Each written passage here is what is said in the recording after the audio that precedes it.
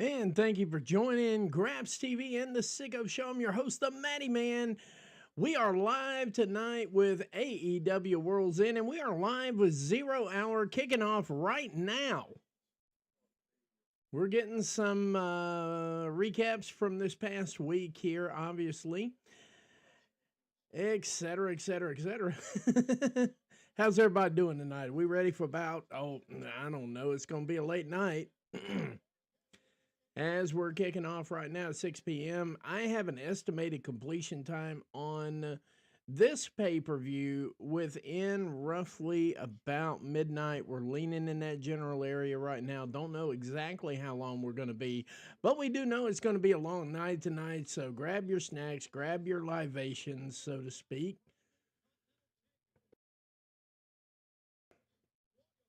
And let's get this party started. Well, I will say this tonight. Tonight's beer, again, is Sam Adams Cold Snap, running about 5.3 on the ABV. Not bad. It's sort of a pale ale, so to speak.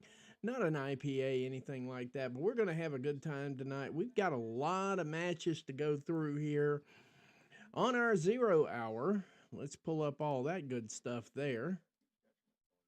See here. For our 0 hour tonight, we're going to be kicking it off with Jarrett versus QT Marshall.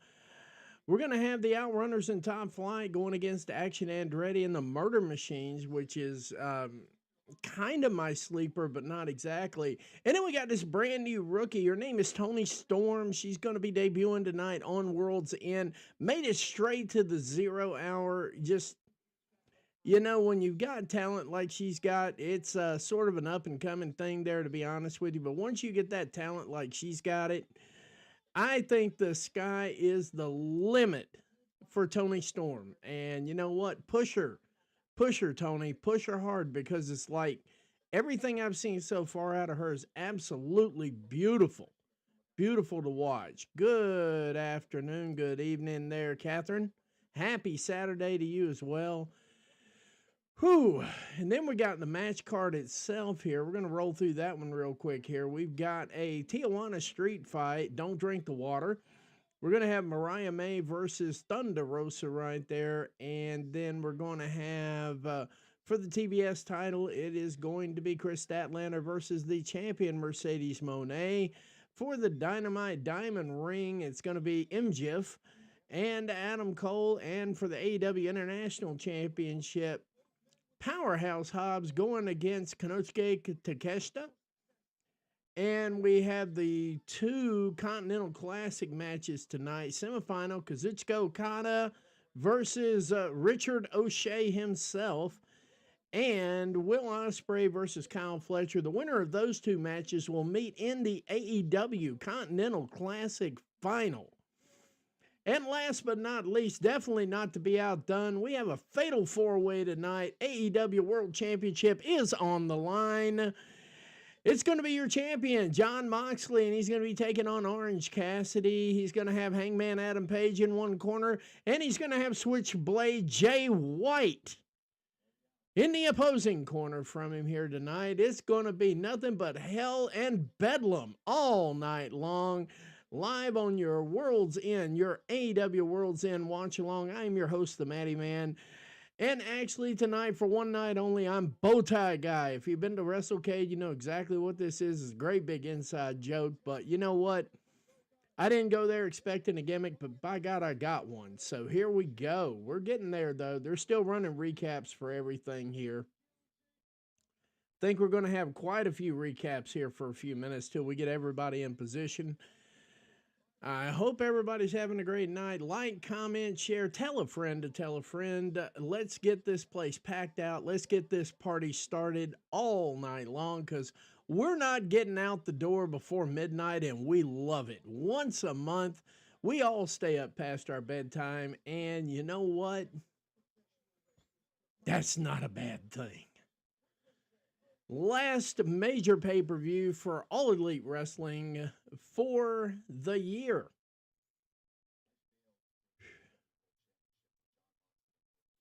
Yes, Bowtie Guy kidnapped Matthew. There is no Matty Man tonight. It's all Bowtie Guy. Yeah, I got him. Hey, if you got a gimmick, you might as well use it. I mean, everything is everything tonight, guys.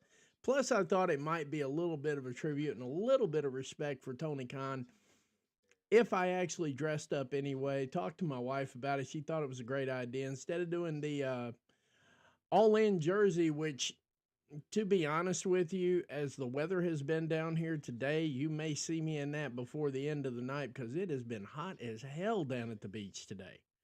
It was in the 70s and the sun was out and bright.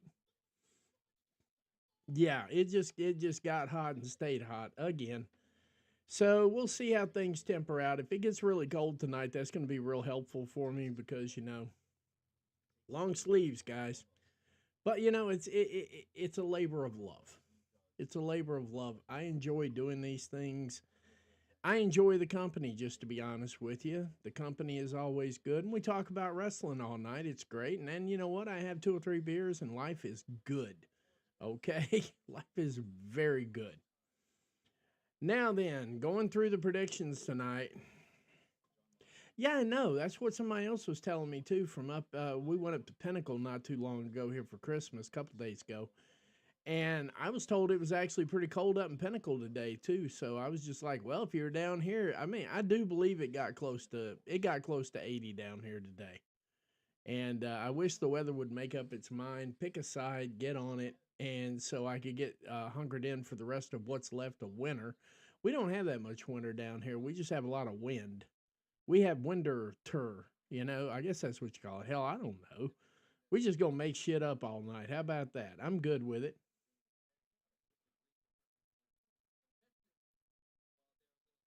How about that damn promo from Jay White, man? Did everybody catch that thing? I thought, wow, now that was a really, really good promo too. See what we got here. Checking all the good stuff here. Let's see here. Uh-oh. When the coaster doesn't want to cooperate.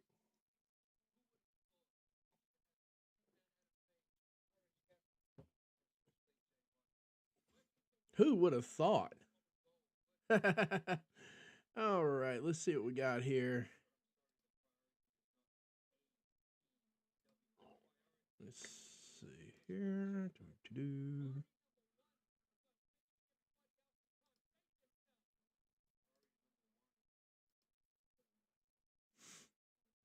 All right.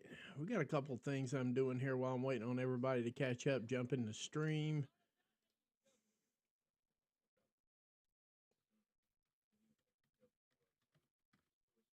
Trying to get all the stuff out there so we can get this rolling for the night. Do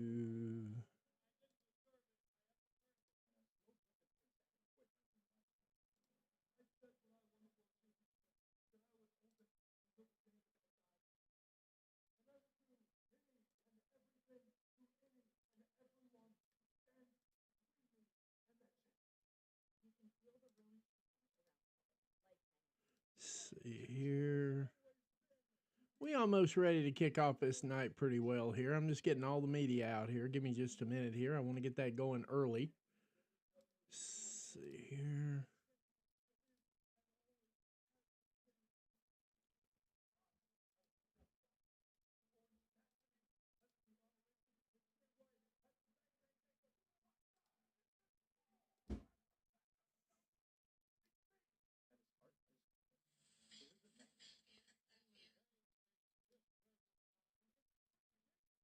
Bear with me just one more minute here. We're almost done. Getting everything out there like it needs to be out there.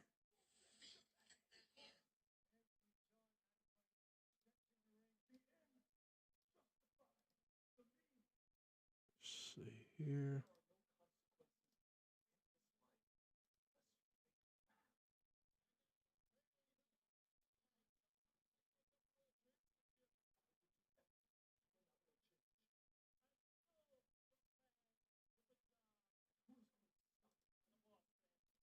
All right, we we got everything out there now. Everything's looking good. Goodness gracious, we got 8 viewers here. I'm hoping he has gold tonight. I'm not even going to lie. Switchblade Jay White's my guy to pull this thing off. Not even a question in my mind.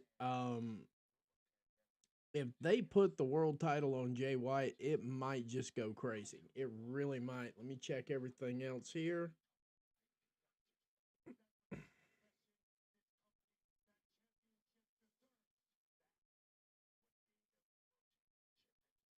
All right, everything's looking good there. Hang on one second here.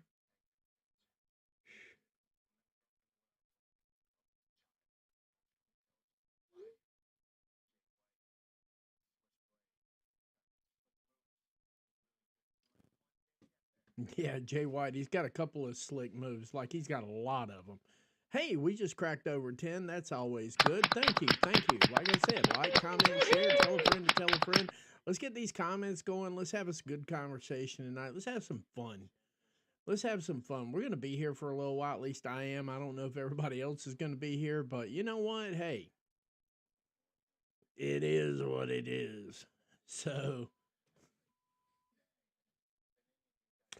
you know what? I'm going to throw something out here, just a real quick observation. Even when they're doing the replay or doing the reviews, so to speak, give or take, recap, I think the word. You know, they could drop all that stuff now. We're actually on the pay-per-view, and people are going to be expecting some nasty language, so.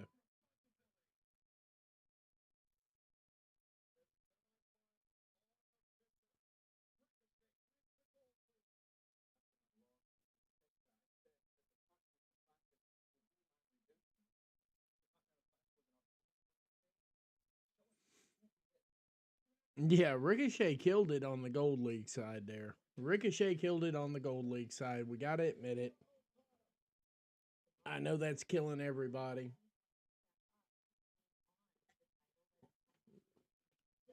You know what? I'm not reaching over that mic all night, and I don't care if it shows up on the screen or not. There we go.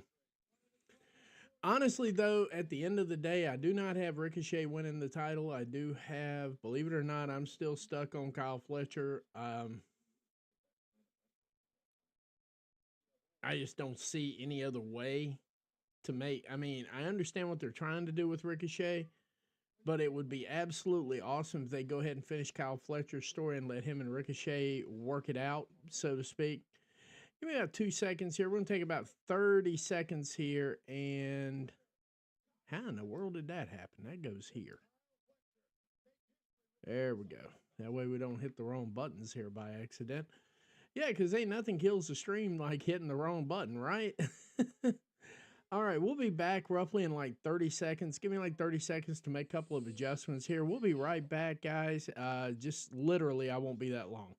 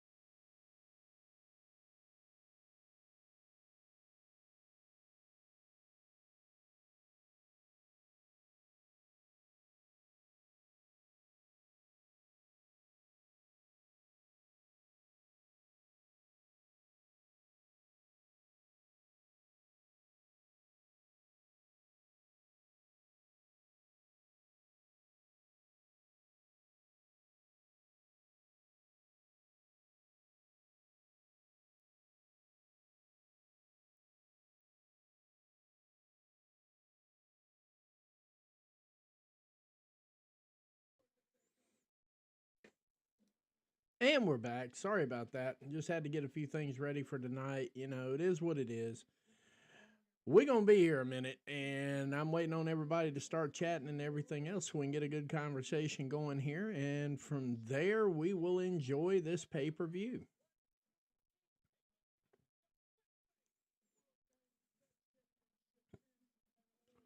Over and under on whether we're going to see Shane McMahon tonight. know it's been out there. Checking the news just to see if there's anything good out there right now.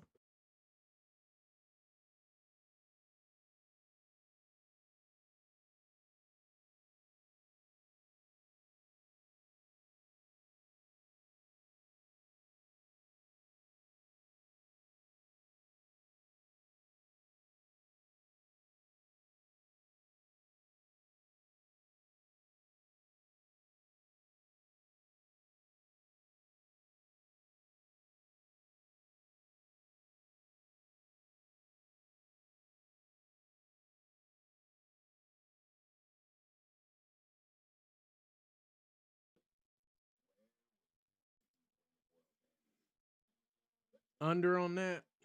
You don't think Shane McMahon's going to make it tonight?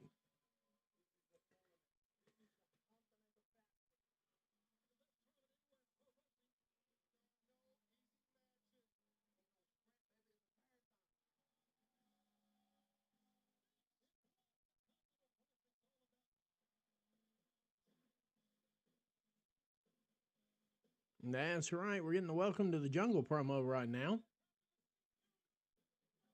At least that's what I'm getting here on Triller. You guys might be a couple of seconds ahead of me. That 630 splash in the table from Ricochet was absolutely just breathtaking and mind-blowing.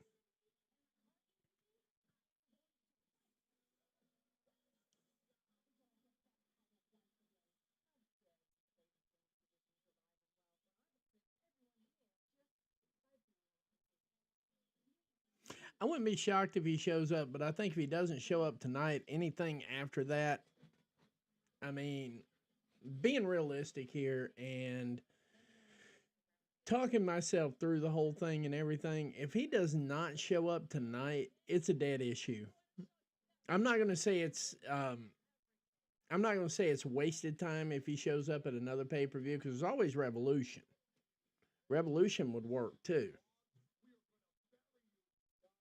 And it might be that Tony Khan's slow cooking this thing, because we forget.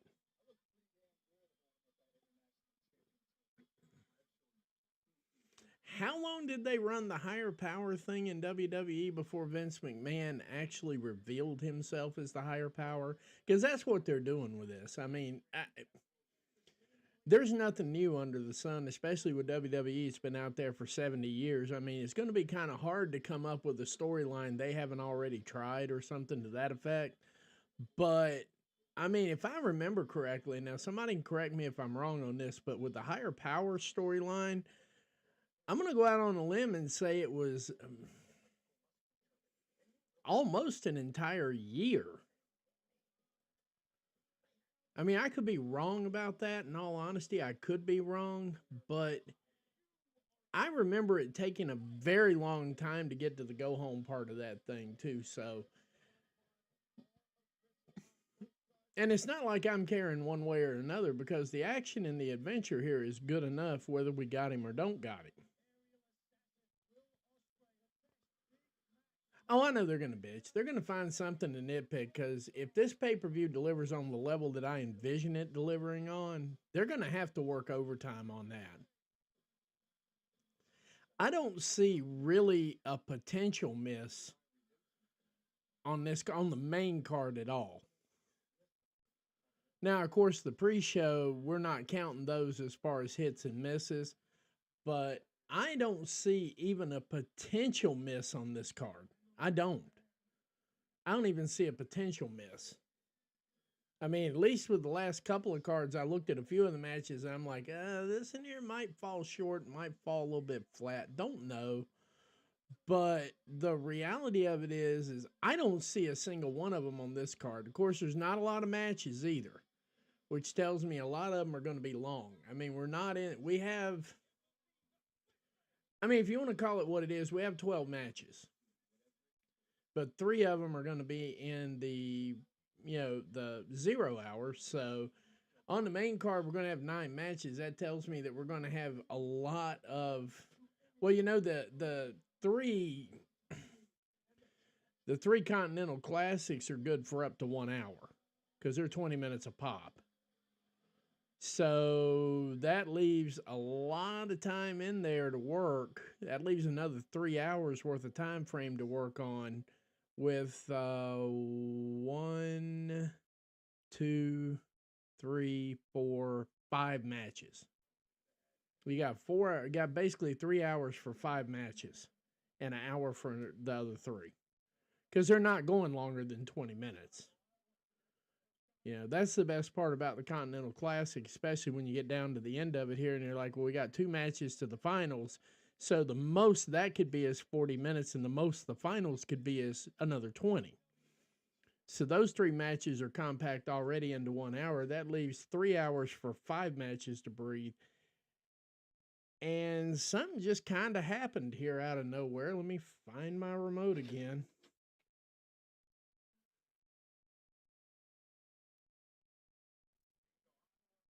I think they're having issues with the 0 hour show.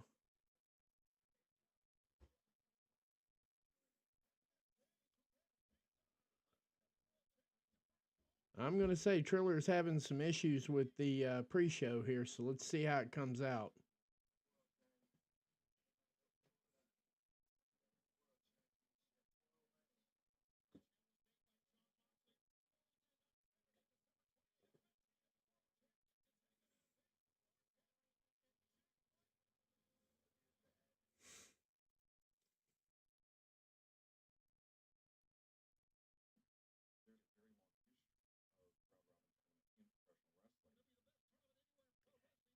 Is anybody else getting like a pre-show, or are we just getting the highlights recirculating? Do I need to reset and everything and try to pull up a different stream on this, or what?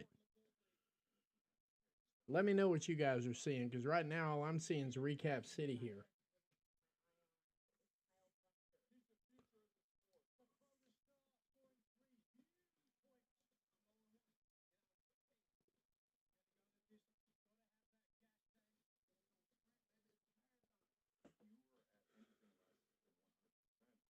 Are they actually talking, or are we just getting the reviews? Because all I'm getting on here is reviews. Hang on a second.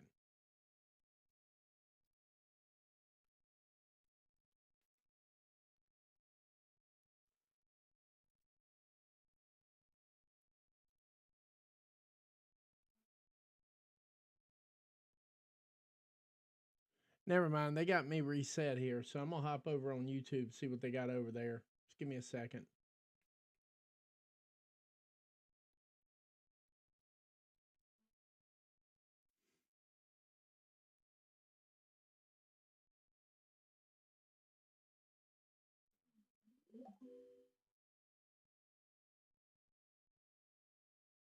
Okay.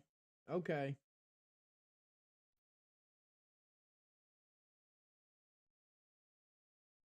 I have the actual pre-show starting in 7 minutes. That would have been nice to have known, but you know, we're gonna I'm dropping the video for right now just because that way I can just sit back and relax and just chitty chat and everything like that until we get the actual show going itself, which is going to be here in roughly about 2 minutes.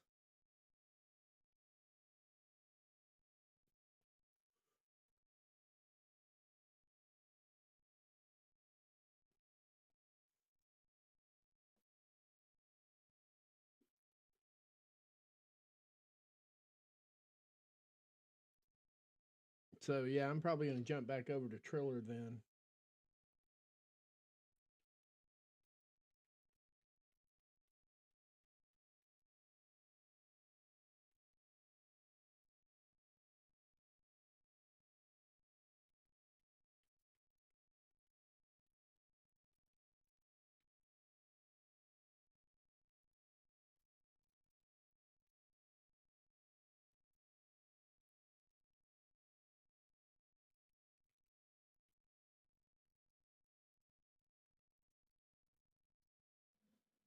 Yeah, they're doing the same thing over on YouTube as well. So we'll just leave it going on YouTube. That'll be fine.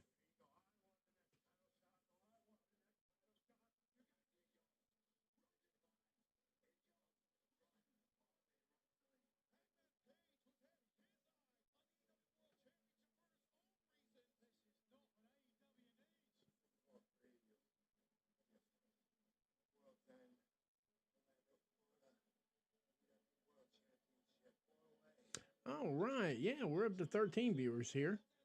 There we go. Let's keep them coming. Let's keep them coming. We'll be ready to go. Obviously, they're going to start the pre-show for real in roughly about 5 minutes because it's doing everything. It's just basically doing like a solid repeat of. It's just literally repeating, so I don't feel bad yet. Let's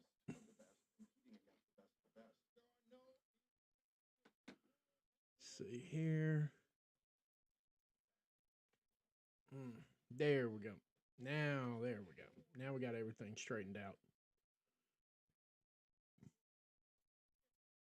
Whoever broadcasts live studios is very much welcome. Glad you subscribed. Welcome to the show. We're going to be here for a little while. Obviously.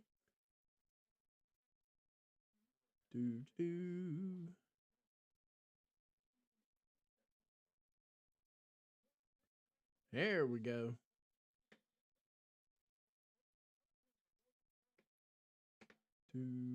Yeah, they're just all they're doing right now is they're just doing a round robin of the recap video. They've got the recap video on loop to loop. So that's going to go on for at least 3 more minutes. We'll be right back here in just a minute. I want to make sure that got the air running and everything so I don't burn up all night. I'll be right back here in just a minute.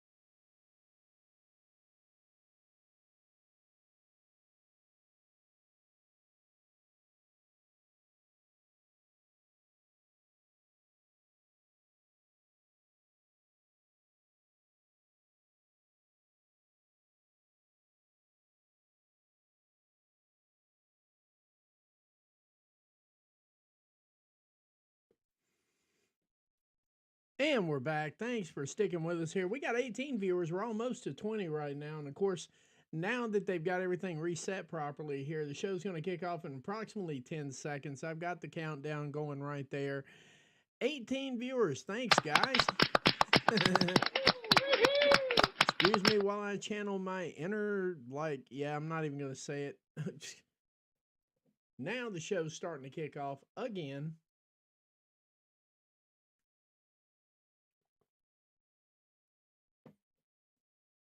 I'm going with they had technical issues. All right, we've got 18 viewers here live. What do we want to talk about? I really hate that he stole that line because I actually used it before he did. But it's all good here. AEW.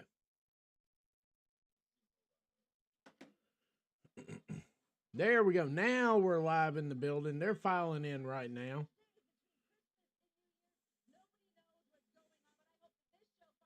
All right, cue all the drones of the screenshots and everything else where they're trying to show that the building's empty and nobody wants to be there.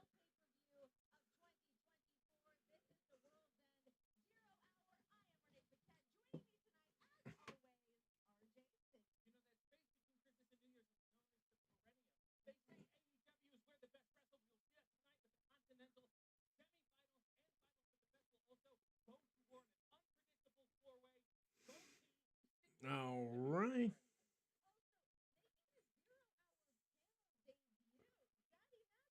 Daddy Magic on the panel tonight. RJ City and Renee Paquette.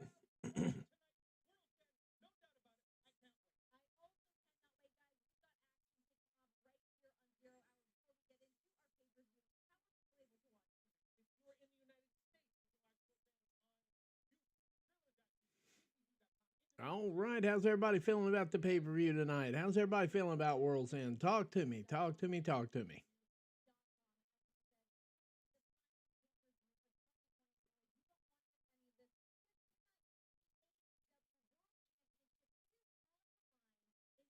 And how many people are going to be live for Wrestle Kingdom and Wrestle Dynasty coming up here in roughly a week and a half? Actually, a week from today, to be honest with you.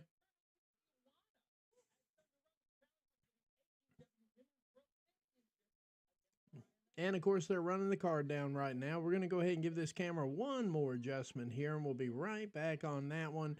I'm going to leave it up, leave the audio running and everything. Just give me 1 second here. I'm trying to get the sign to come in clear, and it ain't doing it. Give me just a second here.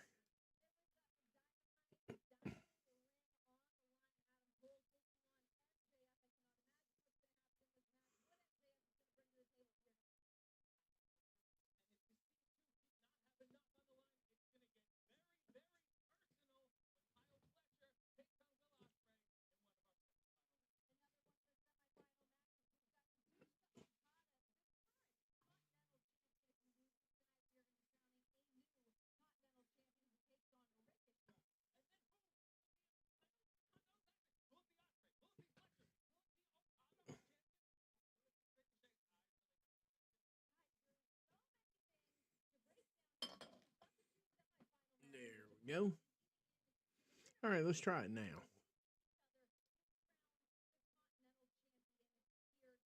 It's trying to zone in. That's fine. We're okay. We're going to do this thing tonight. Technical glitches, we have them all the time. We're good. Oh, all right. Let's see here.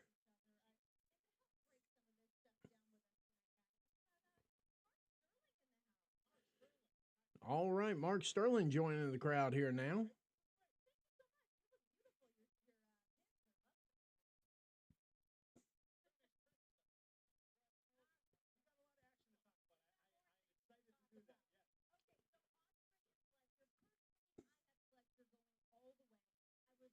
Yeah, Renee Paquette's calling for Fletcher too. That was kind of interesting. I'm calling for Fletcher for a lot of reasons.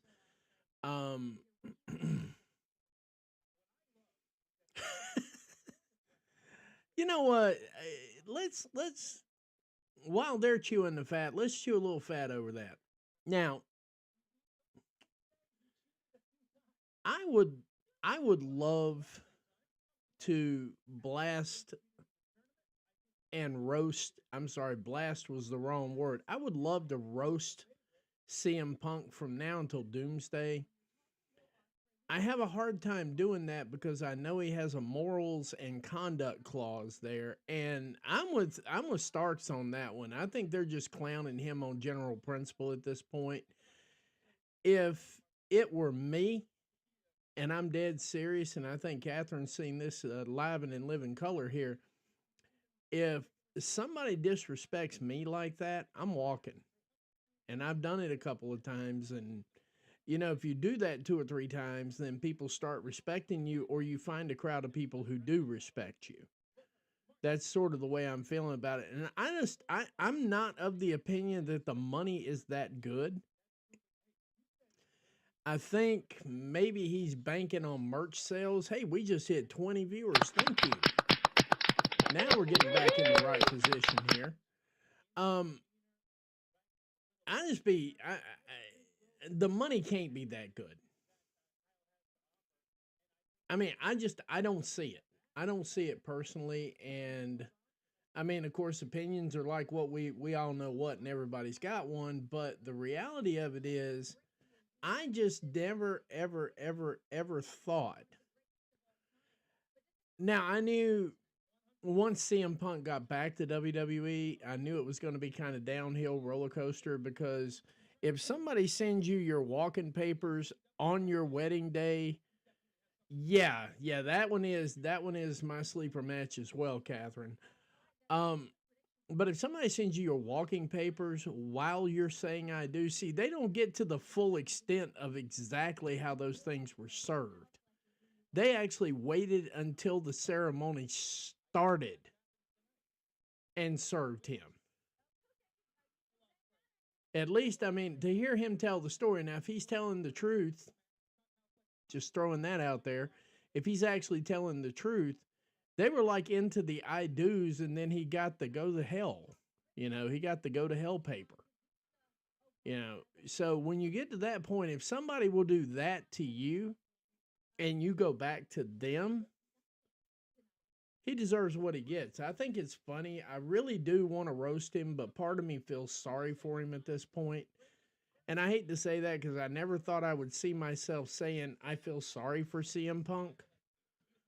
But at this stage of the game right now, it's almost like the only thing missing is Sarah McLaughlin and somebody doing some ASPCA commercial right in the background for him. I mean, seriously. Takeshita and Hobbs is my sleeper match as well, for probably about a dozen reasons, but the top 3 reasons are, this is going to be Powerhouse Hobbs. This is either going to be his burial or his coming out match. There's not going to be an in-between here. Either he's going to come out, make something of himself, possibly even win the title. I'm not saying that he has to go over to make this match a success, but he does have to participate at a different level than I've seen him work at this point. Now, granted, I say this all the time, I didn't come into AEW until probably March of this year, and that was just on a whim from watching Covalent TV.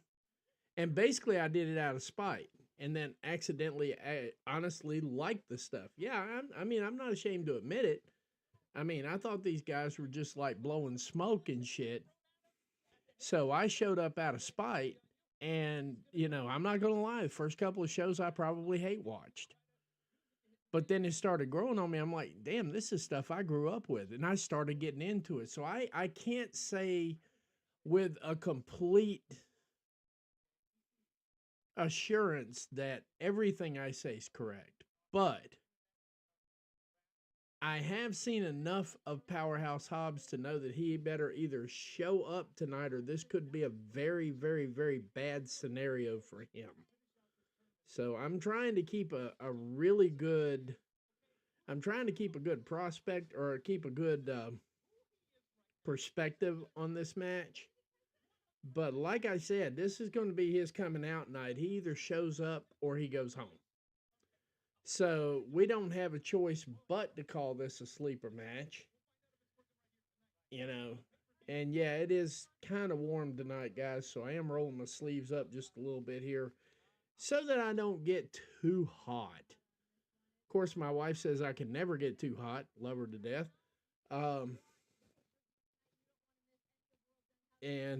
Yeah, I forgot. Okay, yeah. Let me reimagine that. I call her my wife. We're engaged, and I've already made up my mind that that's how it's going to go. But yeah, just in case the family's watching, hi guys. um, and actually, if I'm being honest about this one, the Tijuana street fight, I'm looking for a couple of crimson masks out of that. And if we get a couple of crimson masks out of this, I know we're going to get one. You have to know we're going to get one out of this. If we get two crimson masks out of this match, I'm going to say they stole the show.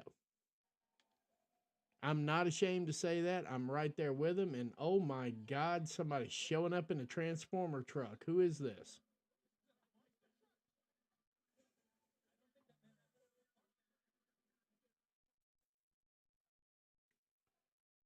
Oh, so Mercedes Monet shows up in a monster truck.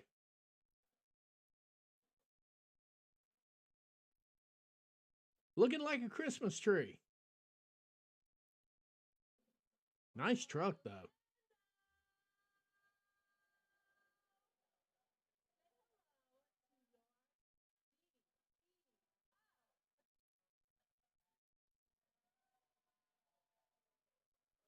That's not a bad looking truck. I'm not going to lie. I mean, I'm not even checking her out. That truck was pretty damn good. Hey, honey, I got ideas. Just kidding. Nah, who is this again? Madison Rain. Wow.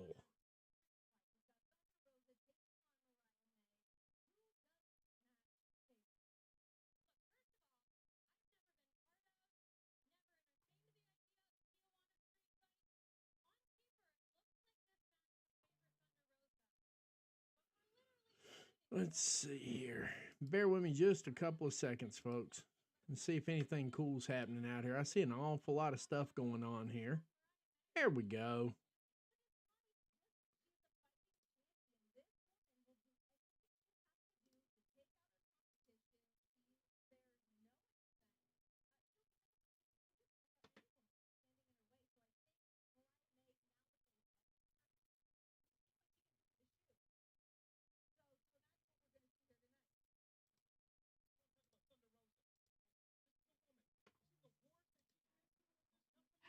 I'm just going to give it my all, give it my best.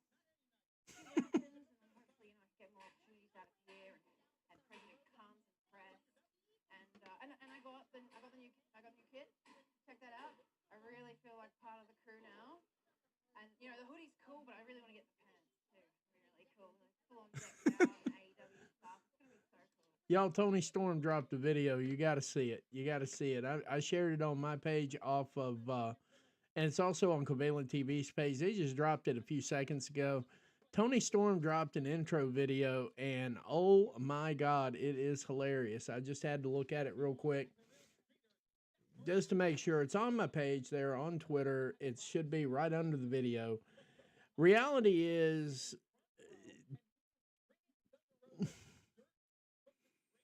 can we say there's a sleeper match in 0 hour? I mean, can we just be real and say we've got a sleeper match between Layla Gray and Tony Storm coming up in 0 hour here in just a few minutes?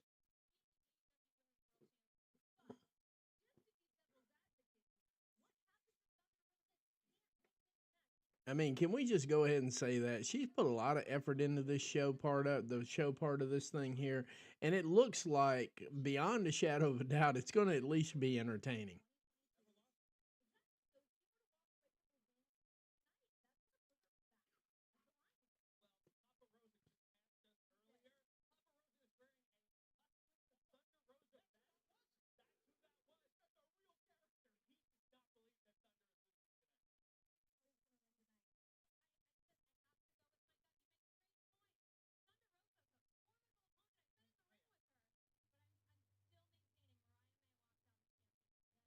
I wouldn't disagree with that. I'm just trying to give the camera one more adjustment before we get to the main pay per view and before we get to the matches while they're chewing the fat there.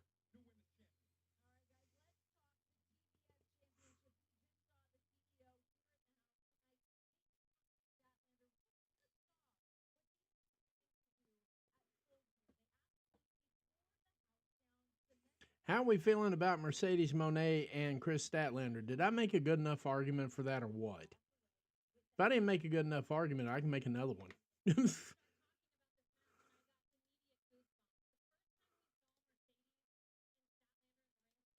Okay, let's see if that holds like it is, because I can deal with it like it is right there.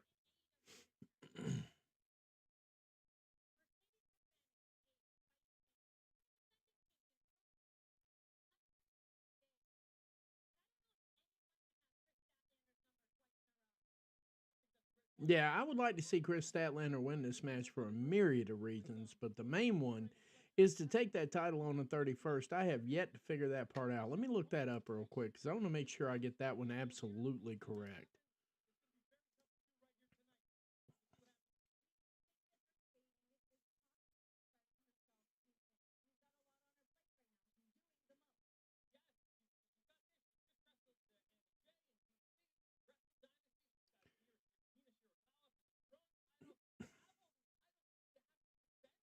I'm telling you, though, that truck looks really, really good. Let's see here. Make sure I get that part right.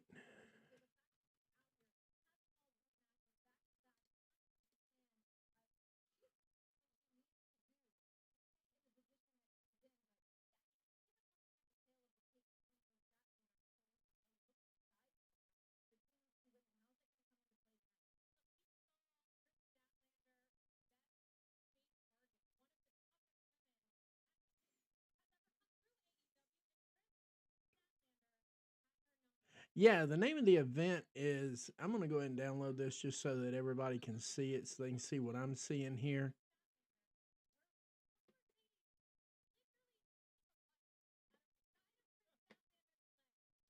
Throw that in there. I'm going to put it up on stream here real quick so everybody can see it. So everybody can see what I'm talking about here. Give me just a second here.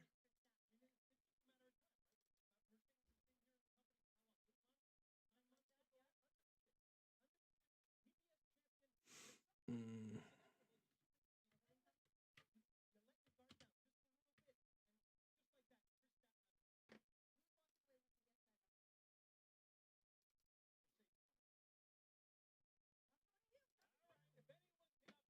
All right, let's pop that out there for just a second so everybody can see what I'm talking about here. Heavy is the head, heavy lies the crown is the name of the event. That's going to be Chris Statlander going against Bryce Donovan, and Mark Sterling is going to be in Bryce Donovan's corner. And of course, they quickly removed that WWE ID thing on there, but Bryce Donovan has been ID'd by the WWE. So just to give you a general idea, that's to make sure I put the match out there so everybody can see it. That's why I want her to win the title. That's the specific reason I want her to. Of course, they pulled that WWE ID right off of that thing now. So that gives us a little indicator right there on how they think this thing's going to go, too. But Bryce Donovan is a WWE ID candidate. Mark Sterling will be in his corner. And this will be an intergender match.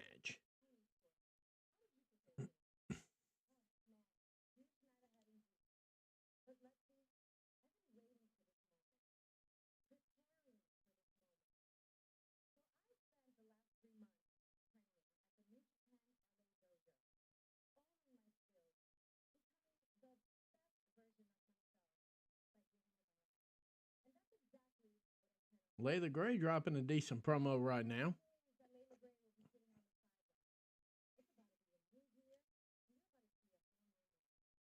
Mm-hmm.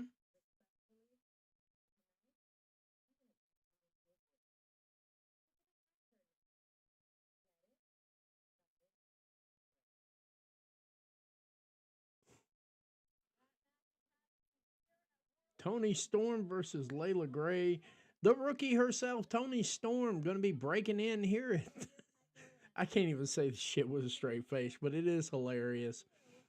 Toni Storm, the rookie, going against Layla Gray. Brian Murphy, what makes a Tijuana street fight different?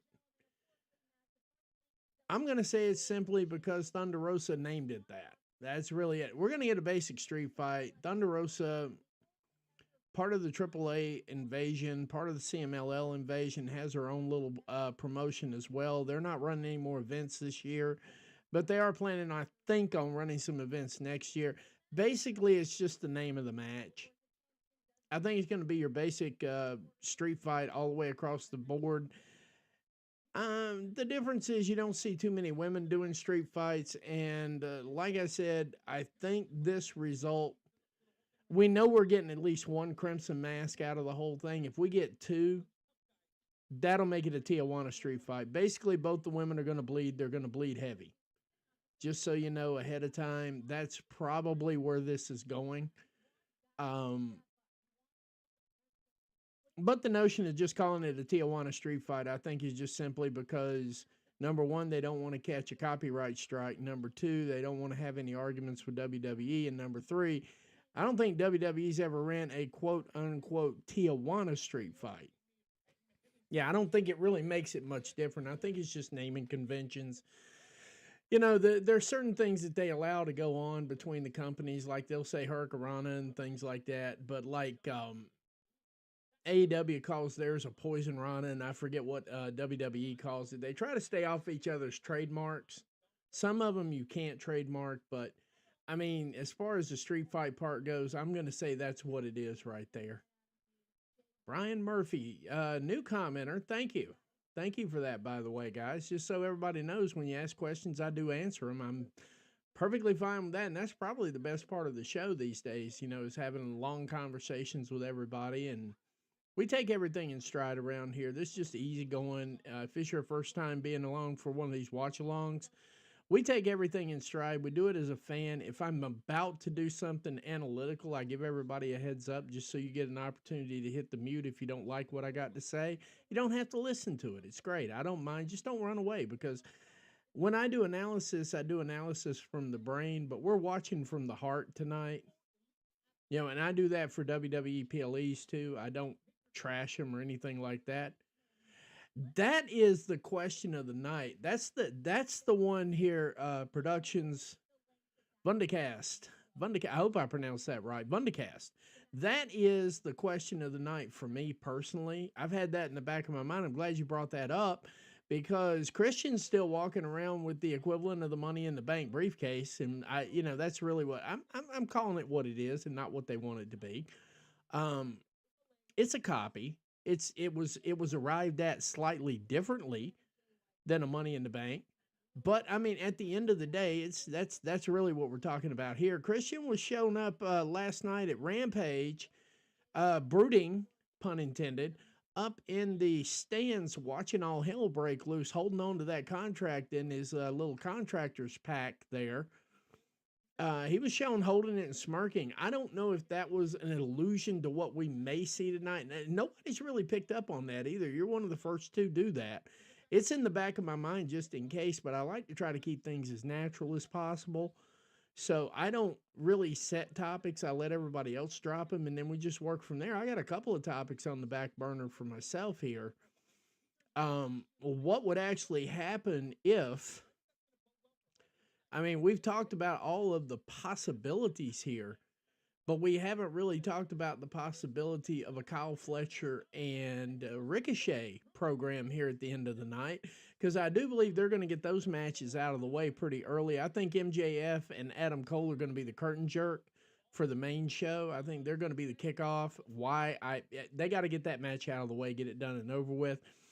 But then I think they're going to follow up with the two Continental Classic title matches, or the two work-in matches after that, just to get the competitors so they've got some rest. They'll get a couple hours of rest between the rest of the matches. And I do believe Continental Classic will probably go on right before the world title match.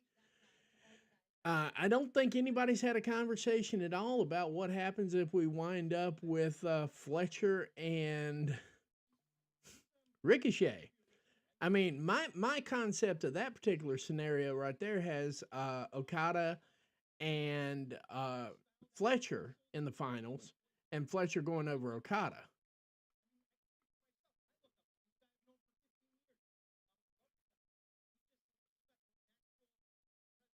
You know, I like that idea too, Steel Chair. I do. I like that. I can read through that. I just, and I thought this before, about maybe, you guys might remember about a month ago when we were talking about World's End and everything. Covalent TV, they were like, this is the match I would like to see. Only thing is they didn't have Orange Cassidy in there, and personally, I wouldn't either.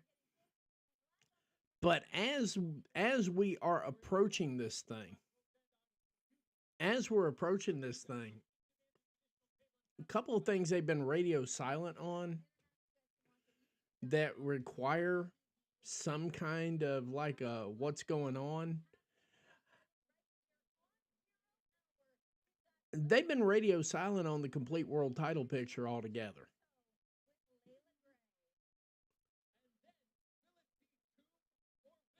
That's just it too, Steel Chair. I don't know if Okada, I think they're still negotiating this finish right now. I do believe that the finish is being negotiated as we speak. Um, we haven't really fully. I do know this. I do feel like based on, if I treat the tweets like most of the podcasters do, and I try to create stories out of tweets, so to speak, which is what a lot of podcasters do, can't stand it, but they do it.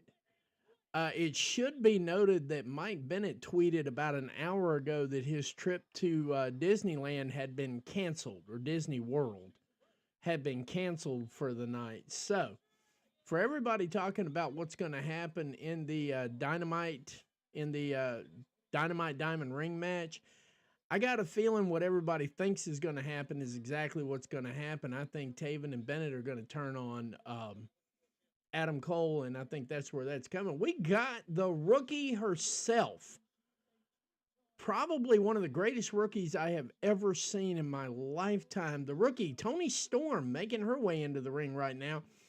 I'm surprised. Now, see, here's where I get it with match order.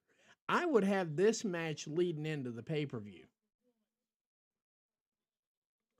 I think that's how they're going to pull it together, Steel Chair. I think it's going to be a screwed-up finish. I really do. I think it's going to be a screwed-up finish, but I believe the die has been cast, and they're leaning heavier into Kyle Fletcher than they are Ricochet, and everybody's running on this assumption right now that because Okada is the master of the tournaments, that no one's really even looking past that part of it. Me, on the other hand, I'm looking at either Ricochet or Fletcher.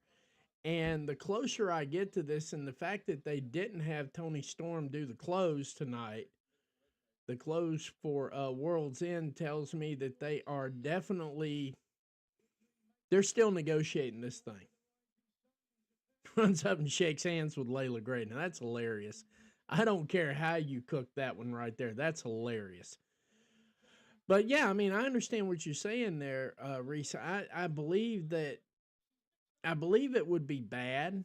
It would be bad, but everybody's just assuming Okada's going to win this thing because he is a tournament master.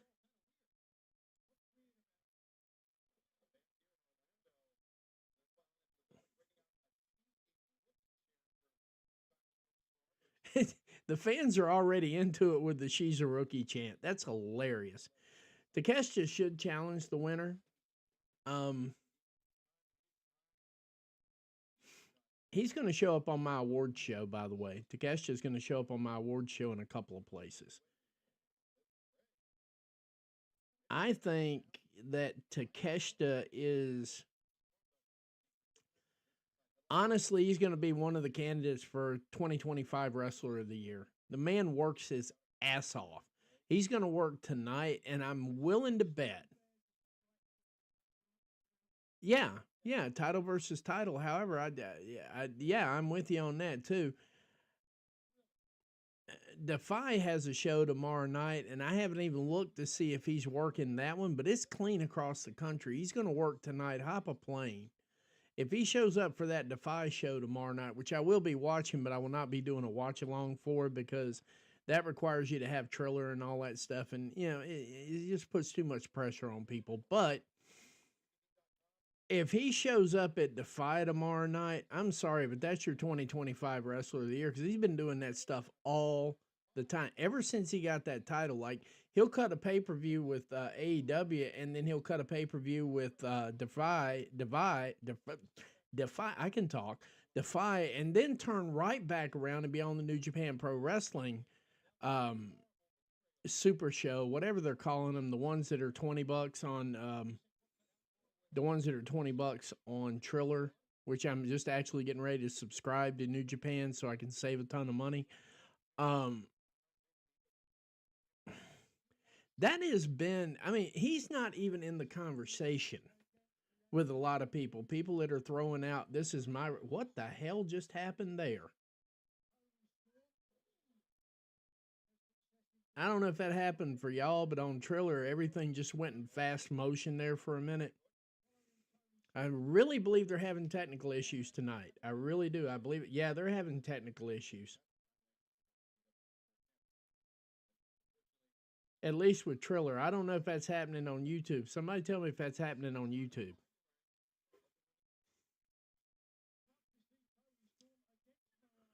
Yeah, and he's got Wrestle Kingdom and Wrestle Dynasty back to back. So next week he's working 2 major pay-per-views. And all of a sudden now I've got something I did not even ask for, which is, what in the world?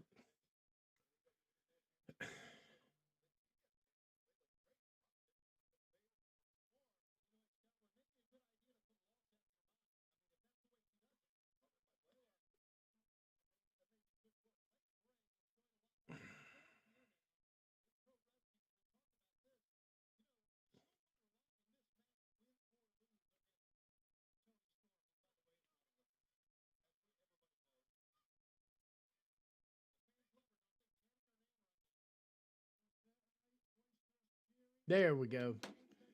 I had closed caption going there for absolutely no reason, and I didn't ask for it, so there it is. Yeah, he's been insane. I mean, the amount of work this man has put in, especially since winning the international title, he has defended that thing. He defended it twice on Maple Leaf Pro. He defended it back-to-back nights.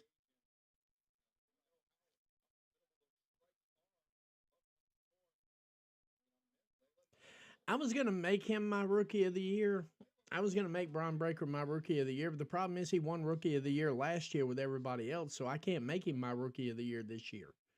I went looking. I've looked. I even changed the category. I got rid of Rookie of the Year because I was looking and looking and looking and looking and looking. And Braun Breaker won Rookie of the Year last year with most majors out there.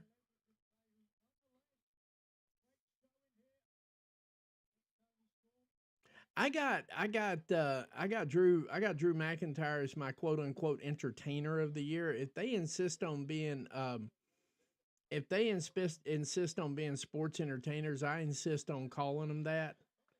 And they can't run out and go, no, we're professional wrestlers now, we're not sports entertainers, because they're sports entertainers.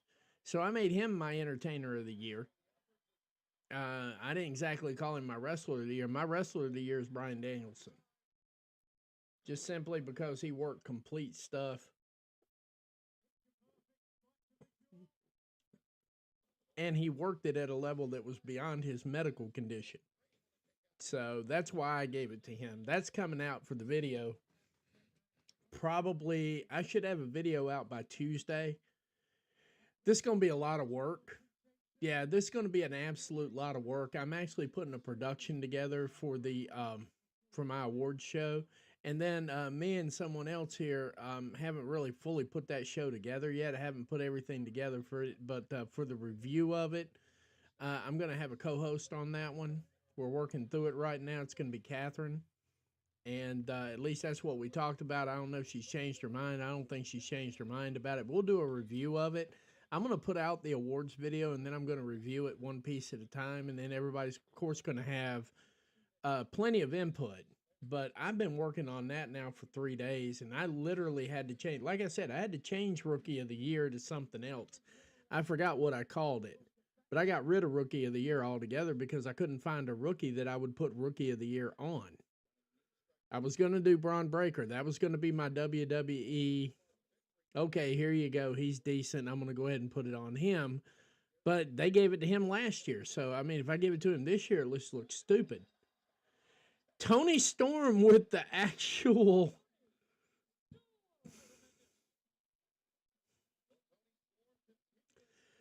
Tony Storm with the freaking small package for the win. Say it with me, everybody. Just like a rookie.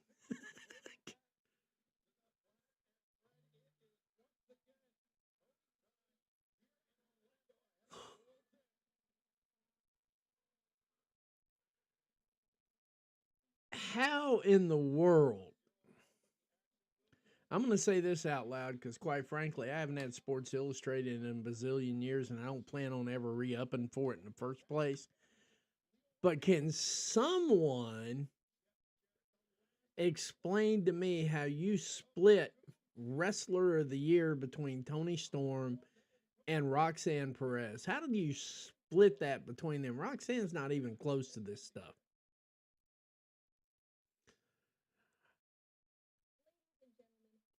I think I made Gabe Kidd my heel of the year. Gabe Kidd won my heel of the year and it wasn't even close.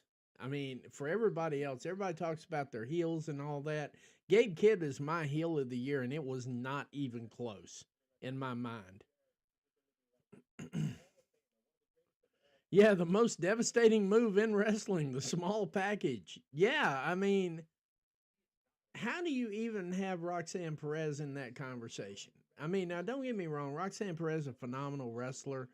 I do watch NXT and I do watch alongs for that as well, but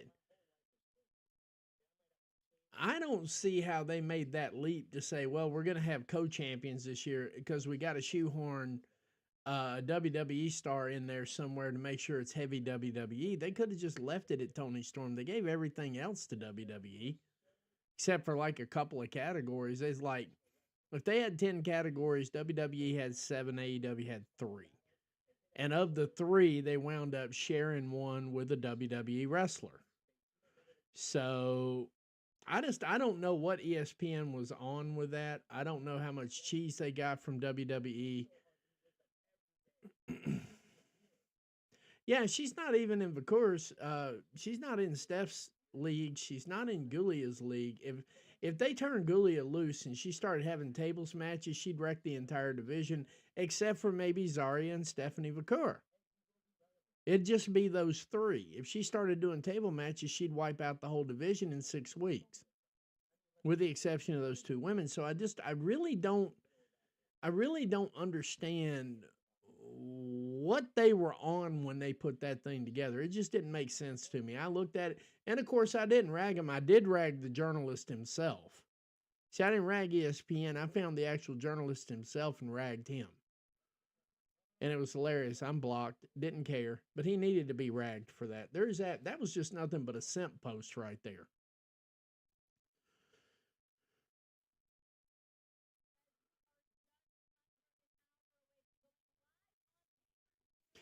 Yeah, I mean, if you're gonna work a heel program and you're not Gabe Kidd, where are you?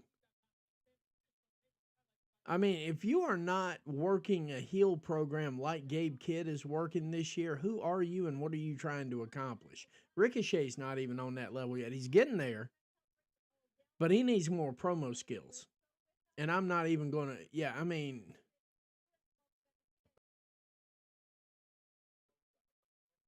but I mean, you can't call Roxanne Perez the female wrestler of the year and have Gulia, Stephanie Vacour, and Zarya in the exact same division in the exact same fucking company. It doesn't work that way. That's like from back in the day, you know, having Reggie Jackson on there and having a couple of 200 pinch hitters beside them going, well, they're good enough too. It just doesn't, I mean, it's not even close. It really isn't.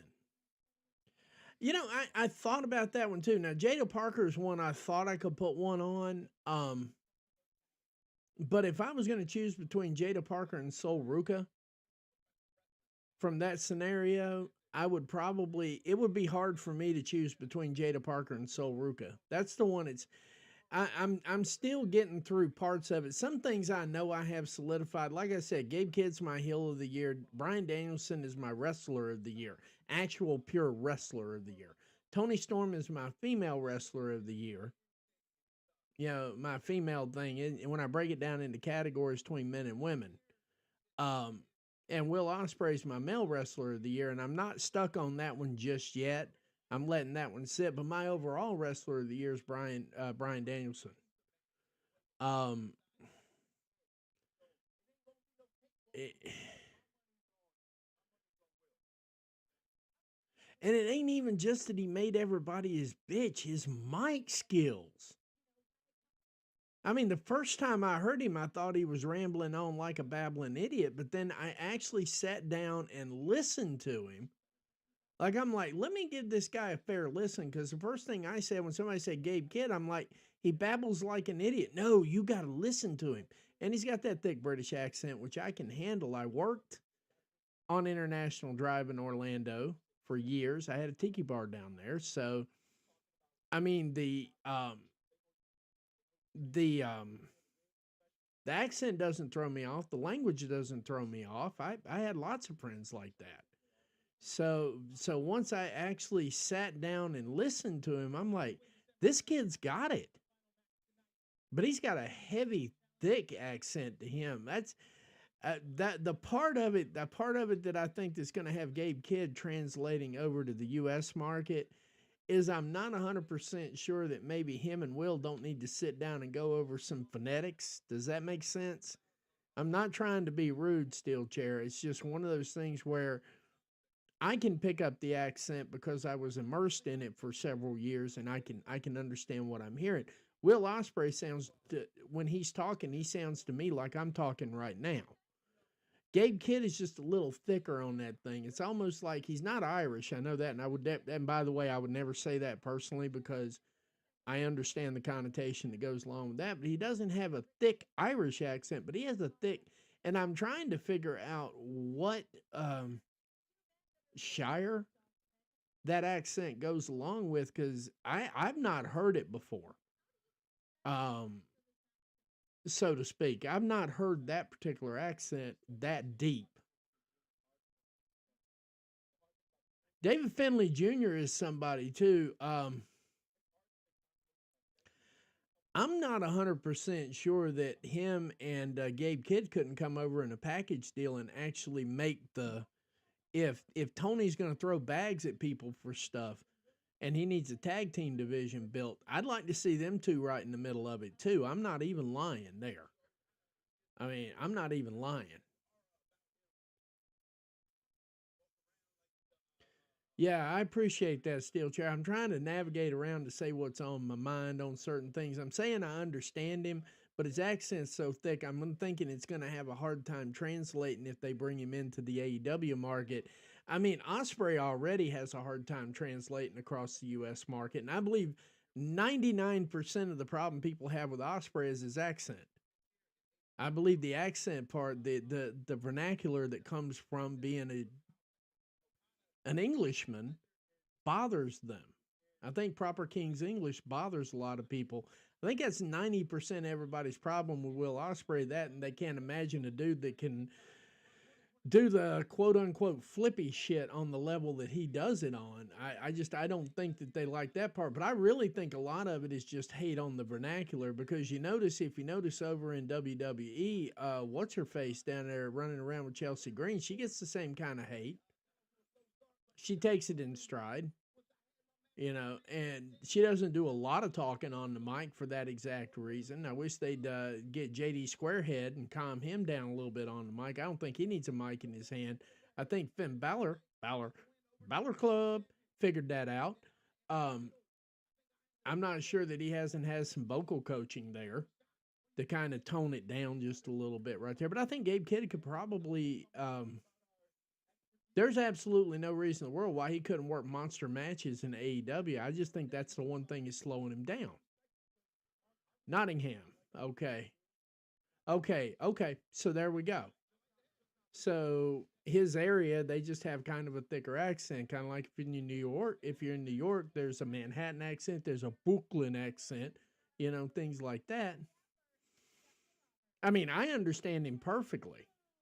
Okay, here we go. We got another match popping out here.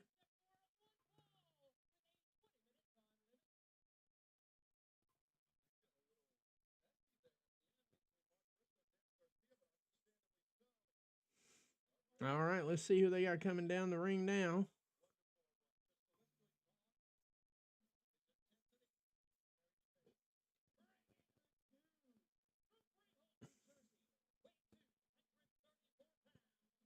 I got buttons for this.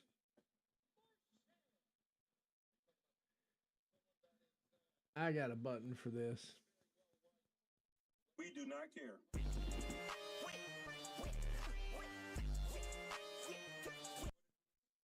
I'll be honest with you. The only criticism I have for 0 hours, I would have opened up with this right here. I would have had the 8-man tag match after this, and I would have had Tony Storm and Layla Gray curtain jerking for the main event. I really do, or for the main show. That's it's really not hard. This is not hard to do. But I mean, who am I to question Tony Khan when he's putting his matches together? This could have easily been an opening match, and then the 8-man tag match could have easily been your mid card, and your main event for 0 hour easily could have been Tony Storm and Layla Gray. I understand the rookie concept, and I understand all that right there. Reality of everything is it's backwards again. It was backwards last month too.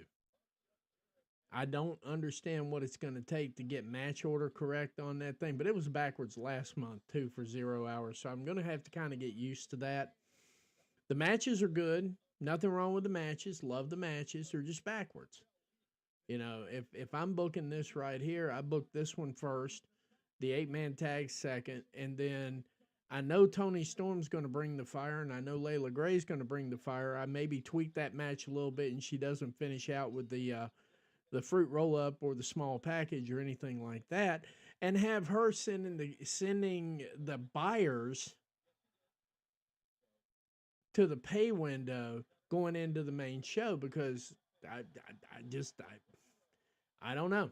It's just one of those things that hits me that way. And when it hits me that way, it just is that way. But if we remember last month, we were having this conversation too about, I think they've got the match order backwards. And once again, I think they have successfully gotten the match order backwards, because they are actually going to close out 0 hour with an 8-man tag match. And like we were talking about last night on Covalent TV, which is obviously going to be showing up after World's End tonight. They've got their show scheduled for 12:30 at night. I'm not even arguing with Mr. Starks on that when I say that I think the Outrunners were basically the flavor of the month, and I still like the Outrunners. I happen to like them, but I see that they've fallen off with a lot of the other fans too. I see that they've fallen off. I'm gentleman enough to say, well, I like them, but they're not making the company money, so I'm not expecting to see them on every show. And I think that conversation needed to be had, and I think I would have even been fine if they opened the show. This was the mid-match where it's at right now, and they close out with Tony Storm and Layla Gray. That, in my estimation, would sell pay-per-views. Especially with that rookie thing going on now, I think it'd be funny as hell, and I think it would be intriguing. I think it would be intriguing all the way across the board, and I think it might actually pique some buyers. I don't think they're going to sell new subs off of this next match. I know they're not selling them off of this match right here. And I don't think they're going to sell them off of 8-man tag. And I do like the Outrunners. I'm not lying. I really do. I've been watching them for most of my adult life and most of my childhood. They've been around for a minute. I know who they are. But I don't think that they can curtain jerk for the main show, especially when I know damn good and well if he's got any intelligence on this one, he's opening up with MJF and Adam Cole, and there's going to be a betrayal there. So you get that 8-man tag match rolling into that match. I don't think that's just going to do it. I don't think this is it. There we go. We finally got QT Marshall out of the ring, so Jeff can do the strut.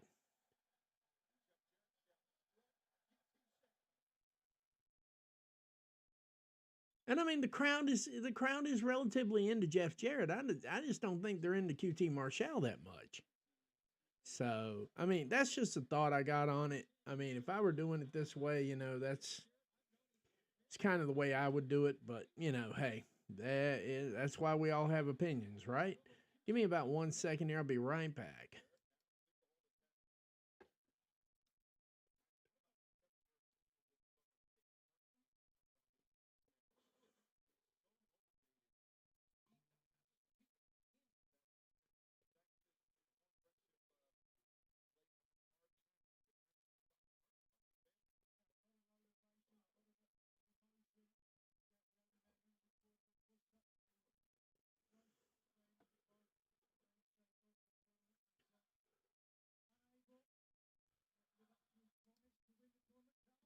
It's getting a little better.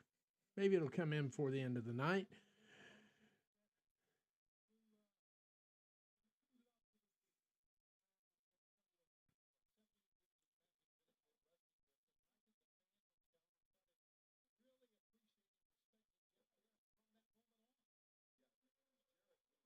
Well, he's definitely drawing heat. That much I can see right now. We got 25 viewers on. Let's like, share, comment. Let's tell a friend to tell a friend.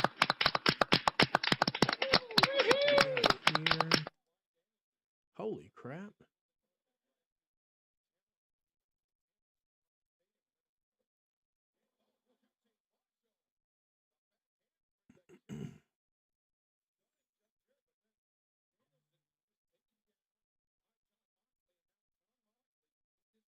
See here.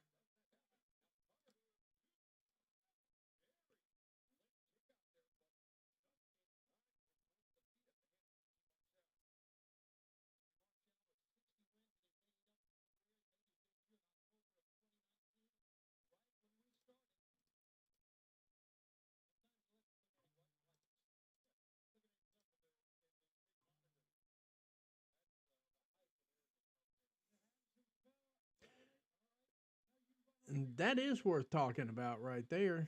I'm not going to, but it's worth it.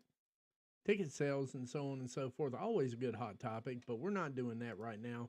We're going to be focused on World's End, and QT Marshall almost missed a complete sleeper hold there.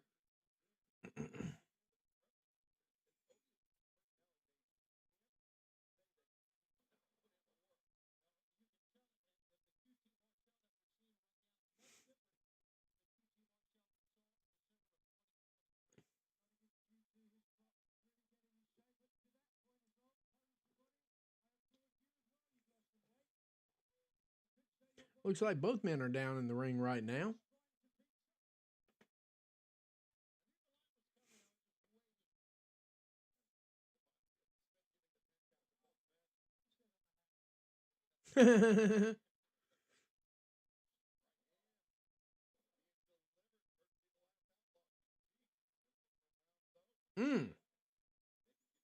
Nice shoulder block, and big lariat coming out of Jeff Jarrett there. Over the back body drop right there. Jeff Jarrett getting in full control of this match right now. Honestly, for his age, he ain't looking that bad either. As far as presentation, he's not looking that bad. Now, I mean, he's not Billy Gunn presentation, but he's a good close second.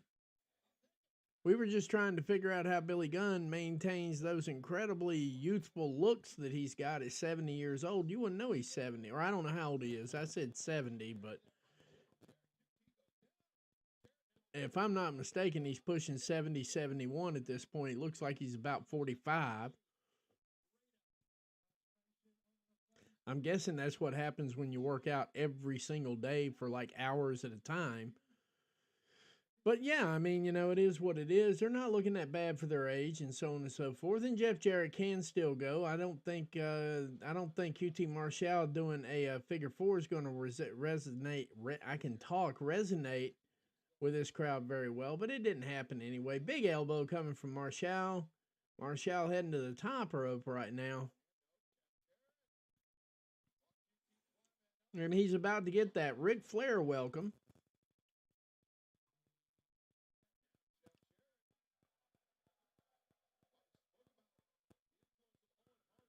All right, got him in the sharpshooter.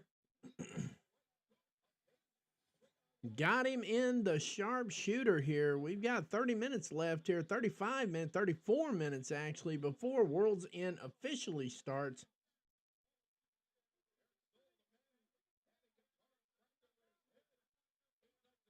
And here we go with the roll up. 1 and 2, and not enough for 3.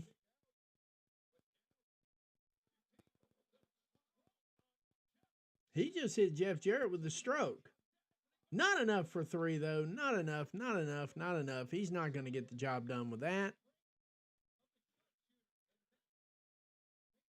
He might actually have to bring the boom, or the doom, I think is what he calls it.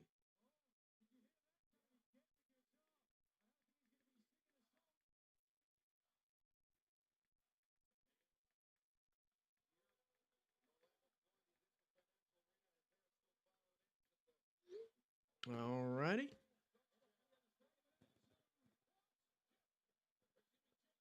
Jay Lethal coming up, getting involved in the match now. Yeah, we were all clamoring for this one. 1 and 2, and almost 2 fruit roll-ups in a row. Backslide coming in. 1, 2, not enough for 3. Marshall getting out of it. Stroke. And Jeff Jarrett picks up the pin over QT Marshall with the stroke. All right. Jeff Jarrett closing out the year with a win over QT Marshall. Marshall eating yet another pin.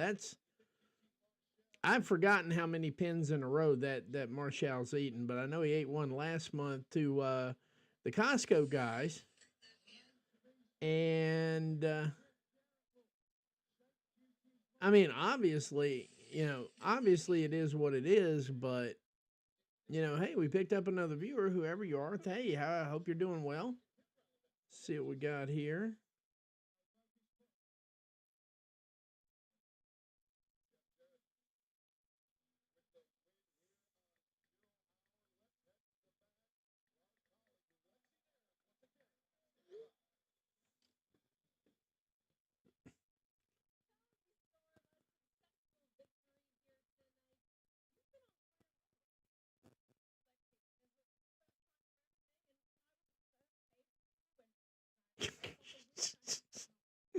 She's like, tonight was my first pay-per-view.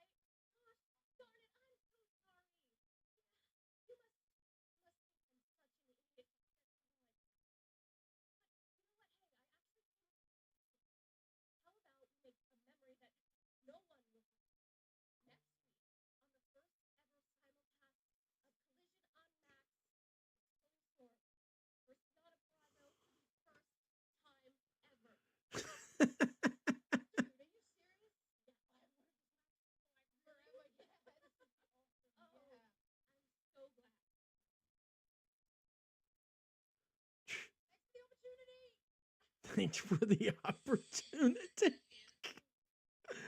Y'all, I can't get enough of this. I'm sorry. If I sound like I'm a little bit over the moon for this right now,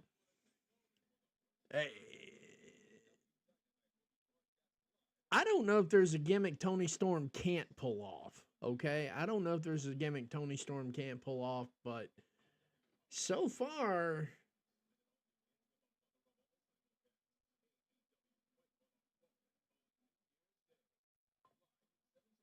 let's see here.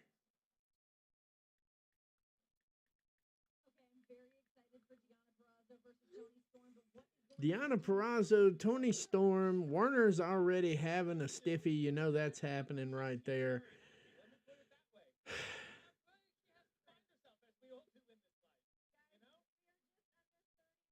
There is not enough accolades that you can give Tony Storm, especially when she's dropping performances like that. I have absolutely, I would say I'm speechless, but I'm not. I'm just trying to temper exactly what I'm getting ready to say. Yeah, they are trying to get you to buy tickets to go to Collision too. Where is Collision? Is Collision the one that's going to be in Charlotte? Let me see what the times are here. Hang on a second.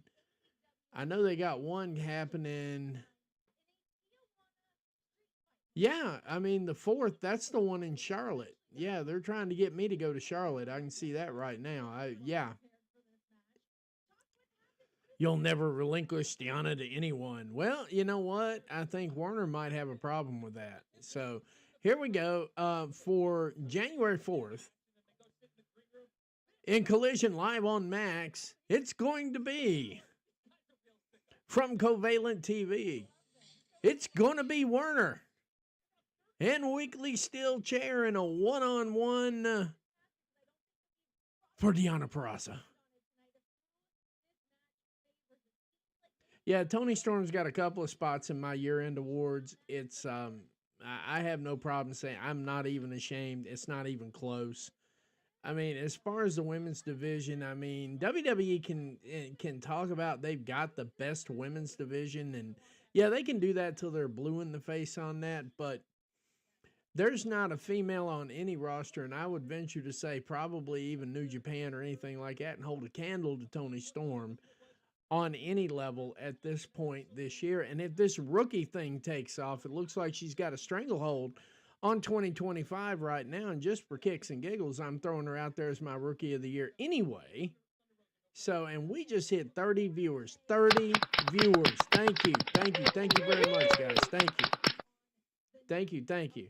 The custody of Deonna Purrazzo ladder match. Now, no, we got to have something Werner can do. Now, that's just not fair. I don't know. I'll ask Werner if he can do a ladder match tonight, because we'd like to put that together for Collision. We've got a match for that. And if you think I'm kidding, I'm not kidding. I'm going to actually hit that up in the chat. I'm going to be like, Steel Chair challenges Werner to a ladder match at the Collision on December 4th, and the winner gets to keep Deonna Purrazzo, the custody of Deonna Purrazzo, and just for kicks and giggles. I bet you that'll go over pretty damn well. Yeah, that is the one that's in Charlotte. They're trying to get me to go to Charlotte for that show. And the sad part of it about it is I could probably do that. Dynamite is in Asheville. Yeah, I'm not going to be able to make Dynamite on Wednesday. It's just impossible. But Charlotte is totally doable. We can hop up and leave. We can be in Charlotte in 3 hours. So, yeah, I think what we'll do is we'll set this thing up here. We'll have the custody of Deonna Purrazzo, and it's going to be Weekly Steel Chair and Werner, and we're going to try to put this together. You know what we could do? We could do a Hell in a Cell match. We could do a Hell in a Cell match with ladders, tables, ladders, and chairs. We could do a TLC Hell in a Cell match. There you go. Hell in a Cell, TLC. We'll mix them all up here. We'll have a Hell in a Cell TLC match. We're going to have Weekly Steel Chair. Yeah, we need to make a graphic for that, guys. We need graphics.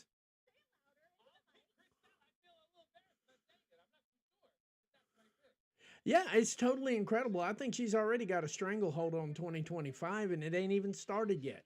2025 happens on Wednesday, and I think she's got it on lock right now. Let's see what everything's going on over here. Yeah, I'm focused. All right, we got that 8-man tag match right now. It's going to be leading into the main show here. No, we can't do an Iron Man match either. Now, come on, man. We got to make it fair. Now, I don't know. Maybe Werner can do an Iron Man match. I know I can't. I can't go for 60 minutes. At least not right now. I have been walking 2 miles a day. I didn't do it today, but for this week, I've definitely been out walking 1 mile to 2 miles a day, depending on how I feel.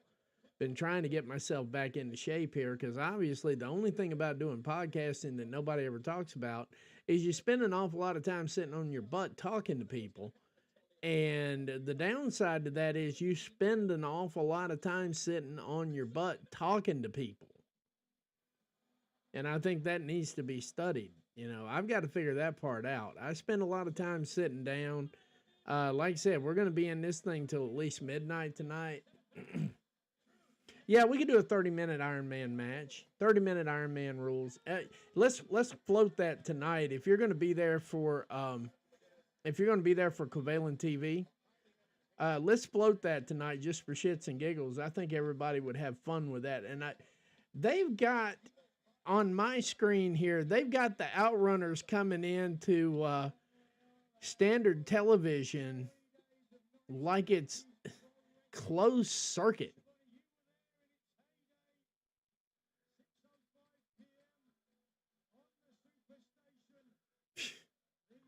Yeah, I mean, that's just it. I've been out there regularly this week. I've been out there kind of doing some exercise, trying to get back into shape and so on and so forth. So, but yeah, I mean, you know, okay. So let's do that. Let's float that.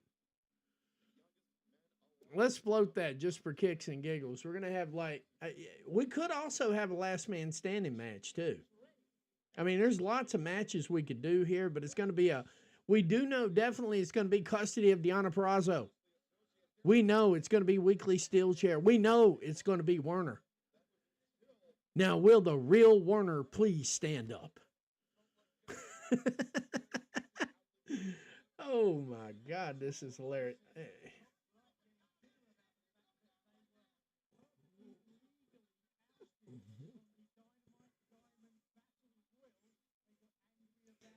What in the name of Teenage Mutant Ninja Turtles have a barbecue party is this damn outfit coming from? Don't get me wrong, it's kind of cool, but don't get me wrong. I'm not hating on it. I'm just saying that I think I'm going to have another conversation with Leo about this entrance gear right here.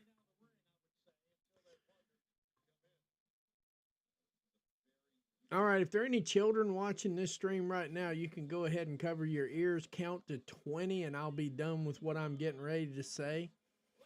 Hey, Steel Chair, in all honesty, and I mean this with every fiber of my being, Two Turtles copulating have a better catalog than a lot of Roman Reigns matches, okay?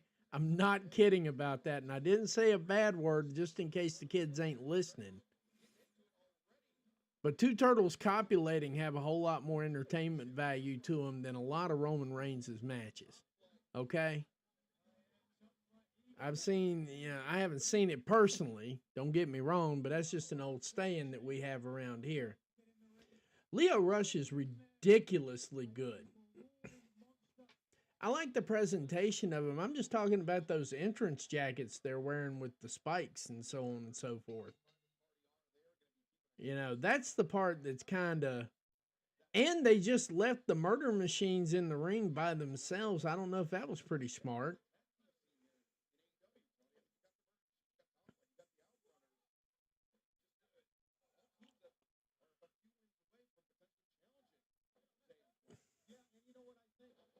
Oh my God. Yeah, I mean, the only problem, I don't have a problem with them wrestling. It's just that entrance gear is, I mean, now that I've seen it in the bright lights a couple of times, I didn't say anything about it last month because I'm just like, I'm going to let it sit on my conscience a little while and see what I got.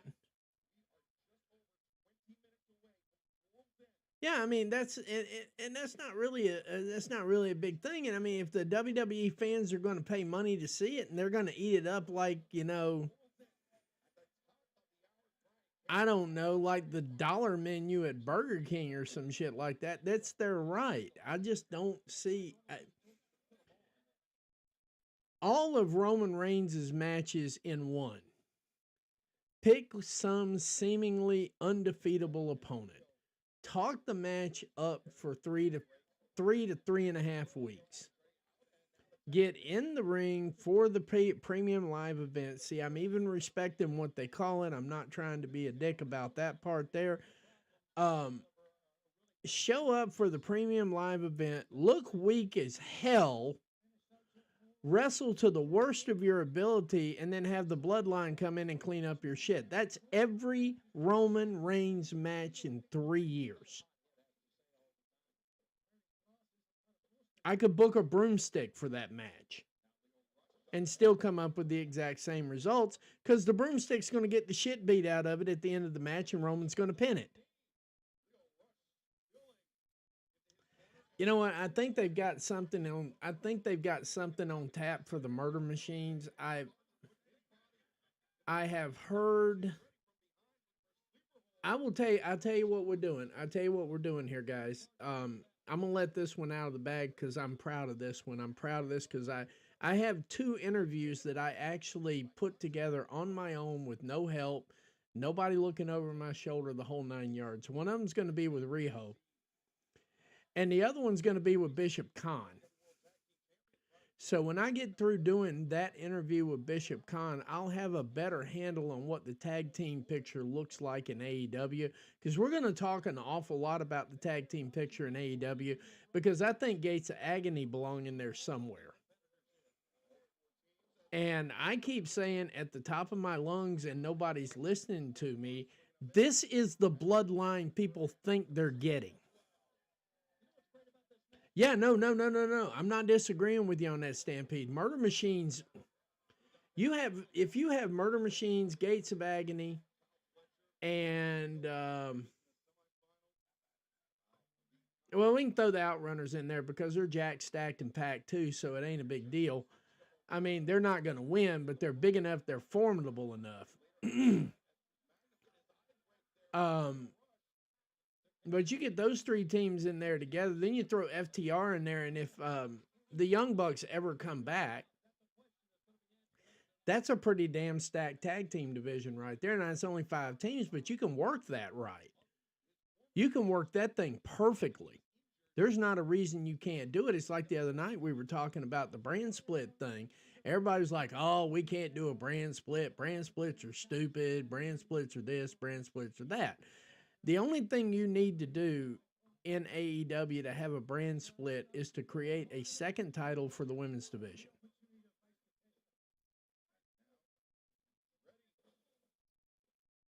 Oh, I know. See, Stampede, I'm a big fan. Bishop Khan follows me. I follow him. We have good chats every once in a while. We do share a lot of DMs, and I ask questions. I'm not like a fan. I ask serious questions. And so finally we got around to, I want to do an interview. Do you want to do an interview? He goes, yeah. I said, good. We'll talk about the tag team division. We have a plan going on with that. But yeah, I mean, I've got Riho, I've got Bishop Khan. I think I can get Toa Leona in there too. But here's how I see the brand split if you did it correctly. You could create one additional title, unless I'm wrong. Somebody help me out here if I'm wrong. The women's division only has the TBS title, whereas the men's division has the TNT title and the international title. So all you would have to do is create one more title for the women's division. Of course, you can create women's tag titles too if you want to down the road. Not that big a deal.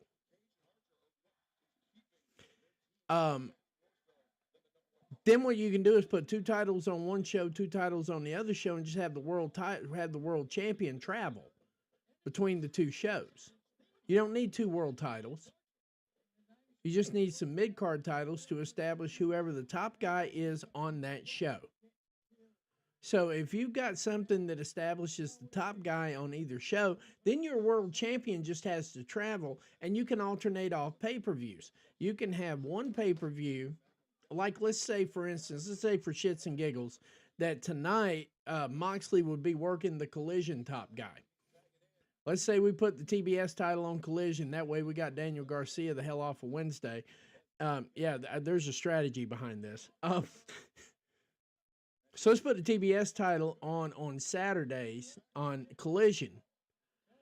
And let's just say for shits and giggles right now, Moxley's working Daniel Garcia because he's the TBS champion. He's top guy on Collision. Now, tonight's show, you would have Konosuke Takeshita and Powerhouse Hobbs working for that international title, and whoever the winner of that match is would face the winner of the... Basically, they'd face Moxley the next month, so Moxley would work the Dynamite champion. Oh, yeah, Bryan Danielson is backstage.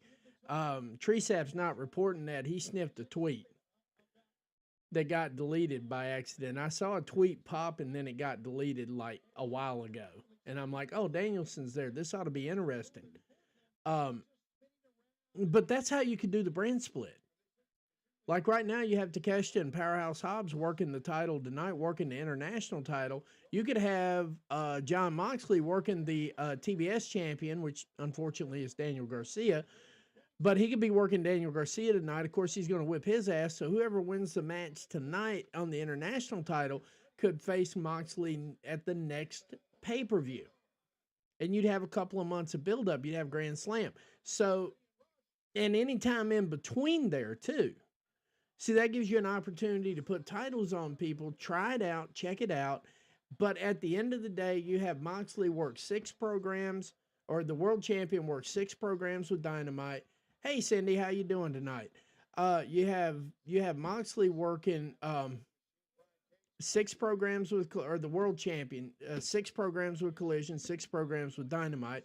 It'd be fair and balanced, and you have months to build up between the two. It's a built-in thing. It's not that hard. We don't have to reinvent the wheel. We don't have to create an extra world title, and it would work. I got to say, though, man, out of everything tonight, the Outrunners are working a hell of a match tonight. I hate that they're cooling off like they're cooling off here. I mean, part of the crowd's going crazy for them. Then when they pan to the crowd straight in front of them from that side on the commentary side, they ain't moving.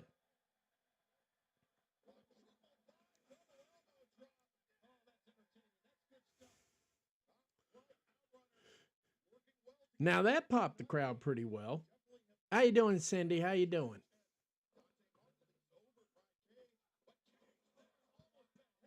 Wow.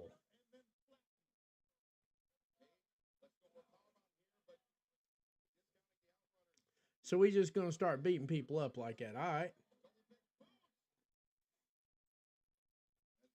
We got 35 people in the room right now. Thank you. Thanks for showing up tonight, guys. This is going to be fun. We're going to have fun. As you can tell, we talk wrestling. We don't just sit here and watch and stare at the screen and not say anything. And I don't have stupid, janky-ass reactions to stuff unless it's real. You know, if it's a real reaction, it's a real reaction. I think Catherine's seen a couple of them, like when Tony Storm came back. I had a real pop for that.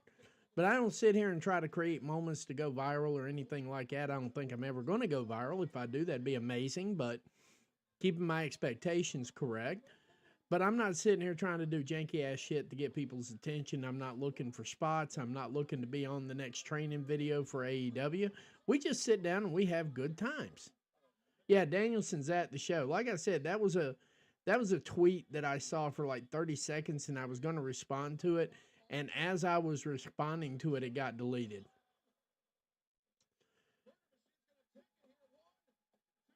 They should have took it with that one. The Outrunner's making the save right now. For what reason, I have no earthly idea, because that dude's brain scrambled on that one. They scrambled him on that one.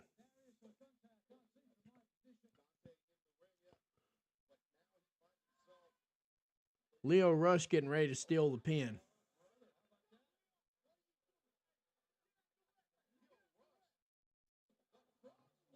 Frog splash out of nowhere. Leo's like, I'm picking up the win. That's what I'm doing.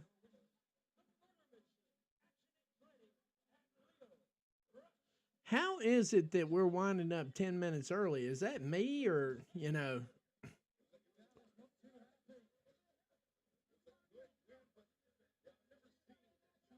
All right, so we got some built-in heat for probably, I would say a Rampage match, but we wrapped that up last night.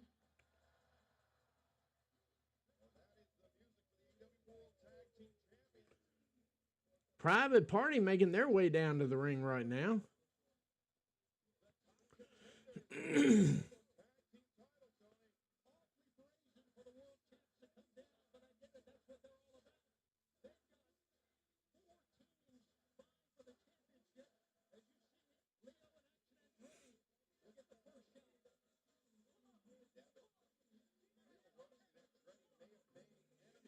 All right, so everybody's jaw jacking, and I am correct. We got 10 minutes before the main event starts here.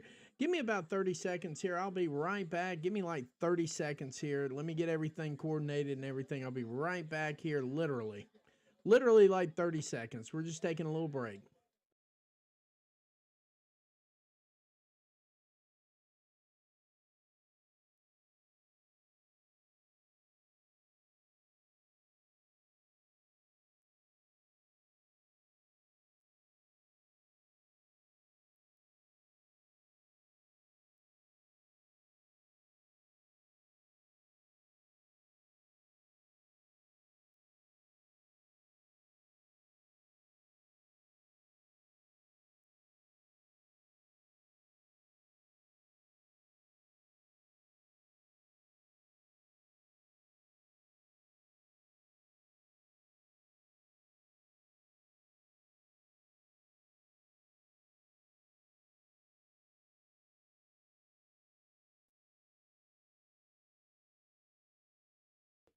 And the last outlaw is going to be making a retirement. No, he ain't going to retire.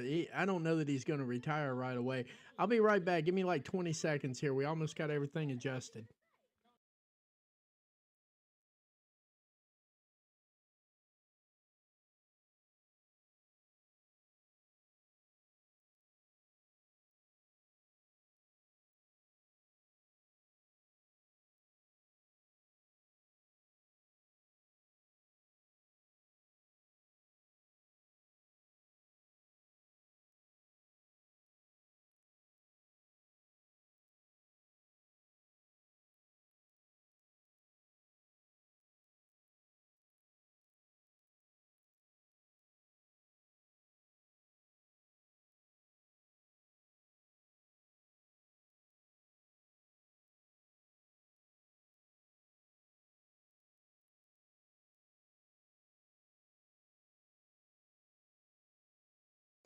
And we're back.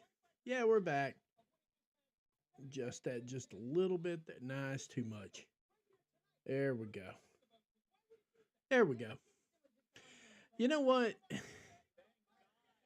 If Jeff Jarrett is retiring, good on him. Good on him. But I don't know that. I don't know that this is not about to be the most hilarious. Okay, Stampede, let's go with this. Let's say, let's pontificate here for a minute. Let's say Jeff Jarrett is retiring.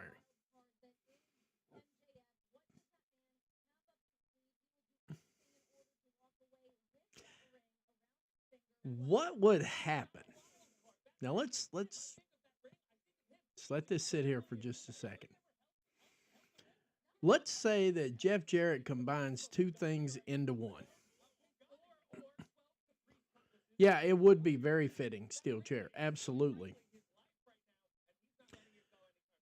But let's just say that Jeff Jarrett is actually retiring. I don't know if he's retiring or if he's stepping back or taking less matches. But let's just say he's retiring. If he decides to kick off a 2025 tour to mimic John Cena, that will absolutely make Jeff Jarrett the GOAT in my eyes. And I'm going to tell you right now, there's been decades where I personally, on a personal level, could not stand Jeff Jarrett. But if he does something to that effect right there, he will become, instead of the heel of all time, I think that would make him one of the GOATs. Because if you troll John Cena in 2025 with a retirement tour similar to his, what are we doing? What are we doing? Would that not be hilarious? John Cena works a retirement match. Jeff Jarrett works a retirement match. And keep doing it. Because let's be honest here. You got Tony Storm running around with amnesia or dementia, however you want to roll it. I'm going with amnesia. And then you got Jeff Jarrett cutting a parody retirement tour of John Cena. Sign me the hell up. Seriously, just for the comedic value of it. Like, literally, sign me the hell up for that.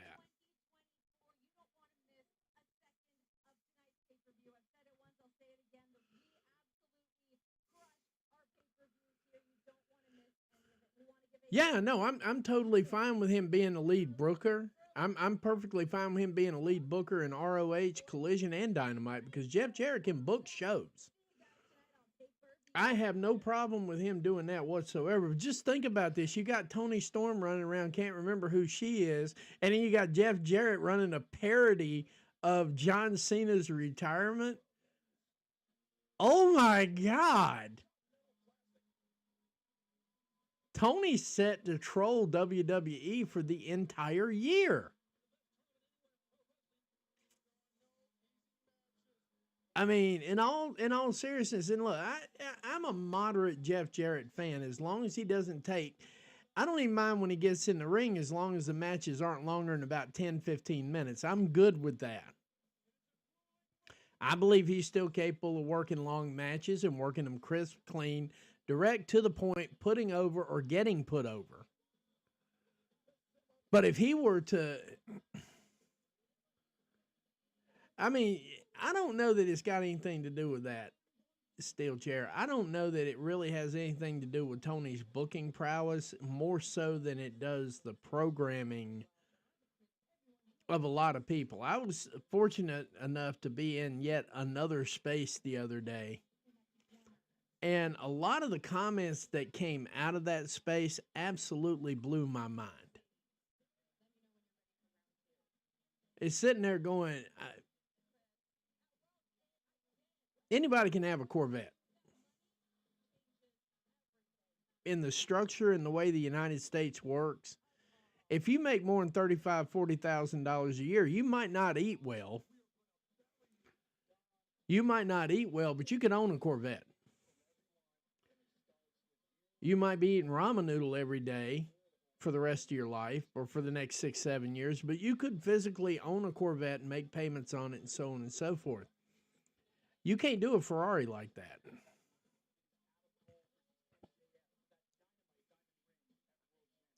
I like that idea too, Stampede. I like the split personality thing as well, because you do notice that one of the times she did, about 3 matches ago or something, she kind of fell back into that timeless persona there for a second and then jumped back into being the rookie again. You know, I'm down with that too. I'm down with that completely. So, let's see here.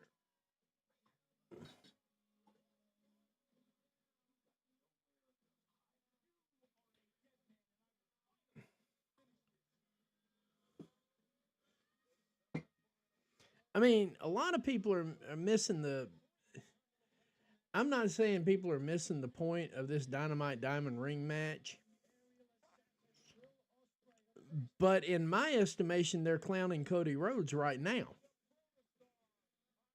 I mean, I'm not sitting here apologizing for AEW. This is exactly what the hell they just said. I'm going to finish my story. They're clowning Cody Rhodes with this match. So, I mean,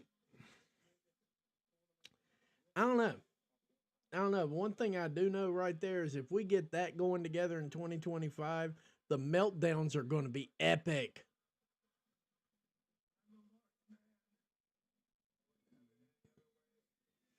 And Moxley wouldn't have it any other way. He is a marked man for real.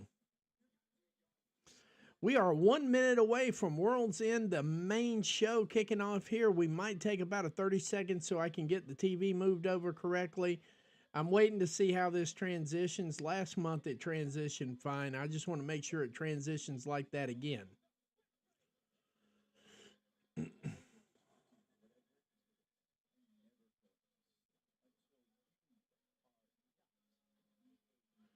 And don't let Orange Cassidy within 100 miles of a mic ever again. He had the weakest promos of everybody.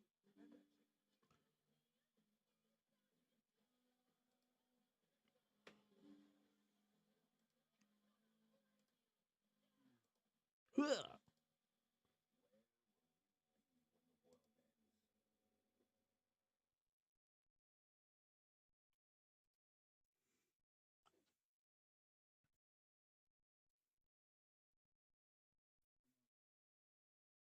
All right, everything just went blank screen on me. Here we go. It is transitioning right over into it. Just remember, folks, the unauthorized distribution or reproduction of a pay-per-view is simply against the law. Don't do it.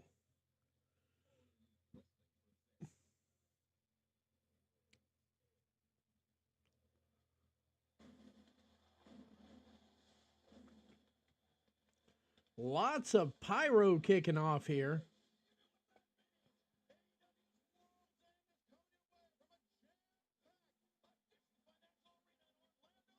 I'm going to go with they're sold out too. I don't see empty seats.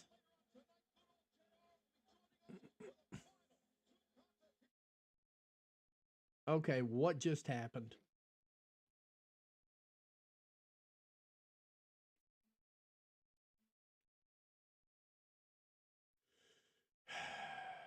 Damn it.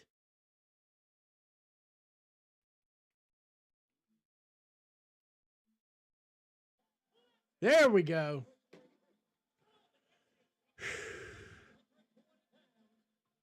Yeah, they do have a big crowd, and you know what? They're kicking off with Will Ospreay. Will Ospreay and Brian, oh my God, I can talk. Will Ospreay, Kyle Fletcher kicking off the entertainment tonight. So it looks like I was even a little bit further off with that. It looks like they're going to kick off with the Continental Classic matches. Then I guess they'll fit in that Dynamite Diamond Ring thing, and we'll go from there. But yeah, it is officially 8:02. It is officially Saturday night. We are officially at the world's end. Live and in living color here on Grabs TV and The Sicko Show.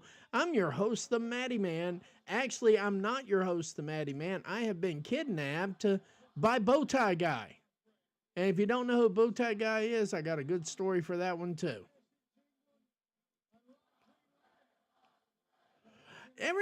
You know what? And that's not too bad right there. And he's in his United Empire gear too. That's even better too.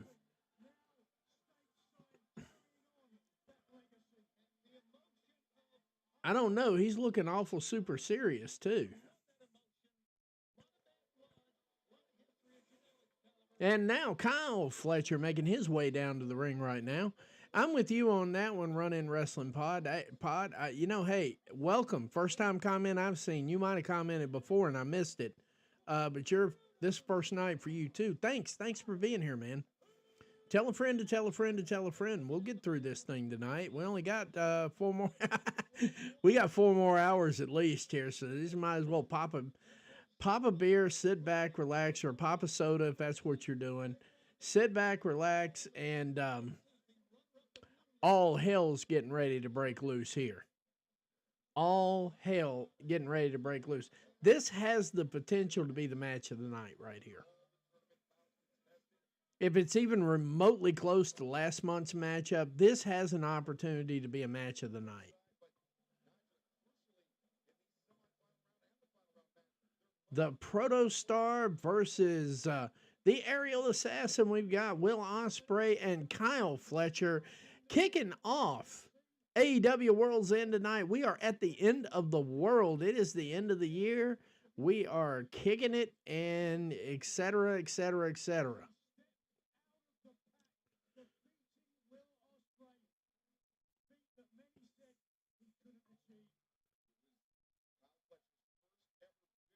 Well, thank you. Thank you. Yeah, I really appreciate that. This is what I do with the watch alongs. We have the same kinds of conversations. I remember that space the other night. I do. And there's the bell. Ooh, Fletcher went for the knockout right away.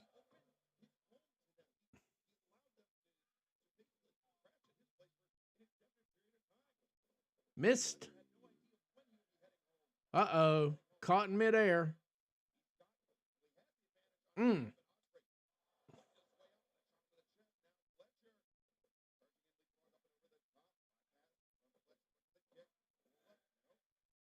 Missing with the lariat. Oscutter gets caught again in midair. This is nice. Count of one. Missed with the swinging kick.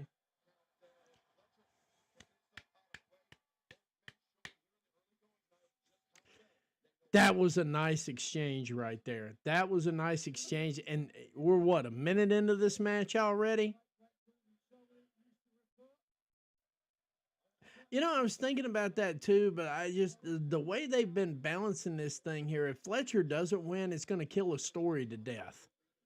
I mean, it really will kill a story to death. I'm trying to be kind of open-minded on this match, but I just can't shake Kyle Fletcher getting the twofer and moving on. Even though I know it's easy to beat somebody once, it's hard to beat somebody twice in a row, and it's damn near impossible to beat them 3 times in a row. I picked that up from coaching a long time ago. I don't mind losing matches in between. I don't mind losing basketball games in between because I know how hard it is to skunk somebody in a season here, and I think that's part of where we're at there. If Fletcher, if Ospreay wins tonight, then yeah, that would set up for the Aussie show, but it doesn't get Fletcher in the Aussie show with gold. That's the side of it that I'm looking at here too. We're almost at 40 viewers, guys. Like, comment, share, tell a friend to tell a friend. That was a nice chop too. They're working a good pace here.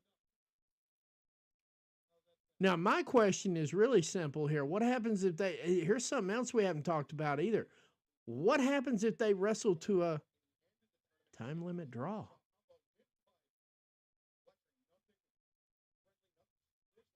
Points to ponder.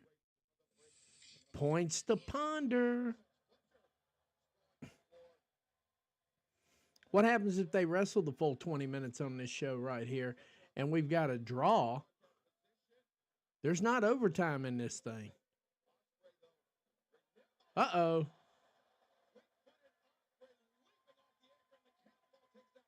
Yep, that was they're calling it a cannonball. I just wanted to make sure to see what they were actually calling it first.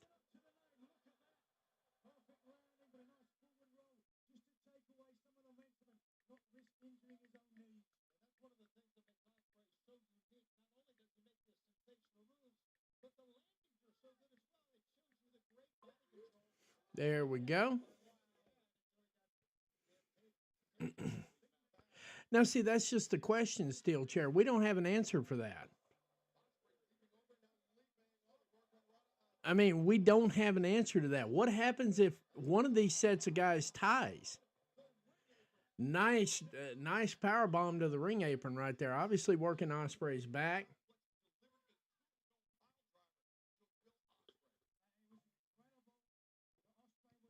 And we're over 40 viewers. Thank you.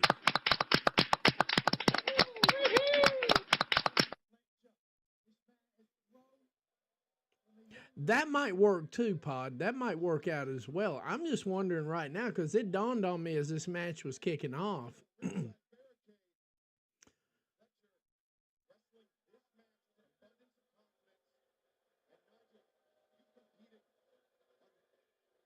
Exactly. You could get that rage out of there as well. You could. You could totally get that rage going.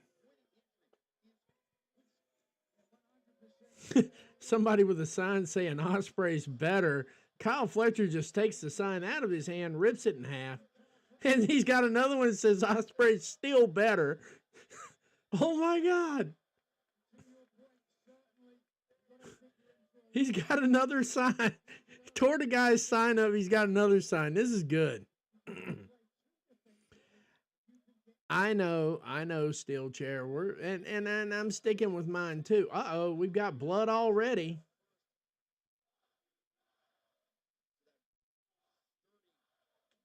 And we're getting the invitation for Kyle for straight copulation right here. I know, we've already got blood. This is great.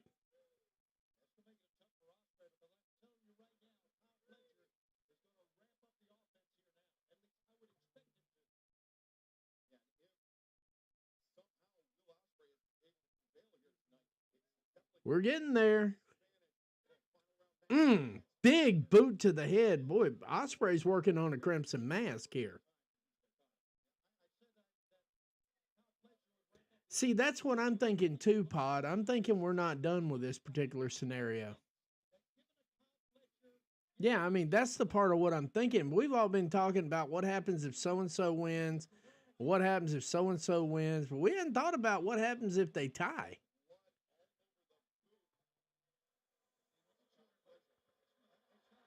Oh! Kyle Fletcher licking the blood off his boots. This is going to be sick. Wow.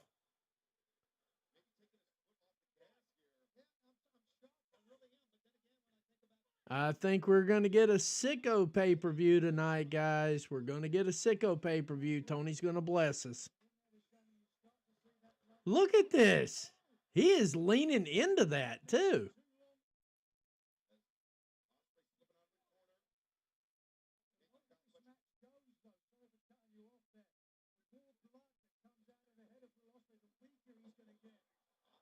Uh-oh, caught him again.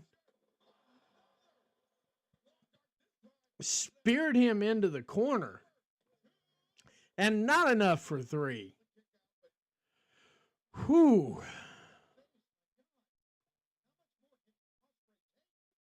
I don't think Okada retains like that. I don't know. I think they've got to have a fight. God, I think he hit something wrong here because he's dripping.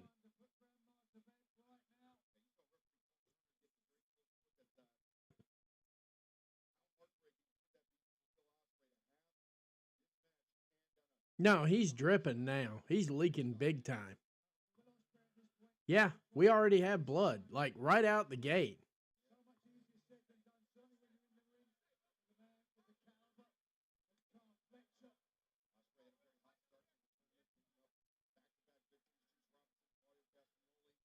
Looks like Will Ospreay's running out of juice here. No pun intended. Good Lord, man. He is gushing. He is gushing.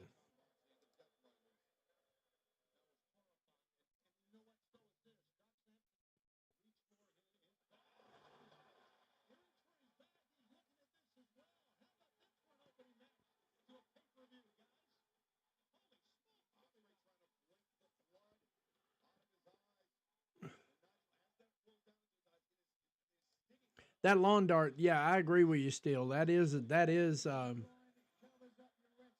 if you want me to, I can refer to you by your name, not your handle, too. I just don't know if people want to hear their name out loud like that. I don't want to dox anybody by accident. So, I mean, if you're cool with that, I'd rather do that. But, you know, hey, I'm not going to dox anybody on a stream. That's for sure.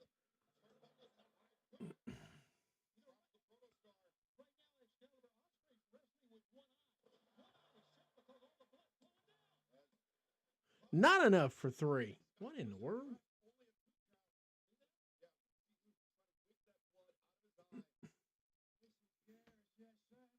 Somebody get the man a towel. Anything.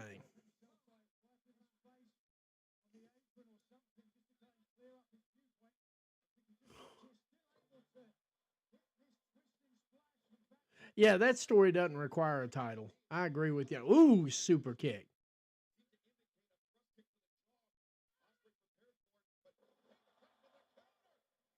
Hey, David, how you doing, buddy? New commenter, new viewer. Hey, we'll give you an applause. There you go, bud. What's up, man? What's up? Hey, just pull up a ooh, Spanish fly out of nowhere. And not enough for 3. Yeah, he only got 2 out of that, Will. Oh, that smile.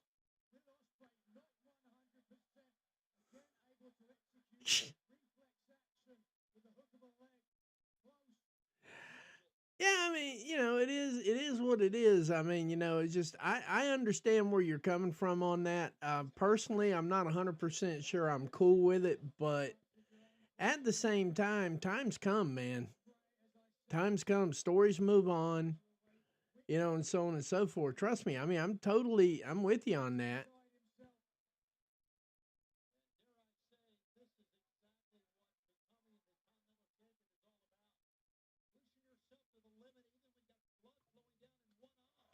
Kyle Fletcher is literally covered in Will Ospreay's blood.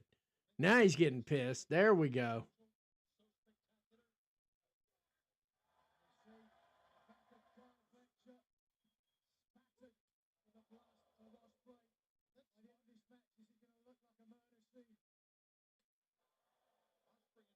That hurt. That hurt.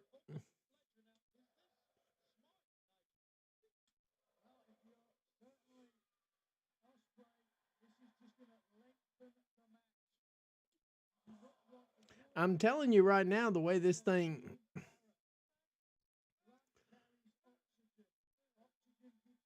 I'm telling you right now, we're booking along here for a tie.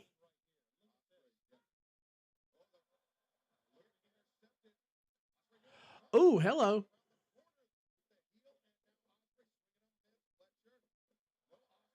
Wow. What the hell just happened there? What in the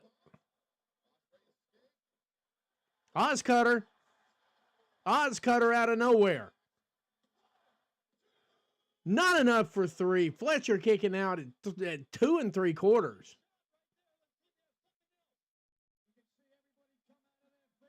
Yeah, and I mean, I kind of feel you on that too, because I think that when they took Undertaker's streak out, that was about 6 matches too early. I think that should have been a retirement thing for him. I think he should have retired with the streak. Poison run out of nowhere. Fletcher with the Hulk move there comes out with his version of the hidden blade. That entire mat is covered in blood. And we are at match number 1. So I'm guessing we're going to wind up with a lot of blood tonight. Crowd is yes.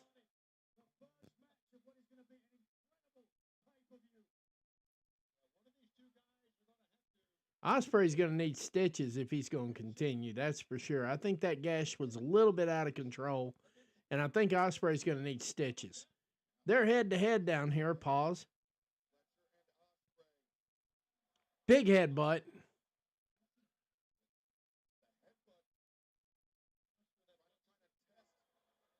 Mmm.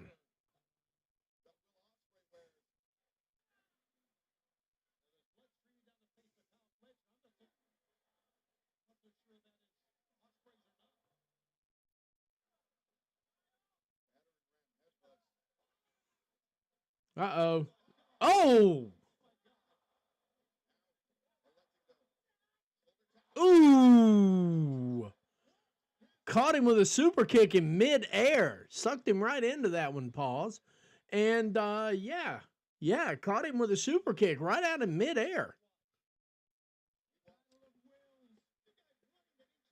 I tell you what would be even sicker here, Reese. In all seriousness, I tell you what would be sicker is if they don't change the mat. He's got a hand on the ropes. That ain't going to work.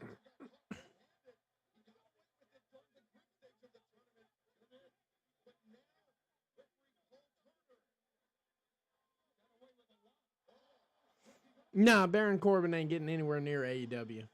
Oh, right out of nowhere. Not enough for 3. I don't think we get Baron Corbin tonight. We're all sitting here wondering if we're going to get Shane McMahon.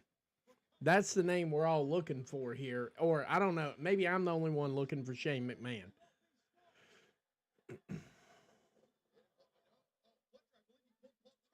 Oh, big super kick on that one. Running super kick. Brainbuster. Not enough for 3. Big running knee. Elevated power bomb. Not enough for 3. Yeah, we're either Ospreay's picking this one up or we're going all the way. Either Ospreay's picking up the win or we're going all the way to find out how that scenario is going to work, because it looks like that's how it's going. Then we had a drunk running across the screen down there. That was kind of funny. Jack Perry, definitely. If we don't get Jack Perry tonight, I'm going to be a little frustrated with that. Jack Perry is also one of my award winners for the year, too. So go ahead and give you a heads up on that one.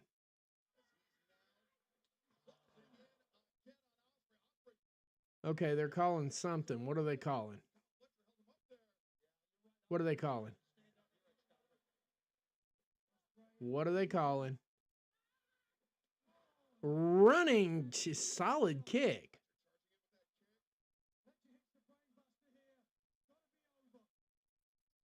He reversed it. Styles clash. And son of a... Will Ospreay picking up the win. Oh, hell. Steel Chair about to be mad on that next match. I got a feeling you about to be mad on that next match. I really do. I got a feeling on that one. Now this, yeah, exactly, Cat. Yeah. Yes. That is, yes. Yes, that is,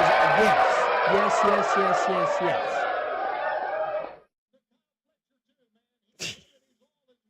Man.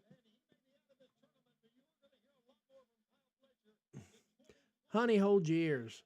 Fuck the IWC. How about that? I'm really enjoying some of those group chats you guys got me in too, by the way. Those are actually fun and pleasant.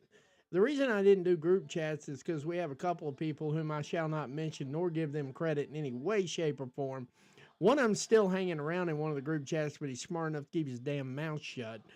But yeah, I mean, we had a couple of trolls that bothered me, but I'm really enjoying the group chats as well. But yeah, I think it means, I told you, I got a feeling, I had a feeling you was going to get real mad because, yeah, this really feels like Ricochet's beating Okada. And now wait. Same scenario. We can't say Ricochet's going to beat Okada yet. We can't say that. Just because it feels like it. They could do a tie and then we could have a three-way again and Okada can still win. I like how that plays out. I like the tie thing. I like that. I don't think it's going to happen. It might not happen. Ricochet may beat Okada, but we still have hope that you can have that kind of finish in their match and we can still have a triple threat. Okada could still be in it because, see, I'm with you on this, Steel Chair. I don't think people should lose without a damn reason.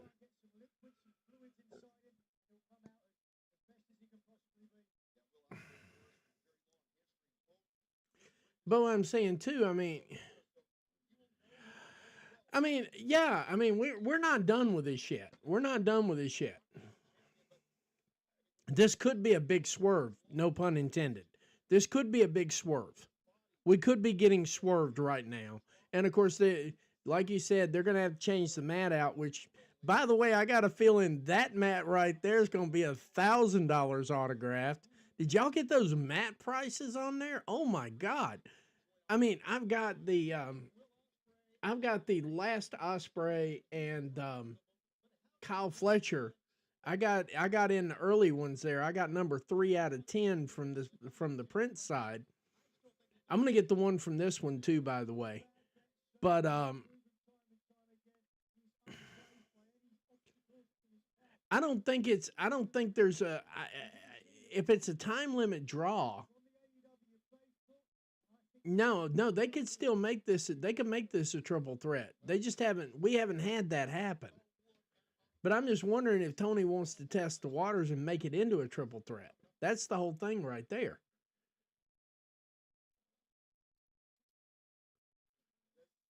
Exactly what Stampede or whoever was saying it with the copious video packages here while they changed the mat out.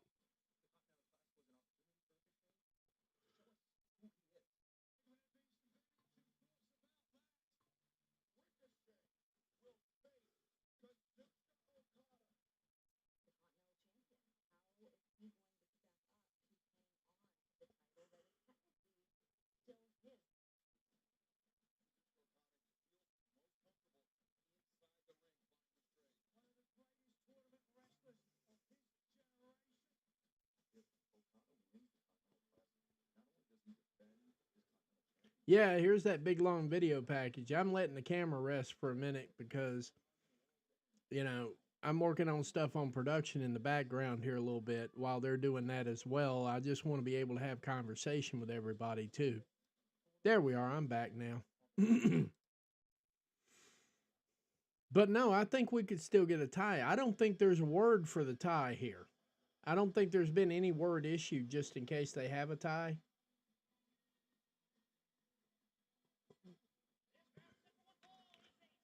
But I'm 100% sure if it does come to a tie, I'm 150,000% sure that Ospreay does not want to win the belt like that. I'm 150,000% sure he would never sign off on picking up a title without actually putting in some sweat.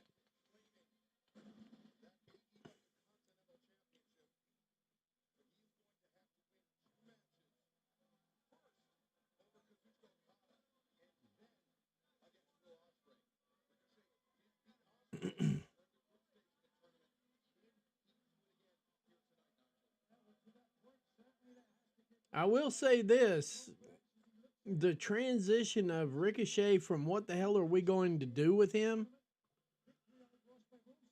to like the most over heel, I think, in AEW. I think that needs to be studied too. I really do, because the crowd is already giving him hell. And who in the hell thought they would be cheering for Okada? Wow, Okada's going to wind up being the face. All right, let me wrap my mind around this. Anybody, what is Okada the member of? I mean, do we still have the Elite, or have they just disbanded that and I missed the memo?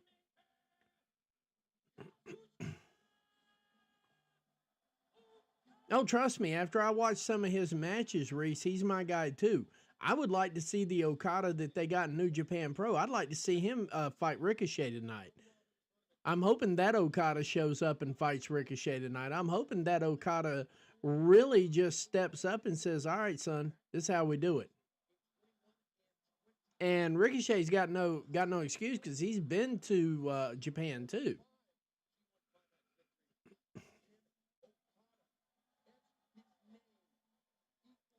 Okay. Yeah. Yeah. And I understand exactly what you're talking about too there. So yeah. Yeah, I get with that. And same thing, Pod. Um, Richard O'Shea, as we call him for kicks and giggles.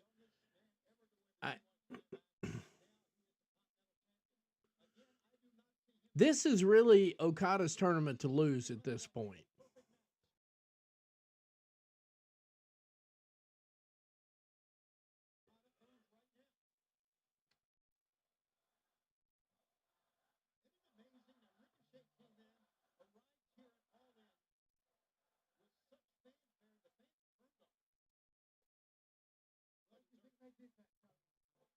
There we go. Call an elbow tie up.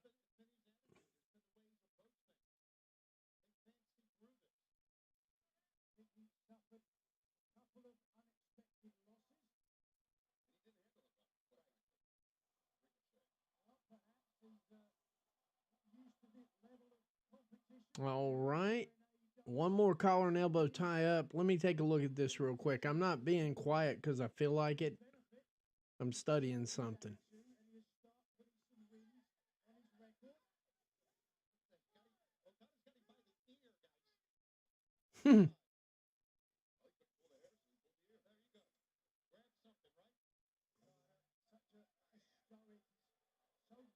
Yeah, I do need kind of a solid reason for it, but I'm getting it. I think they're trying to kind of halfway explain it.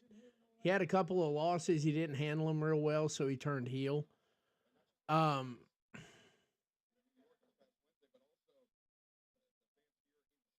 Give me just a couple of seconds here. I'm reading the booking right now.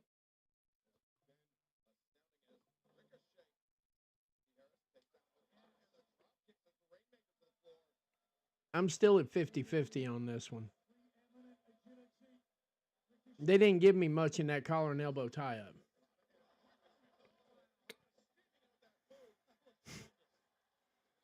If we don't get Alex the Hype Man, I am right there with you. I will be thoroughly disappointed. Tony, make it happen, okay? Make it happen. Just have him streak the damn thing while we're at it. If he did that, then we'd have another meltdown tonight at roughly about 12:30 at night, because I think that Werner would just be having a solid ass meltdown.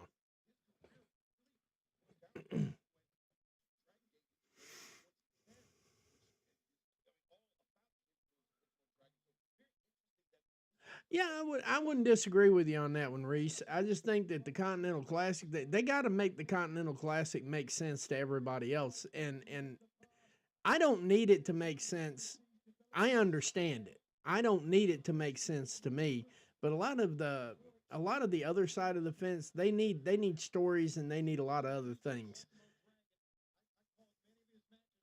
You know what? I imagine, if you will, let's say that, and he's just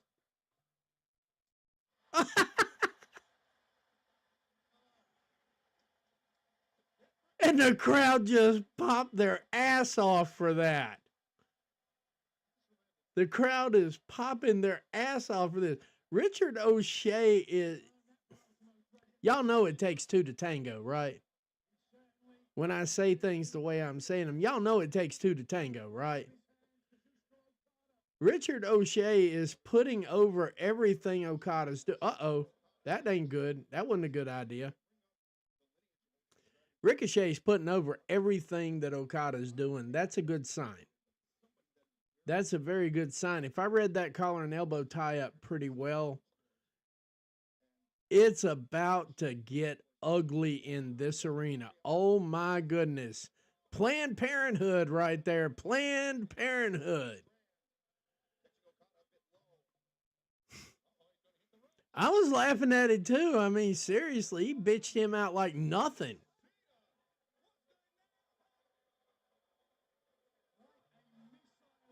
Oh, hello.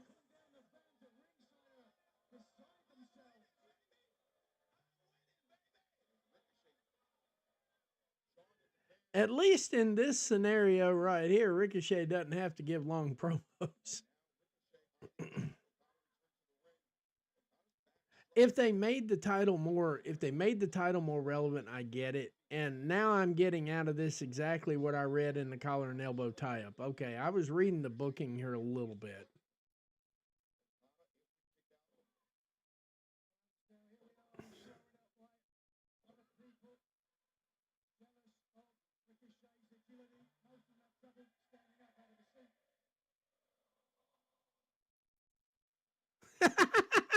They're singing to him, hey, hey, hey, you're bald.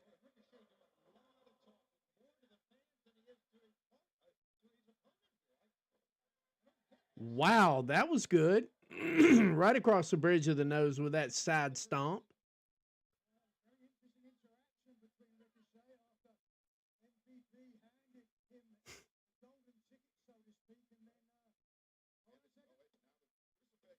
Crucifix, count of two, not enough for three.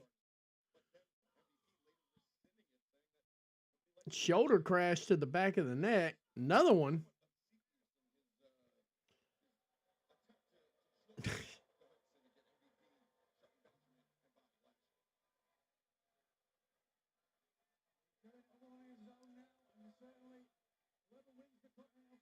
I got a bad feeling you're going to be mad after this one. I really do. I'm reading this booking a certain way.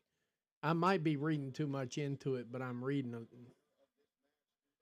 a lot into the way that this is the story that they're telling in the ring.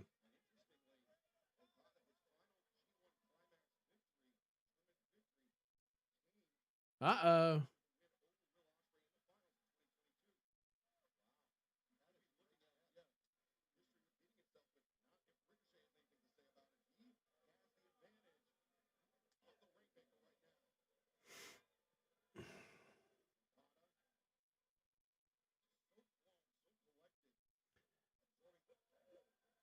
The only thing that really concerns me the most about this match, Steel Chair, Reese, I know how those Joshi women can go if you start fucking up a match. I'm almost wondering if Okada doesn't have that same gear. It would actually add to this match if he had the same gear that the Joshi women had. Like, you can tell when somebody's fucking up a match with them, they just go all out on them. Like, brain them. Like, they'll brain them right in the middle of the match. And you think it's a good spot, and they really are knocking them out. I'm wondering if Okada doesn't have that gear, because he's got a look in his face like he really is about to wreck him up. It's like he's pulling his punches.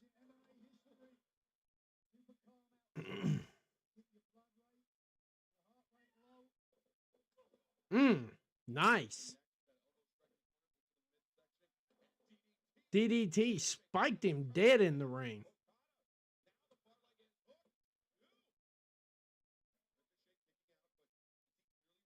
Mm-hmm.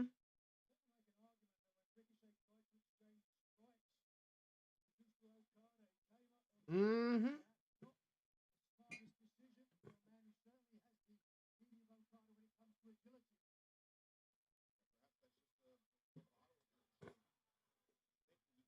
There we go.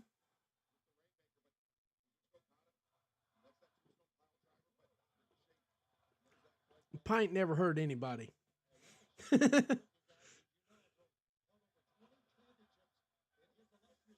Oof. Springboard. Nobody home. Whoa. Back body drop.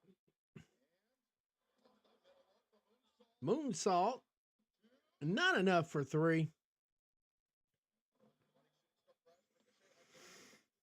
Oh, that's what I was concerned about. You see, that's the only thing I'm thinking about here, because he had that look in his eye like some of them Joshi women got. Then you're just like, you better chill out.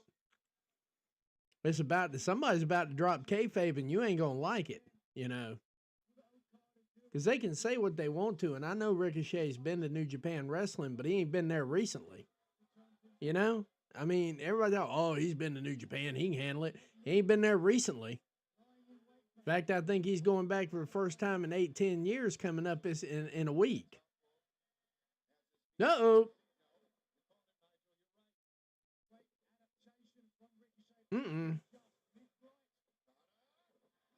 Neck breaker out of nowhere from Okada.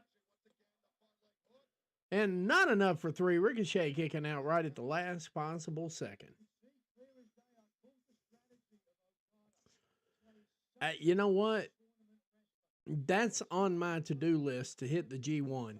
I may not be able to do it this coming year, but the following year, if everything's put together right and we've got this show off the ground and everything's going well, I might make the G1 not this year, but definitely next.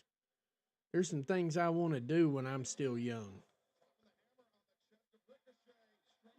Big hammer elbow off the top rope here. We're about to get it. We're about to get it. It's going to happen. And here it comes. Yeah.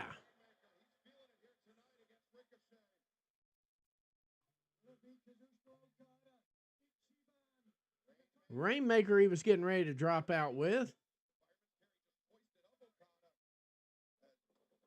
Uh-oh, caught it in midair. Uh-oh, rolled through the Rainmaker.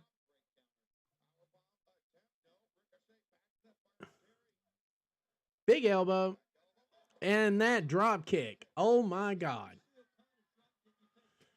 I don't think Ricochet's ready for Zack Sabre Jr. I've been watching him, and I agree with you wholeheartedly. I don't think he's ready for Zack Sabre Jr. What in the hell was that? Pile driver out of nowhere. Not enough for 3. But he definitely rang Okada's bell on that. I think that one landed awkwardly. We're going to get that 630? Oh, no. Not enough for 3.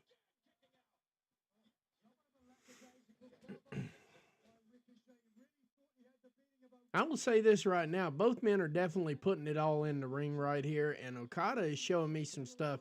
I'm becoming quickly a bigger fan of Okada than I was before this match started. And I was average for him. But he's definitely showing me some stuff that he don't normally show in the ring. So, loading the clip.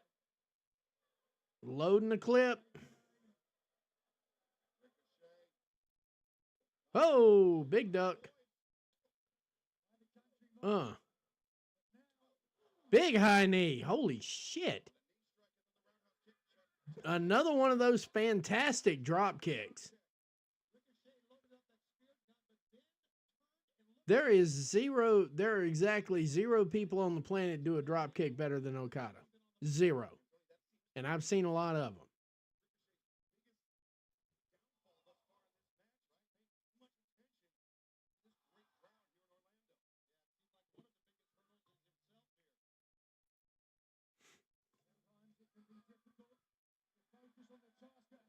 Oh, high knee. Drew him in there without a problem.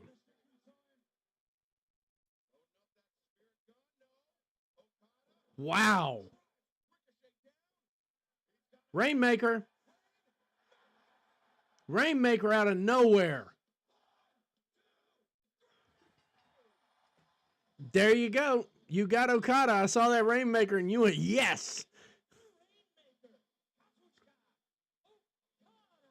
All right. So we've got,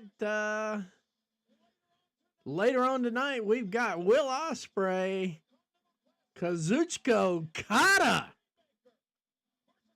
Steel chair happy as hell. You know that. You know that. Like, comment, share, tell a friend to tell a friend. See if we can get it up to 50 before the end of the night. Come on, guys. We can do it. We're having a good time anyway. Let's have an even better time. Why not?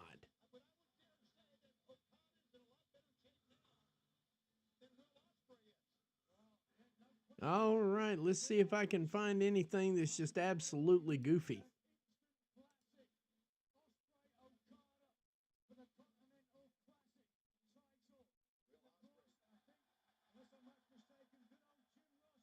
And somebody throws toilet paper in the ring.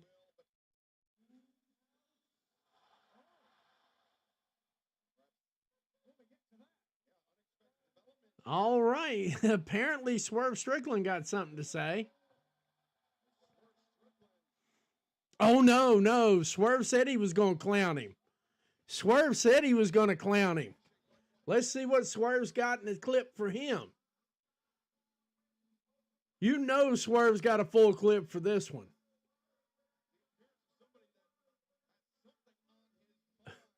Yeah, he's going to roast him, man.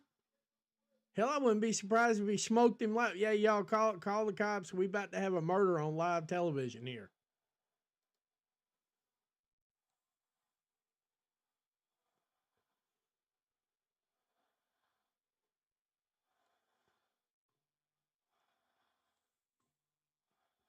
Swerve's about to get surgical on this sumbitch.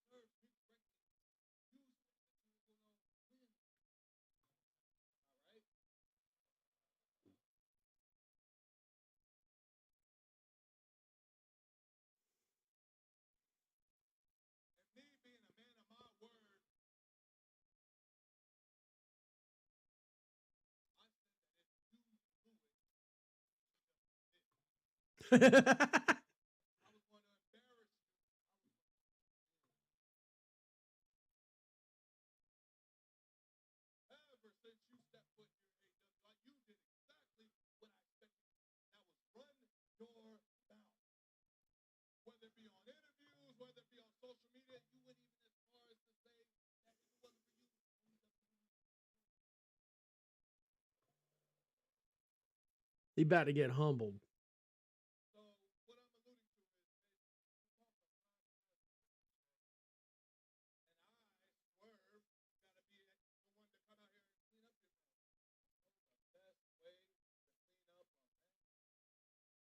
We're going to have a fight.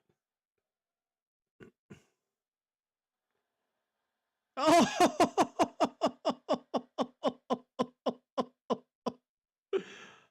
Oh!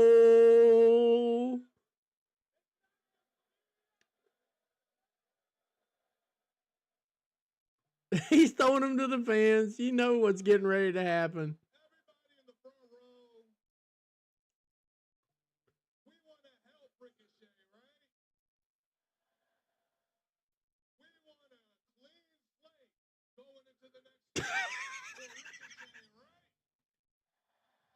Oh, this is going to be good.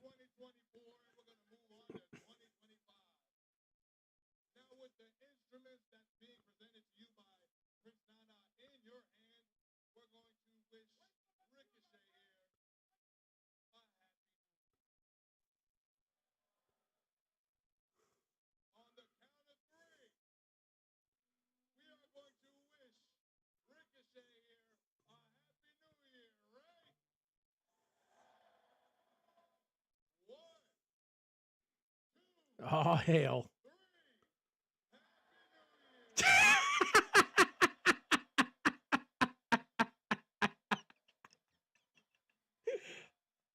Oh, this is good.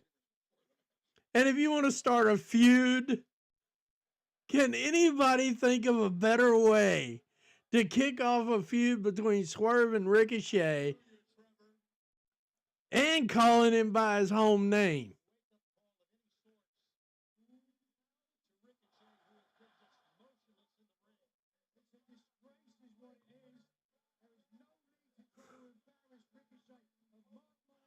Oh my, that you know what? If I bought a ticket to see this, I'd be happy right now. I'd be happy as hell right now. Not even, yeah, everybody put toilet paper emojis in the chat. Drop some toilet paper emojis in the chat right now. Fill this sumbitch up with some toilet paper emojis. Oh my goodness. Catherine is spot on with this thing.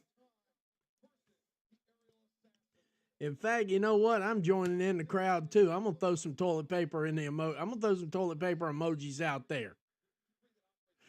Yes. Yes.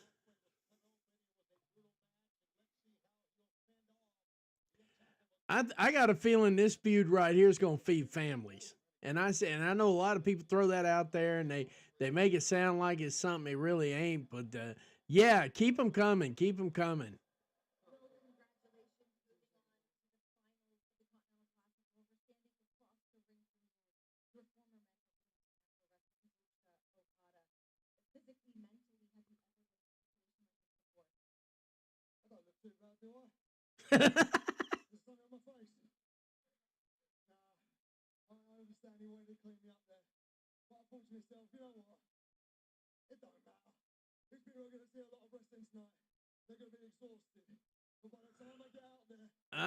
Yeah, now I'm really buzzing for that feud as well. I really am. Oh my God.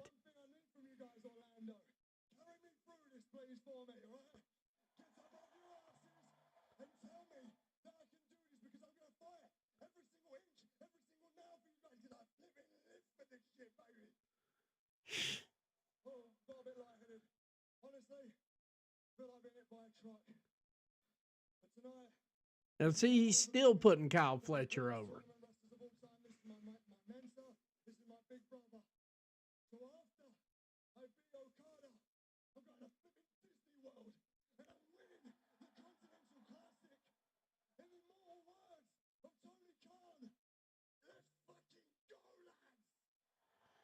You know what? And good on him for dropping the F bomb too. Thank God. I'm glad we get rid of all this PG stuff.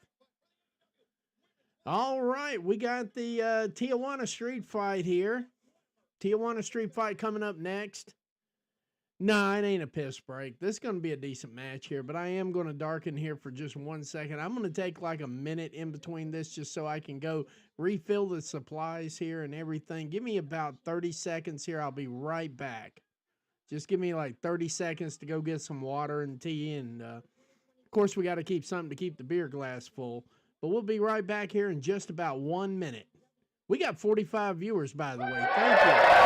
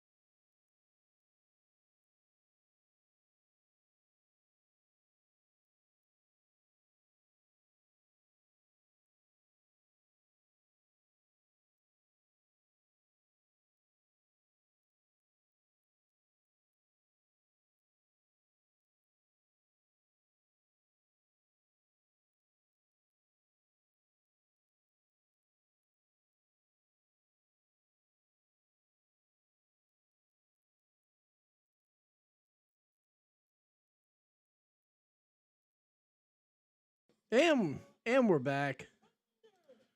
And we're back. I haven't even got my headset on yet. Don't worry about it. I got this thing figured out. And we're back. Thunder Rosa, Mariah May. Thunder Rosa coming down there like she's ready for a street fight.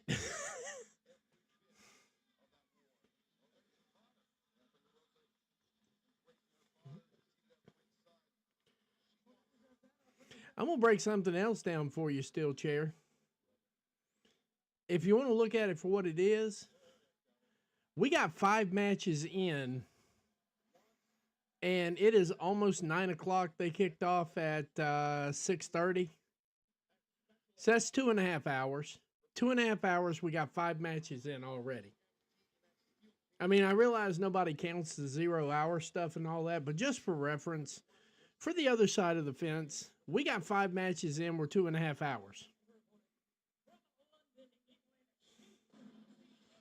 Wow.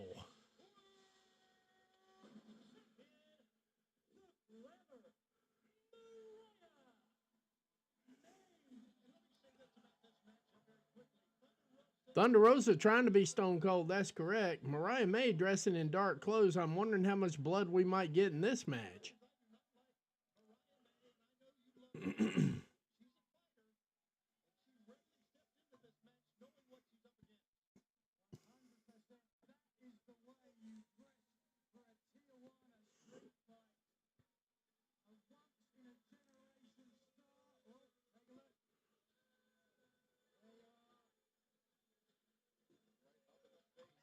Oh, well, when we're underway, I don't think we needed a belt for that.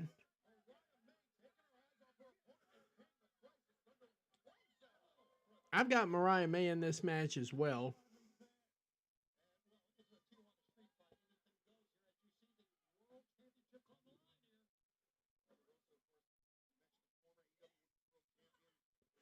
Not for nothing, but Thunder Rosa's working like the damn Rents do last week, and she missed it.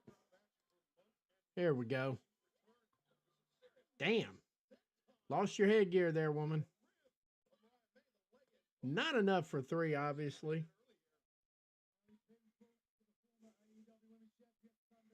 I'm expecting a lot out of this match. I hope it delivers. I really am. I'm expecting Mariah May to get up off her ass and actually work this match instead of phoning it in. I've been a little bit disappointed on that one. Oh, we got plenty of pyro tonight, Catherine. That's for sure. Damn. Uh-oh. Totally missed.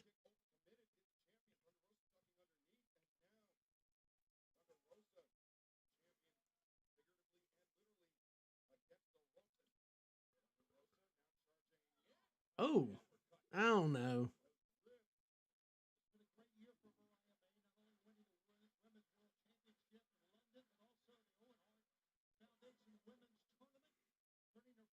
I have one critique of that last segment right there.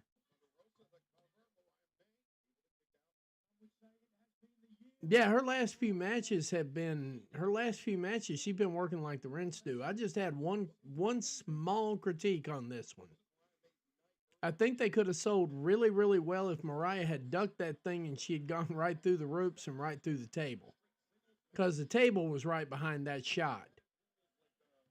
And now Thunder Rosa filling the ring up with chairs. We're getting all the implements of danger in the ring right now. We got 45 viewers. Thanks, guys. We got 2 or 3 new commenters around here. That's even better. Hey, if we could do this every show, that would be awesome. That would be awesome. Tell a friend to tell a friend to tell a friend. We talk wrestling here. And there's not one bit of tribalism between any of us. We have conversations. Sometimes we agree, sometimes we don't agree. But that's the beautiful part about this beautiful sport we call professional wrestling. Grabs TV and the Sicko Show. I'm your host, the Bowtie Guy. So that's what she wanted with those lowrider bicycles. Okay. Not enough for 3 at all. But yeah, she was she had a tweet out here not too long ago. I think it was yesterday, day before. Anybody in Orlando had some of those lowrider bicycles? Do not do that to a good bottle of tequila. This better be house liquor. Oh, never mind. If you're going to drink it.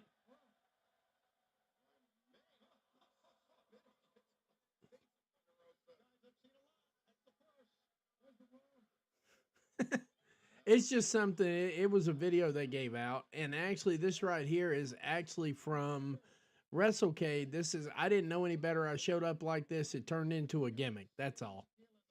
How you doing, Carrot? What is it? Curvin. Curvin. Okay. Yeah, tribalism's stupid. It really is. And I mean, there's some things about WWE I don't like. There's less things about AEW that I don't like. But there are a few things out there that I don't like. And, you know, I make no bones about that. Oops. Damn.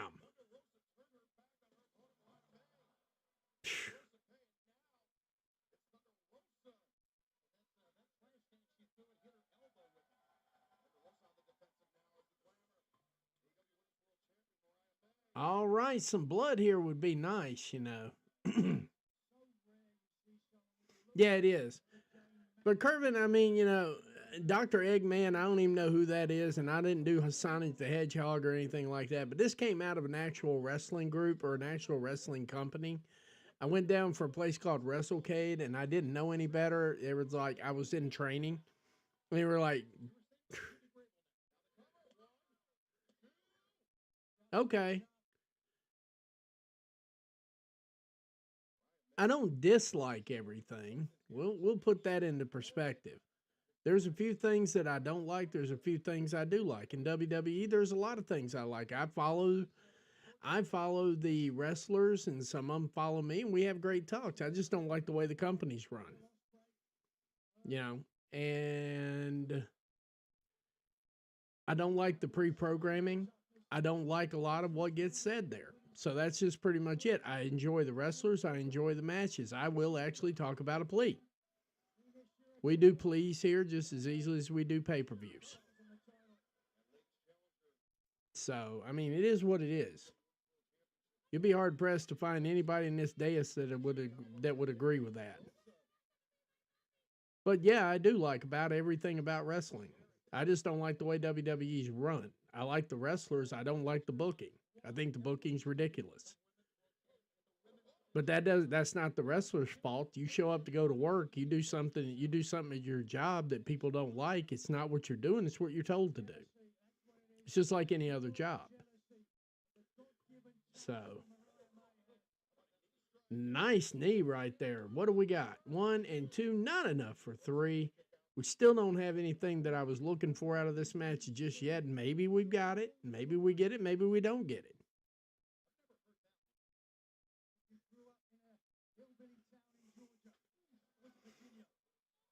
Mm-hmm. Yeah, WWE has a hard time with some of their booking. Some of it makes sense, some of it doesn't. Some things AEW does booking wise don't make sense. But there again, I don't own the company, you know?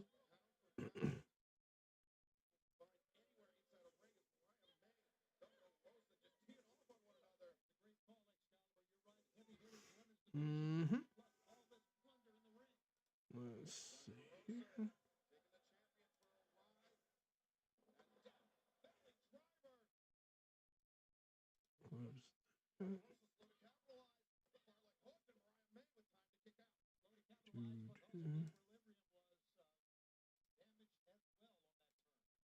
There we go.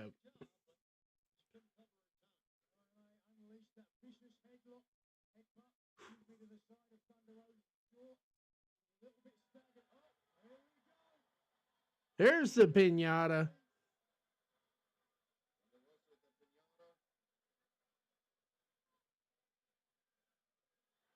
Oh, hello. Now there's no way around it. We're getting it.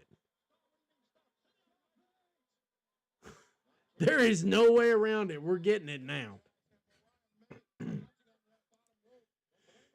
There is absolutely no way around it, guys. Ladies and gentlemen, we are about to get some good shit.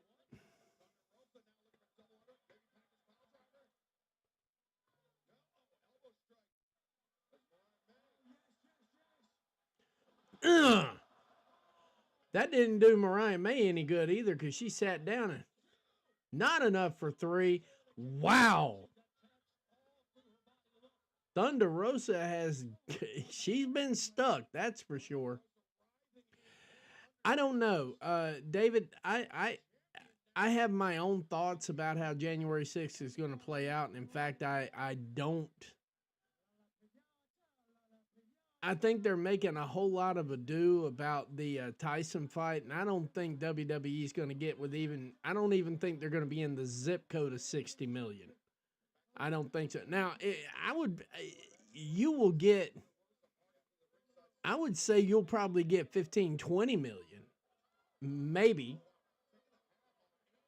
I would say you get 15, 20 million on the stream, but I think that they're overestimating based on the market share and based on the average profile type that actually goes to Netflix. I think they're overestimating what they're going to get out of that.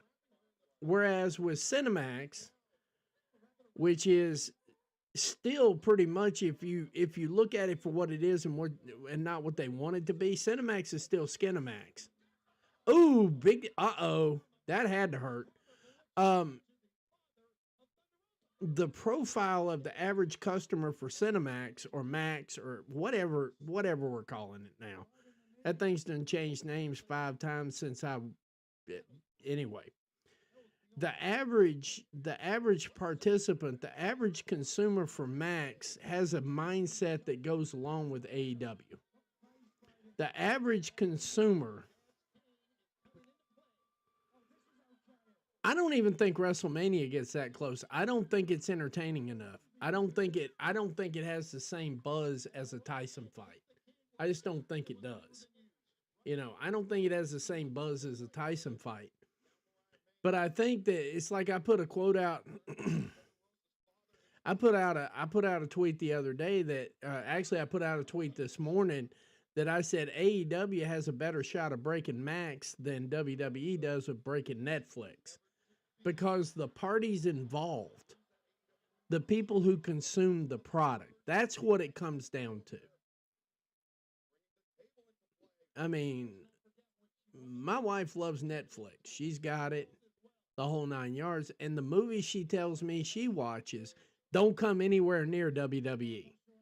Most of the people I know that watch Netflix and they give me advice and movies and movie ideas on what to watch on there, it's not even in the same suitcase as professional wrestling in general, much less WWE. Whereas a lot of people in Max, blood and guts aren't off the table.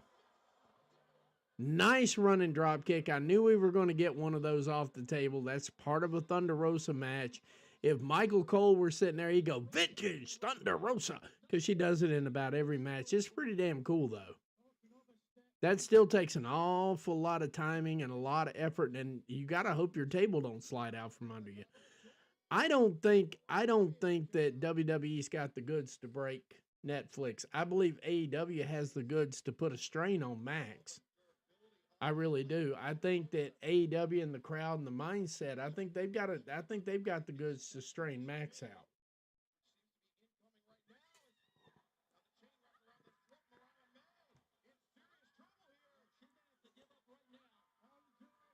Like I said, I mean, 15, 20 million, I'll buy that. Just out of morbid curiosity, they'll get to 15 or 20 million.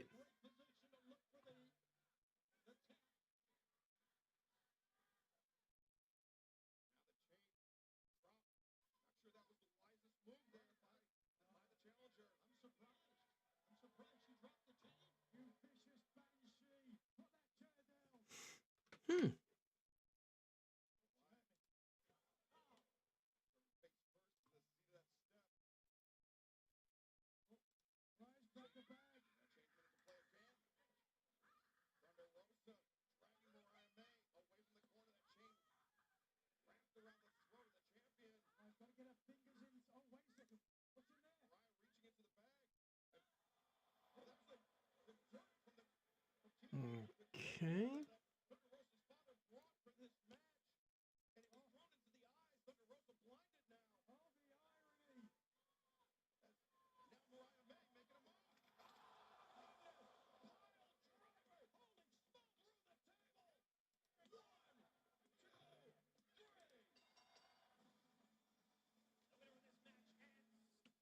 All right, so we do have a winner. There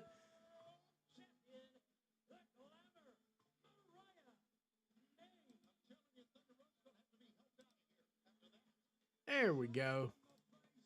Because this is my show. I do what I want to do, how I want to do it, and I go with the crowd. In case you decide to come back, consider yourself gone bye-bye.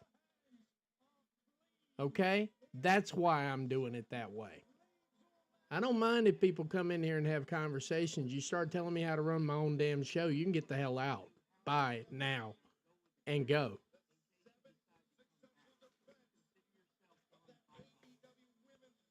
That's just kind of how that works.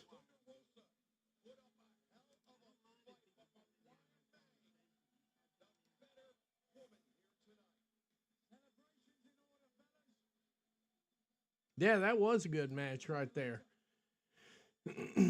Let's see here. Hang on a minute. Give me 1 second. I should have done this a long time ago, but I'm doing it right now. That was a phenomenal match. Let's see here.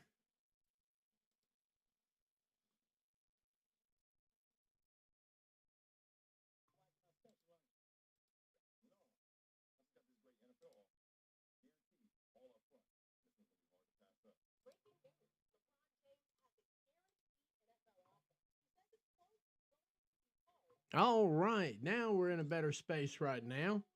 What is this, a commercial? Oops.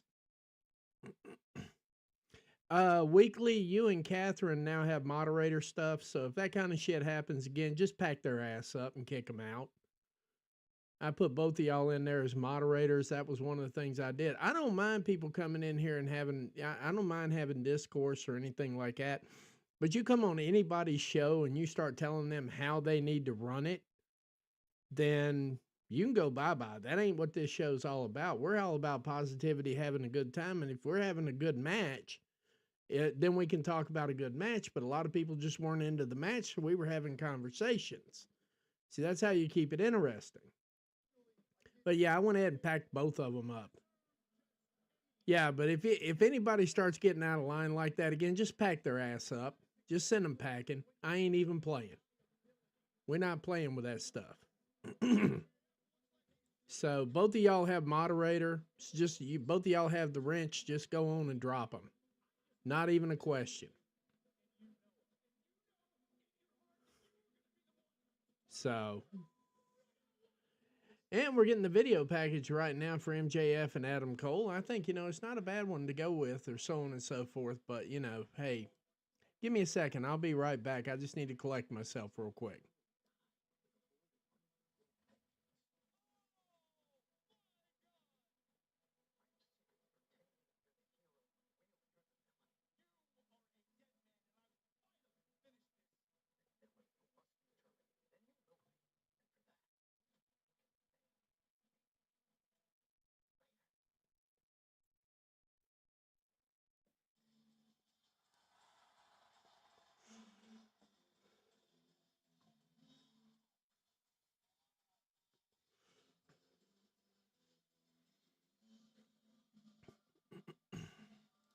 All right, we're getting Adam Cole and MJF making their way down to the ring right now. I would have hoped they would have put these guys, if they weren't going to put them as curtain jerkers, I would have hoped they'd have put them in the time slot right before the Continental Classic match, because you still got, this could be a good cool down match.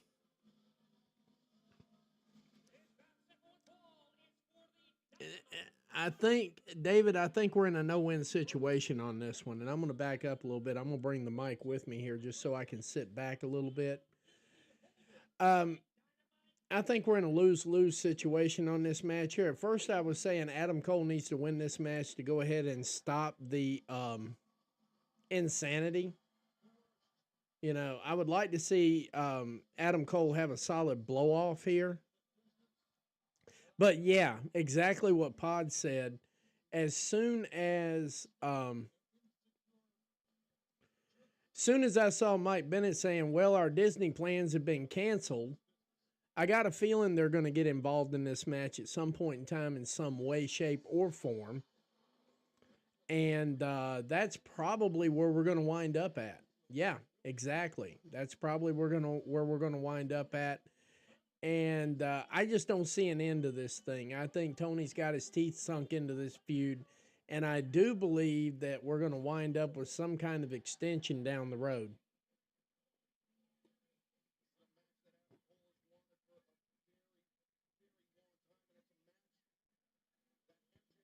We know, Catherine. We know you're just sitting there going, I could do it.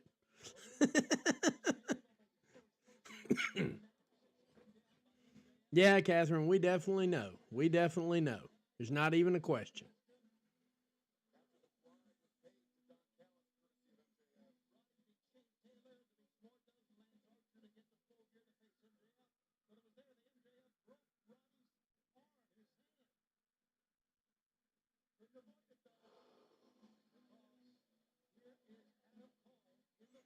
Adam Cole making his entrance into the ring right now.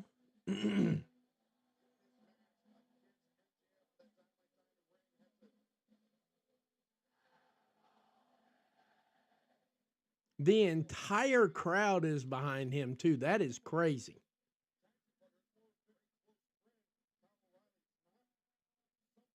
That is entirely crazy right there.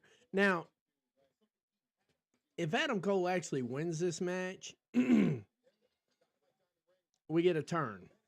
I see a turn coming. MJF wins this match, it just keeps on going and going and going and going like a bad version of the Energizer Bunny. We're sitting at 45 people here. Like, comment, share, tell a friend and tell a friend. Adam Cole jumping all over MJF.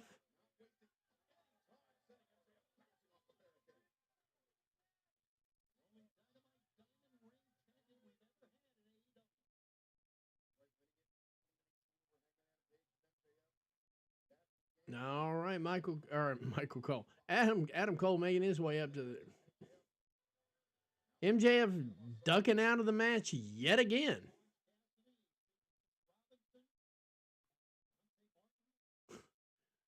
Well, that guy was funny talking about you just shut up and do this. I don't go to your place and tell you how to bag the fries up, son.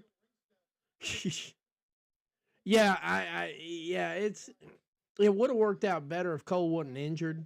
It really would have. It would have worked out a lot better if Cole wasn't injured. But that injury time really cooled this feud off. You know, it really did. It cooled this feud off big time and so on. But I don't know. Let's see if they can put it together. I mean,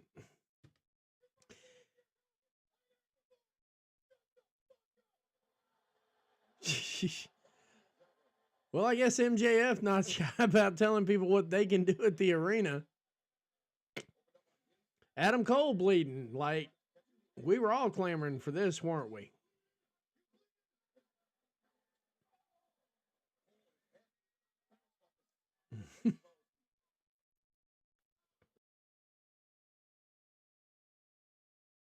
There we go.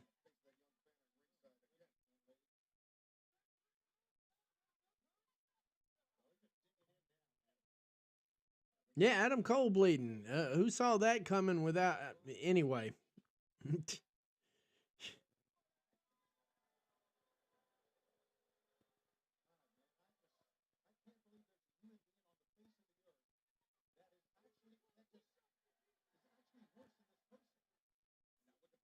Believe it, Tony Schiavone. Believe it.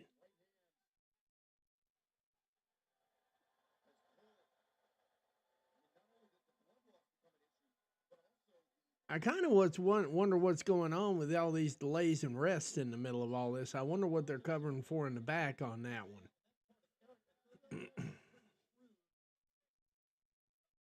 one. Jawbreaker. Big solid forearm. Big solid forearm. And the problem with all of this is if the big part of all of this that people say I don't criticize AEW that much or anything like that. The big part of this is Adam Cole deserves a feud he can sink his teeth into, especially after a long-term injury, and this ain't that. That's the big piece of that right here. I mean, I was hoping they would curtain jerk this match, get it the hell out of the way, then run the rest of the thing. But obviously, they went with the Continental Classic to kick off, then the women's title match, and now here we are right here with this. But, I mean, Adam Cole, honest to God, legitimately deserves a feud that he can sink his teeth into. And this thing right here, I mean, this is like glacier cold. We're past ice. I mean, this is like been on the back burner cold for a long time. And, you know, I give Adam Cole credit. He's wrestling his ass off here. And, of course, MJF is doing the MJF thing. Nothing wrong with that. MJF's got a persona he's working with. The crowd's eating into it, and he's enjoying it too. Good catch right in midstream. Backbreaker out of nowhere. Not enough for 3.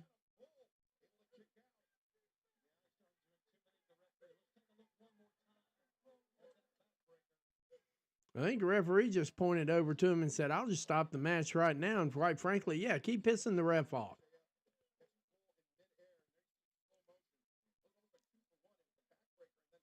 Then Cole hit his head on the back of hit the back of his head on the ring on top of all that.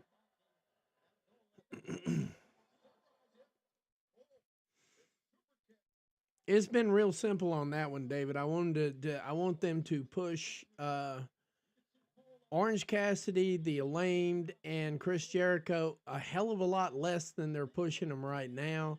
I would like for them to push actual talent in there that can do stuff.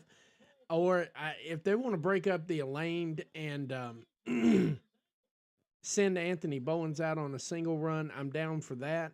As long as Max Caster ain't within a million miles of anything that Bowens doing, I'm good with that.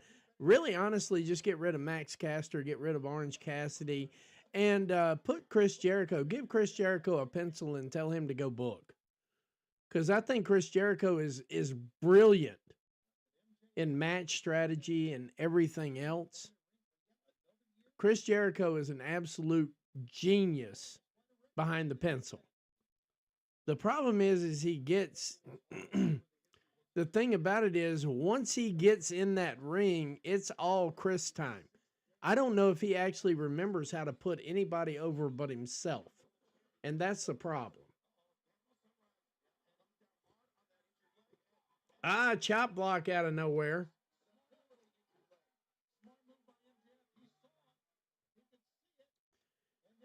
Now he's going after the bad ankle.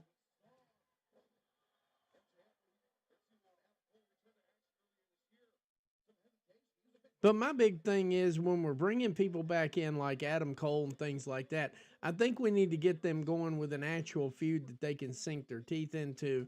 This is obviously trying to clean up the Devil storyline and all that, but I don't think they clean it up with this match.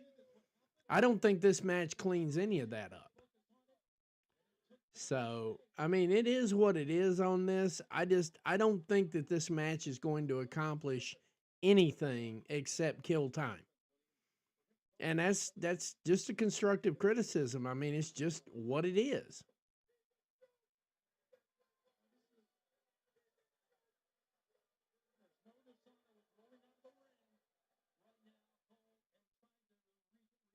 Mm-hmm.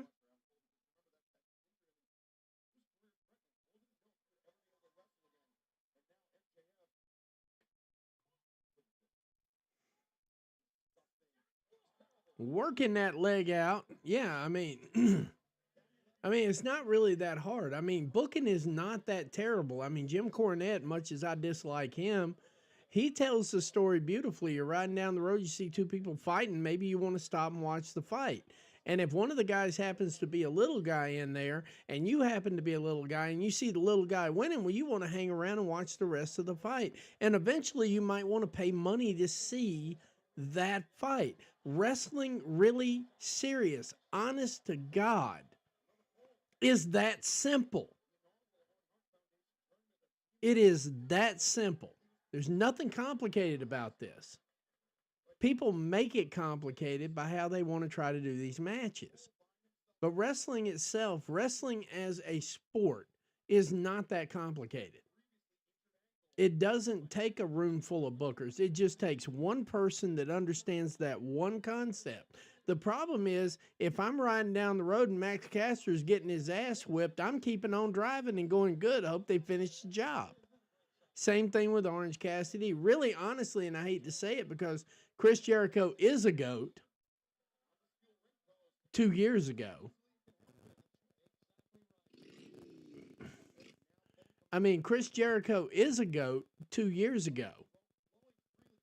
But the reality of it all is now is I'm not going to say he's ruined it, but he's damn close. So give me just 1 second here. I got to handle something. 1 second.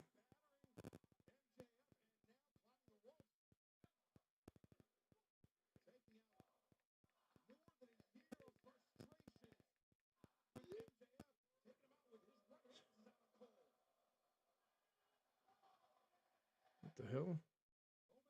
Give me 2 seconds here.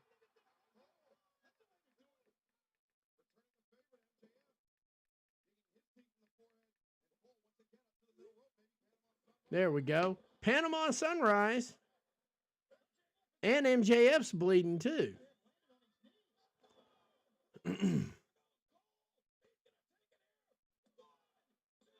And not enough for 3. I was worried about that. I was worried about that altogether.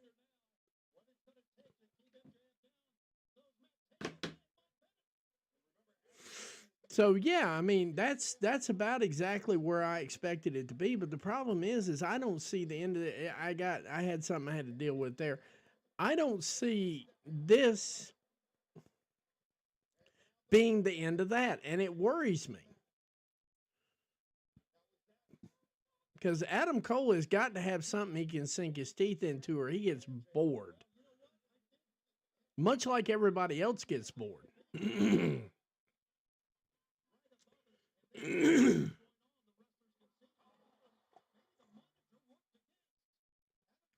That chop block right there was something else. Give me about 2 seconds here.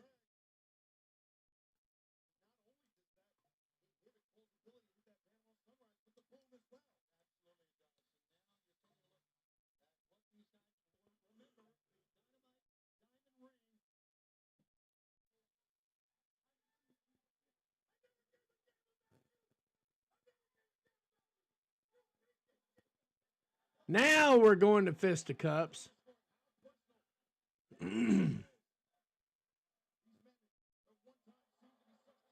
MJF just spit in his face.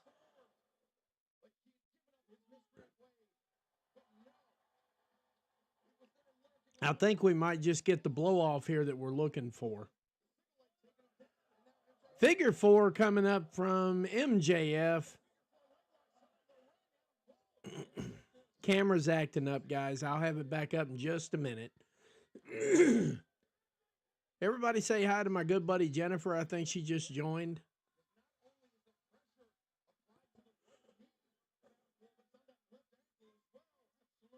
Everybody say hi to her. I think she just joined. She told me she was going to join, so it's like, okay, that's that.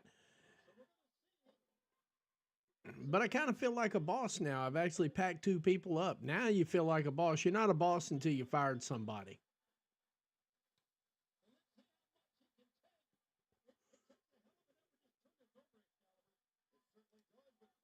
There we go. There we go. We got it back now.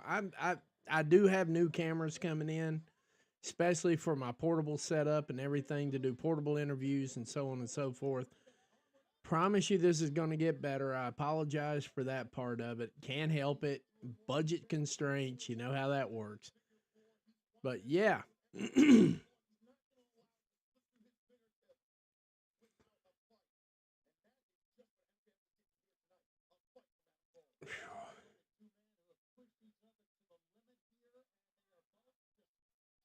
But even, I mean, it is what it is.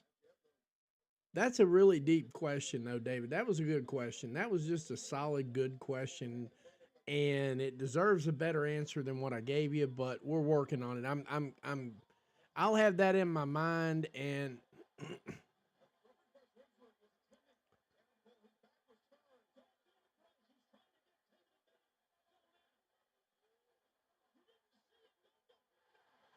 Oh, man. We're already getting shenanigans as it is.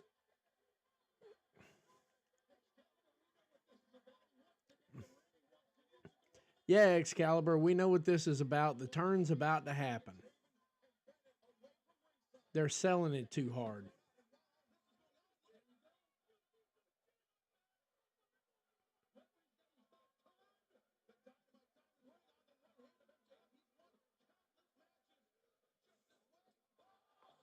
Nice super kick out of nowhere.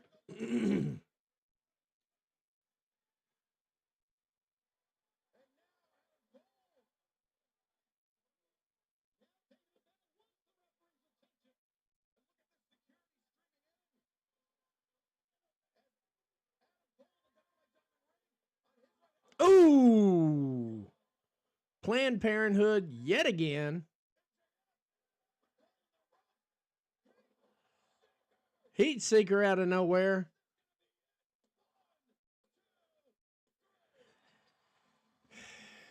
All right, so we're getting this feud. It's like Groundhog Day. We're going to keep this feud going.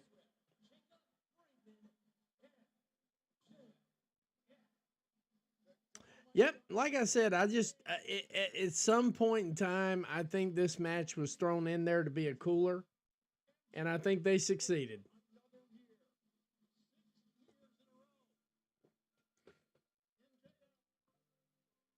Oh shoot!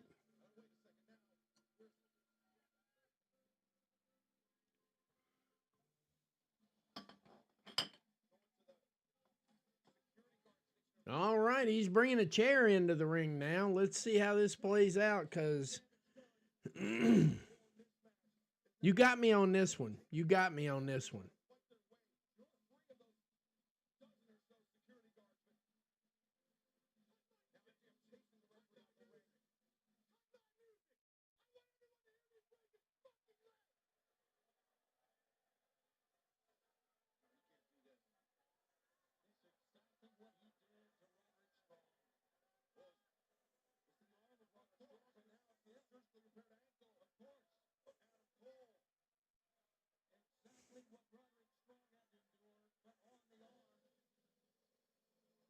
All right, what return are we getting?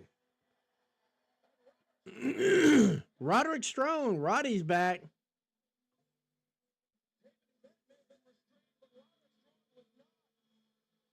I wonder how long it's going to take MJF to figure out he doesn't have the Dynamite Diamond ring.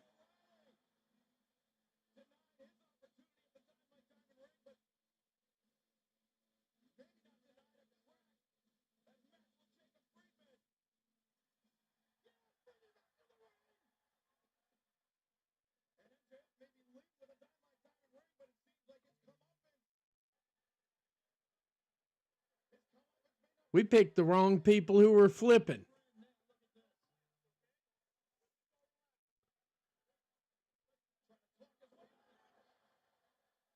We might not have picked the wrong people flipping.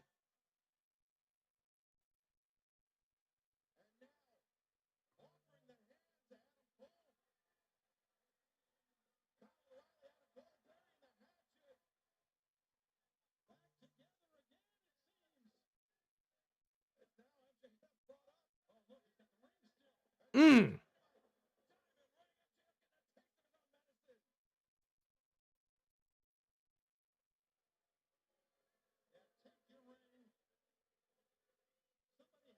So MJF retains the Dynamite Diamond. MJF retains the Dynamite Diamond ring. This shit is trash. This shit is trash. This shit is trash. This shit is trash. Undisputed Kingdom's still together. MJF is still trash. It's trash. I mean, this shit is trash. This shit is trash. We did not need this match.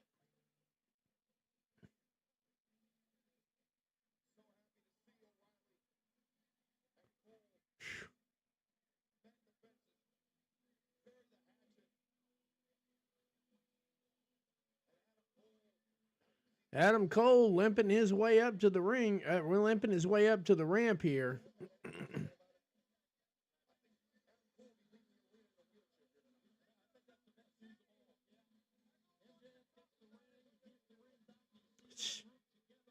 Everybody wants to talk about it. They're going to do it.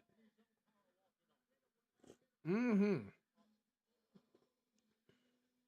Oh, I'm sorry, Pod. MJF retained the Dynamite Diamond Ring, and I got a button for this. I have a button totally. I have a button for this. MJF won, and uh-oh. We do not care. There it is. Soundboard was just trying to mess with me on that one. But yeah, I'm solid with that. That match was trash. Adam Cole deserved better. I'm going to be honest. I think Tony Khan needs to cut his losses with MJF. He's been twerking for WWE for a year now. Let him twerk for WWE. Let him get up to WWE. And let them pigeonhole his happy ass like they're getting ready to pigeonhole, what's his face? Hang on a minute. There it is. I was like, damn, I thought I brought one in here. What the hell happened?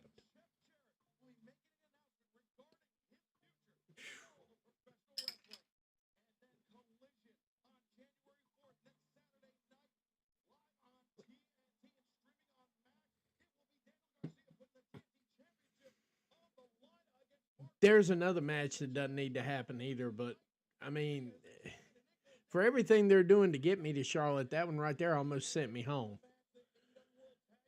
Now they are going to have an AEW World Tag Team Championship match on Collision between Private Party and Action Andretti and Leo Rush. All right, I'm back again. They had me, they lost me, now they got me back. And Tony Storm, Deonna Purrazzo, AEW Collision, they lost me there for a second, then they got me back, obviously. I got to remember, I got to give Tony a chance to cook.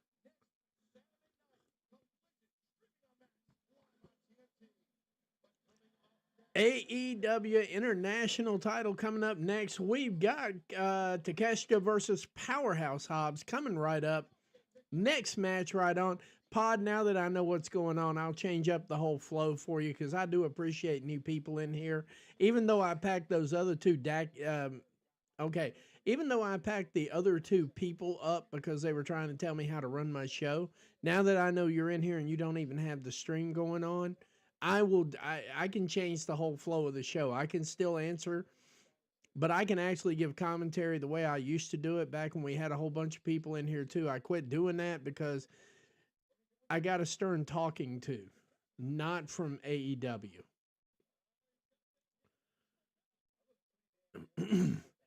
MJF, and I get what you're saying, Stampede. I really do. I get exactly what you're saying on that thing, and I have not been privileged yet to see an actual legitimate MJF face run. All I've seen is this tweener shit, and I'm not impressed. And literally what I was starting to get into there, is I think Tony Khan just needs to let him go twerk for WWE so he can get that Ethan Page treatment and realize that the grass is greener on the other side, but so's the septic. It's not that I hate WWE. I love watching the people that I enjoy interacting with working. I'm happy to see everybody have a job in this business. That's really what I'm in it for. The fact that AEW exists means that a lot more people have a lot better paying jobs in this business because AEW exists. And that's the bottom line. But if MJF is just going to keep twerking for WWE and I'm Tony Khan, I let him go up there. I let him go up there and get bid. He's 26, 27 years old now?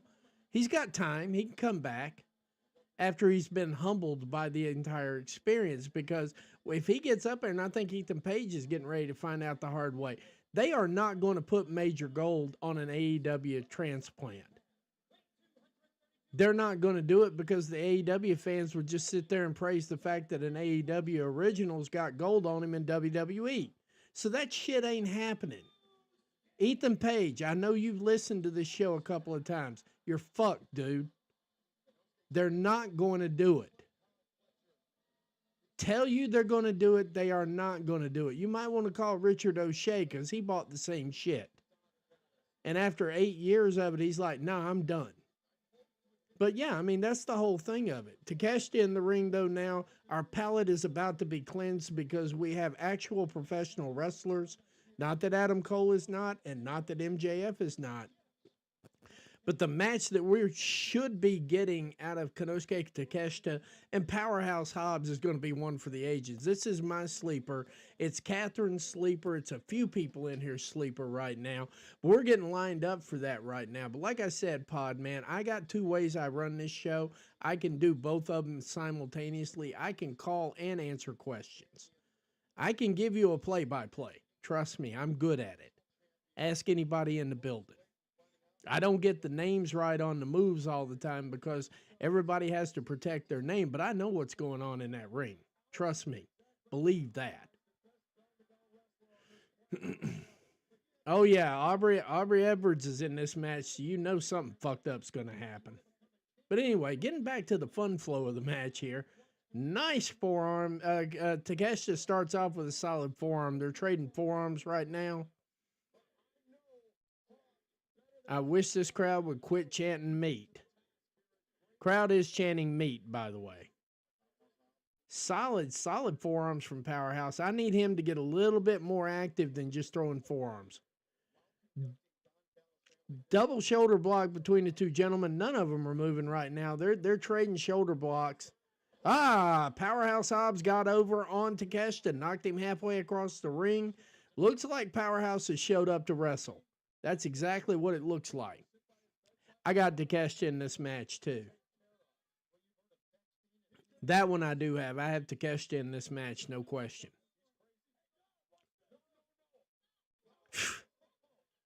Anytime he's like, hey, Don, watch this. Then he just knocked his clock clean off. There's two in a row right there. Takeshita's in a fight, and he knows he's in a fight now.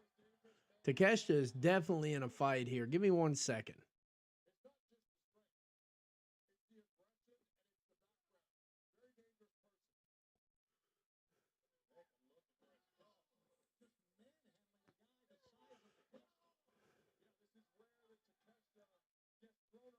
There we go. Emotional damage. All right, Hobbs, I need you to focus on the match and less on Uncle Baldy sitting over there behind the stat. That might not have been the right move right there. Takeshita with a handful of eyes, blinding Powerhouse Hobbs, trying to get back in the ring. Takeshita and both of them standing out there on the edge of the mat right now. Takeshita's about to do some really, really, really wild shit. It's getting ready to happen. Hobbs trying to fight his way out, but gets hot-shotted. He gets hot-shotted and brained on the side. He gets hot-shotted in the ropes and gets brained on the corner.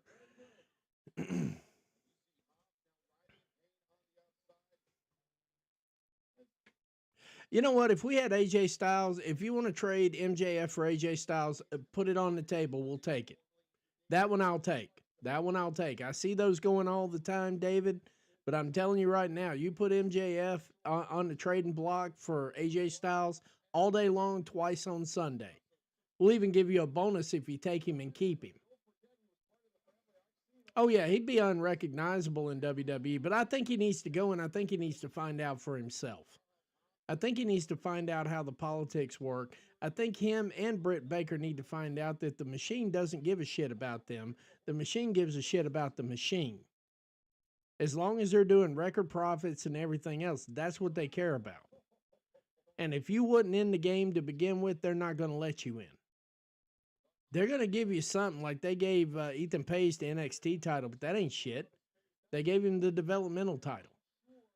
And it's developmental whether it has more viewers than Dynamite or doesn't. It's still a developmental show. Takeshita quieting the crowd out just a little bit now. By the way, Powerhouse Hobbs just got his bell rung a couple of times, by the way, Pod.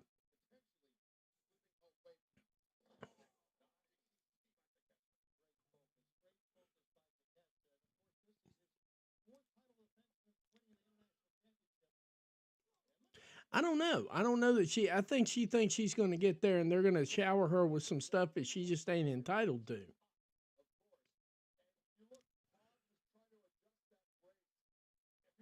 And by the way, Takeshita just basically spiked Hobbs' bad leg into the ring. So Hobbs is in a little bit of trouble right now. Hobbs is in a lot of trouble right now, actually. About to get that Ric Flair treatment here in just a second. Yep, you're right. You're right, Catherine. Aubrey Edwards doing her thing in there, taking over this match. I thought we were over that now, but apparently we're not.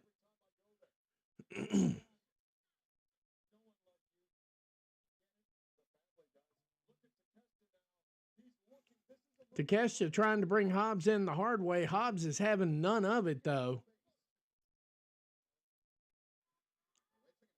Hobbs was trying to bring him out the hard way.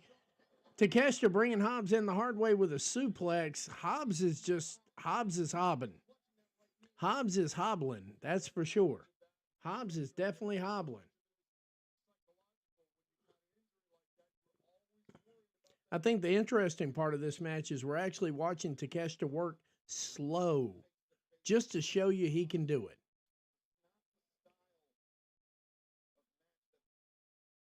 Yeah, they definitely talk there a lot, Stampede. 20, what was it last night, Catherine? 23 or 29 minutes in Raw. I don't know what was going on in SmackDown. They fucked around and had like 40 minutes of wrestling in SmackDown for the first time this year. Everything else has been averaging out at 26 to 29 minutes. So, yeah, they do a lot of talking. I agree.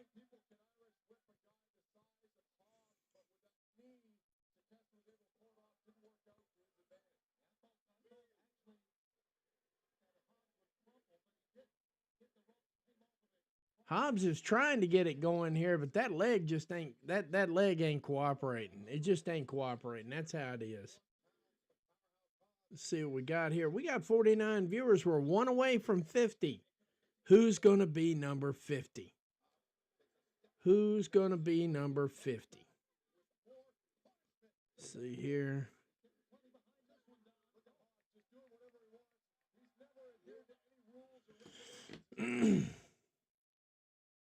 Hobbs is putting some work in here, though. I got to say, Hobbs is putting some work in.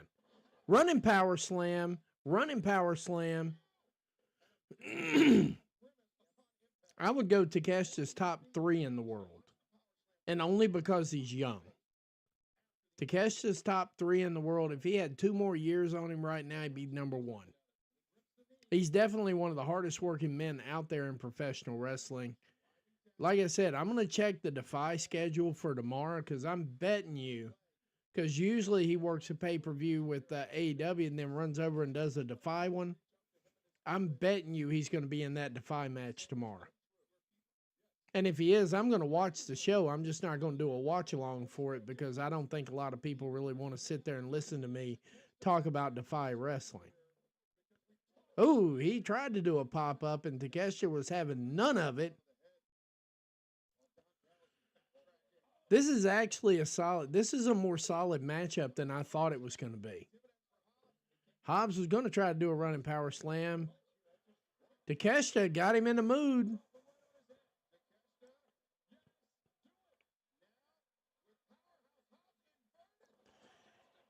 Inverted Takeshita driver. Not enough for 3, though. Dropped clean on his head there. Not enough for 3.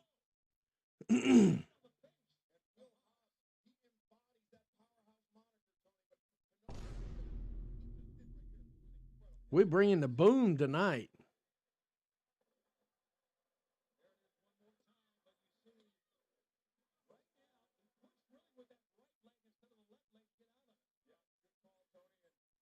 All right, we need to watch Takeshita dig down deep here and see where we're at on this thing.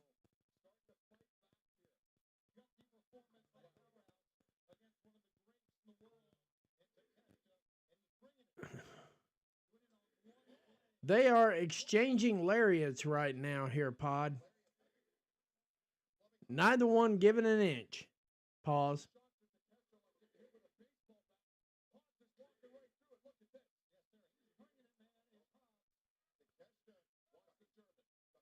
Takeshita setting up for a German. Yeah, Takeshita got the German off there. Pause.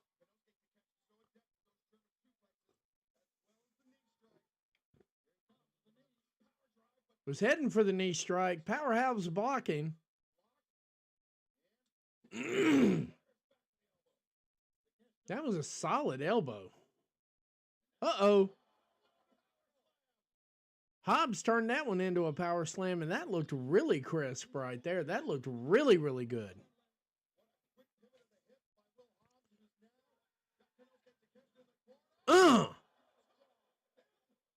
Powerhouse Hobbs just ran right through Takeshita. Not enough for 3, though.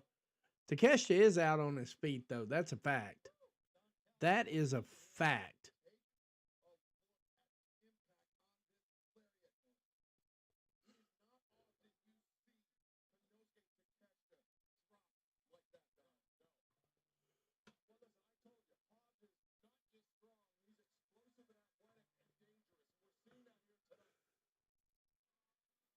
Let's see what we got here.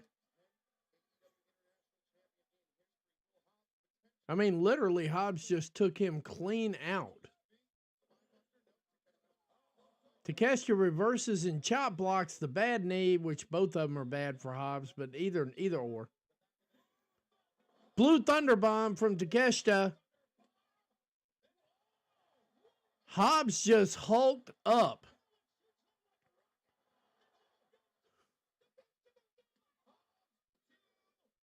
Not enough for 3. Don Callis having a heart attack on the sidelines. Not really, but he's making it out to be that way.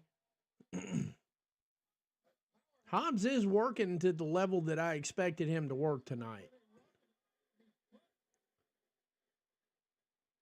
Oh, that's going to happen. That's going to happen. Hobbs is going to have gold, just not the international title tonight.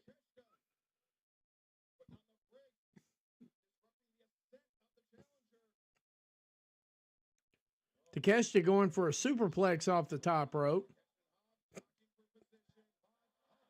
Never mind. Hobbs just flat fell down.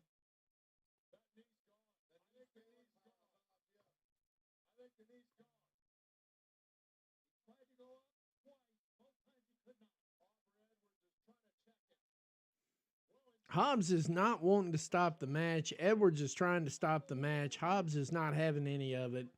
His knee, according to kayfabe right now, is in bad shape.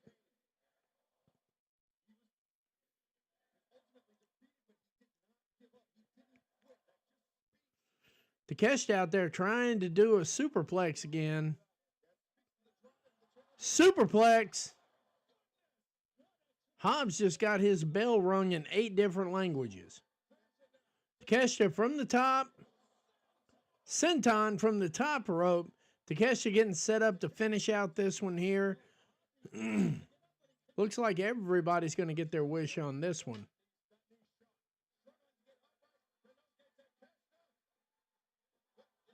Hobbs catches him. Not enough for 3, though. I got to say, these false finishes are pretty damn good. They really are.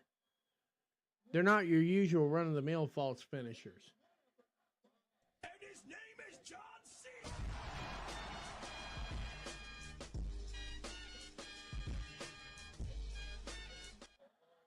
There we go. Hobbs pulling down the straps right now, looking like he's getting ready to get serious here. Takeshita rolling out of the ring, taking a pill.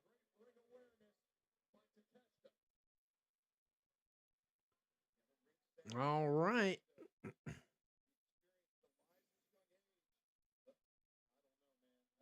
Hobbs trying to get up to the middle rope here, even though his knee's not cooperating. Takeshita getting a handful of eyes.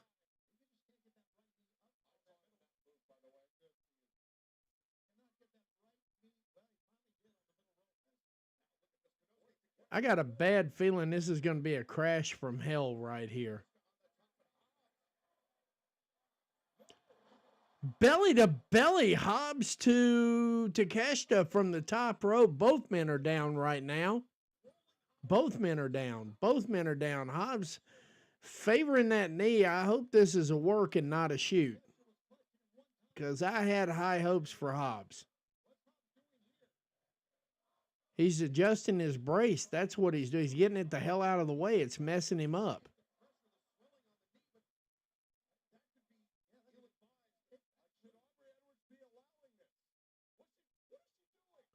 She's helping him take his brace off, genius. That's what she's doing.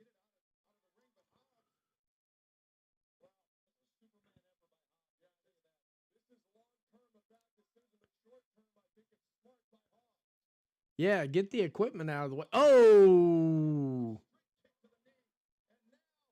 Oof! Big high knee from Takeshita.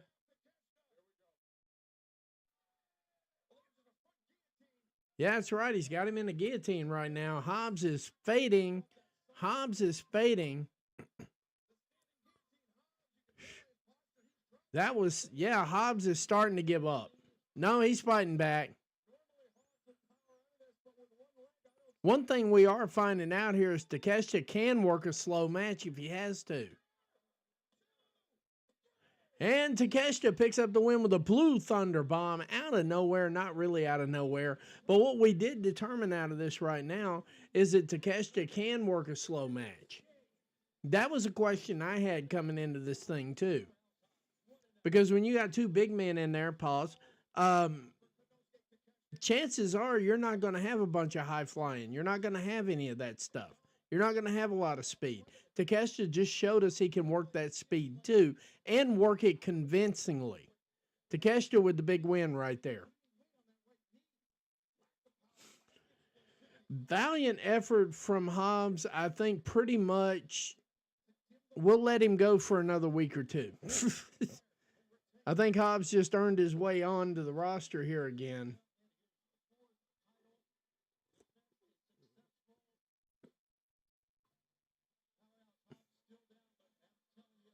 That is his fourth AEW pay-per-view title defense.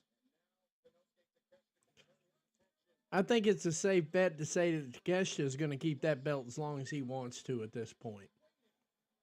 Because obviously we've still got, coming up here, we've got Mercedes and Chris Statlander. We've got Will Ospreay and Okada. And then for the world title, we still have Jon Moxley versus Orange Cassidy versus Hangman Adam Page versus Switchblade Jay White. I'm just glad we haven't had any more made-up matches for the rest of the night, too. That's always helpful.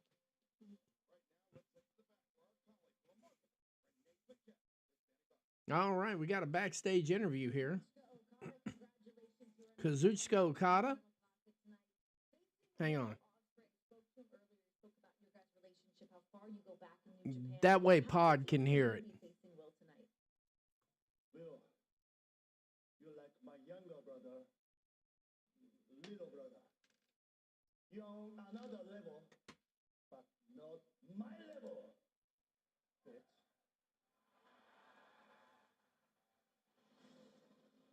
Well, the Continental Classic Final still to come tonight, but right now we turn our attention to the rematch. Mercedes Moné, the CEO, the TBS champion, and her challenger, Chris Statlander.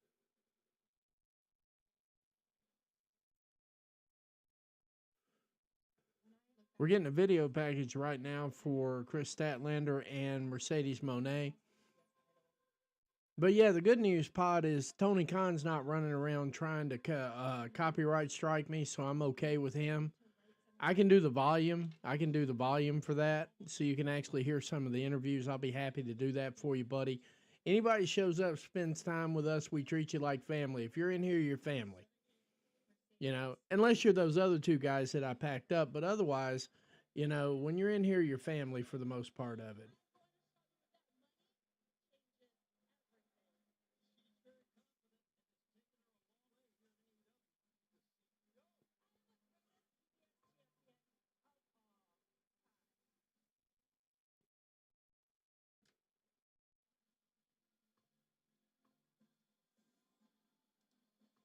At least they didn't put them in a cooler size here, you know.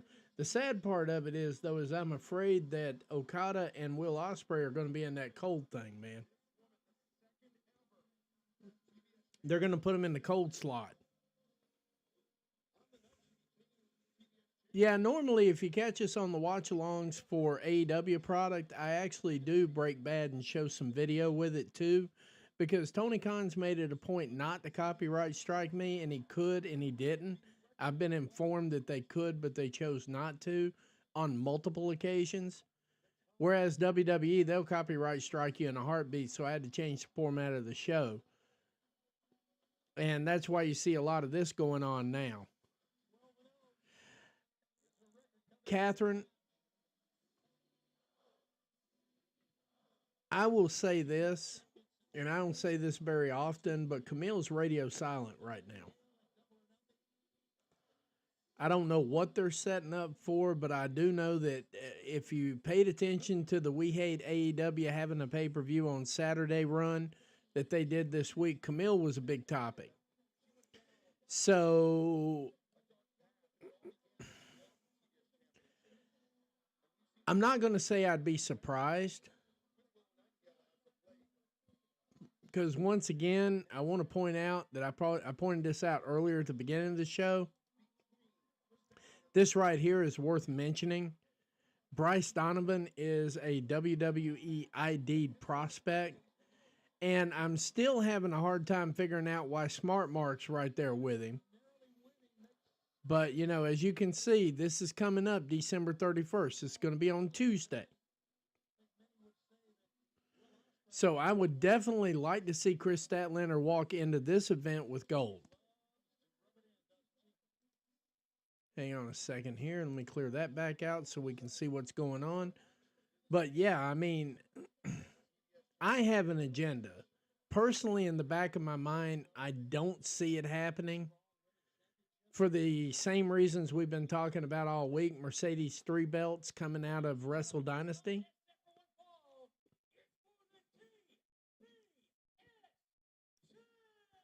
So, I don't know.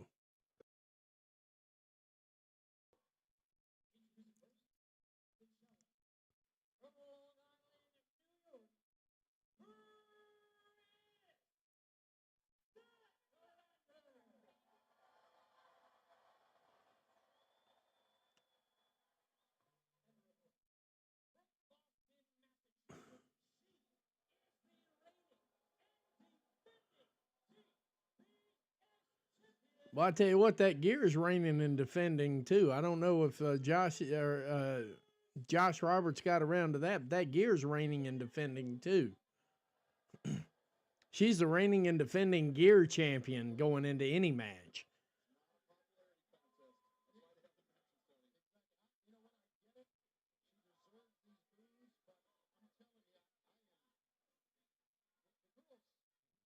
All right, now we got 2 opportunities tonight. We have an opportunity for Mercedes Moné to wrestle her. I don't know what Chris is bringing for a style tonight, but if Chris brings a different style, this is something that's worth mentioning. If Mercedes Moné successfully defends this title tonight, between the time that she acquired this title, yeah, see, that's what we're kind of hoping happens, Pod. We're kind of testing this WWE ID plan. And I've got a way where they can actually work this where if it doesn't go the way Tony Khan wants to, they can always flip the script at Dynamite on Wednesday. And that would definitely be a hot match right there. See, they could flip the script on Wednesday. But if Mercedes Moné successfully defends this title, it is worth noting that from the moment she has acquired the TBS title and the New Japan Strong title, solid shoulder block from Chris Statlander, by the way, it's worth noting that she will have wrestled 9 different styles since acquiring the TBS title. And she successfully defended all of her titles across 9 different styles of wrestling. Now, I don't give a shit about Sasha Banks. I don't care because it's just semantics. But Mercedes Moné is better than Sasha Banks, and I don't care how it goes.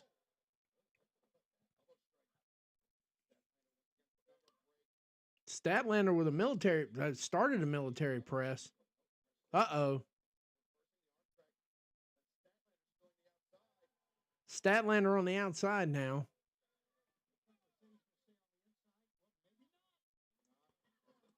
Running slide.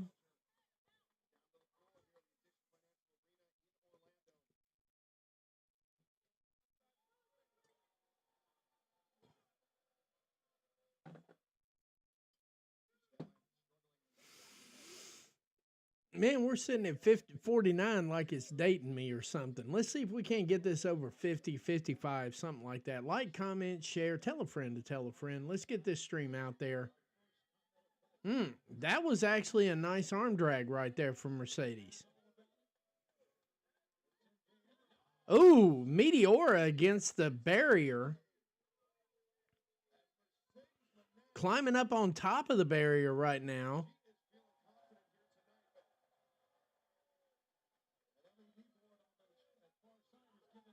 She tried to do a flying body press. Statlander having none of it. Catches her in midair. Taking her to the steps.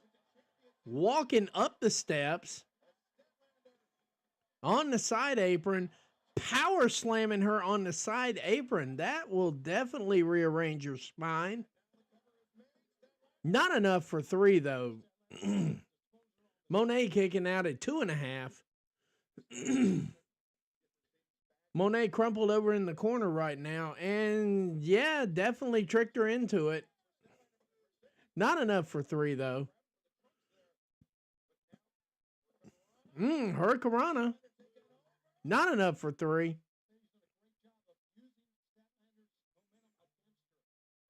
Uh-oh.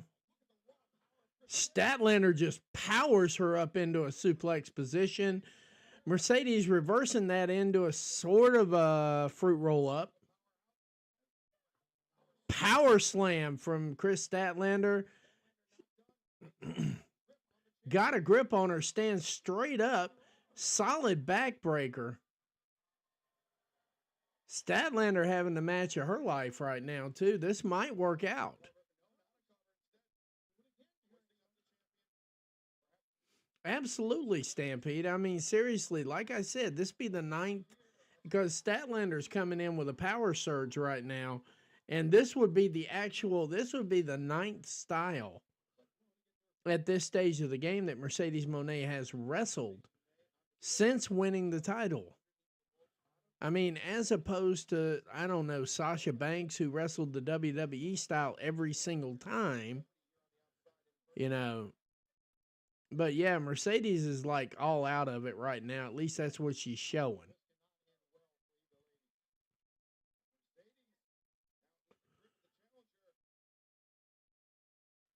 Okay, whatever they're doing on the top rope here ain't exactly working out just yet. I'm feeling like there's going to be an ugly spot happening here in just a second.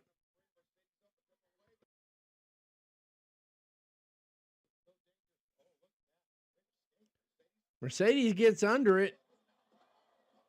Power bomb Statlander on the side of the ring. Where did that come from?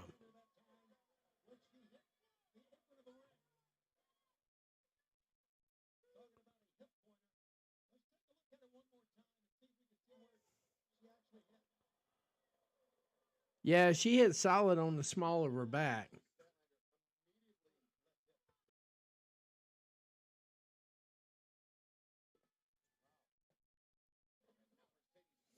Statlander in a lot of trouble here. Statlander's in a lot of trouble. And not enough for 3. Mercedes goes for the pin, picks up 2.5. Let's see what we got here.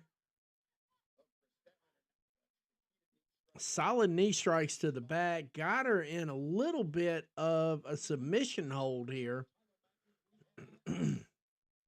Statlander fighting for dear life right now, working like the rent is due.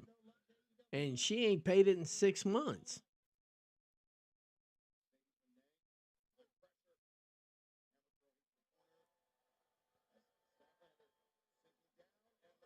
Meteora in the corner. Statlander just questioning life decisions at this point. Not enough for 3, though. Statlander kicks out at 2 2/3. They're getting a little bit close to this right now, but I'm still feeling Statlander for the win. I really am. I'm feeling Statlander for the win. Let's see what we got here.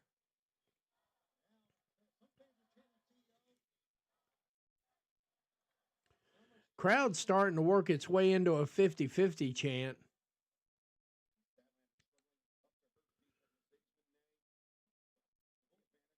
But I think the actual fact that they've got people cheering CEO, even though she's the heel, that says a lot about Mercedes.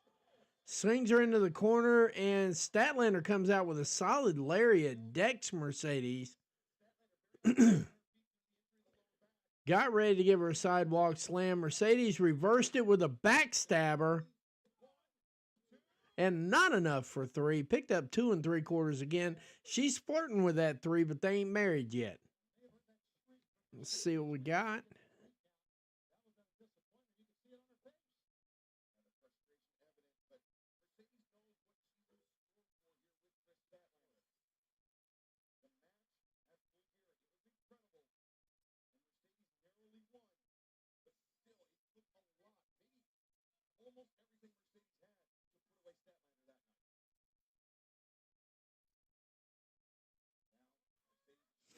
All right, got her in a straitjacket.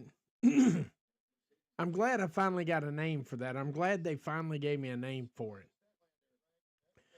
Straitjacket into another backstabber.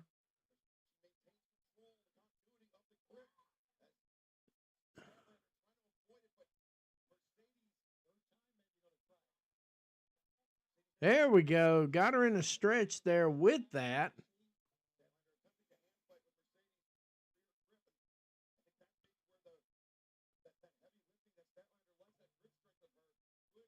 Is that a tat or a bruise? I know the right arm is tatted up, but is that bruise or a tat?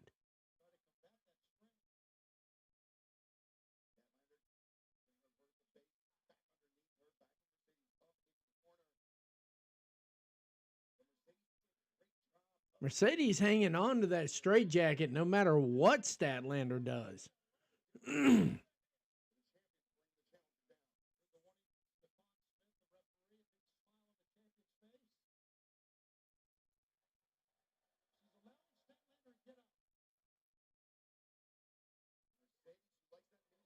Statlander catches her in mid-air and power bombs her.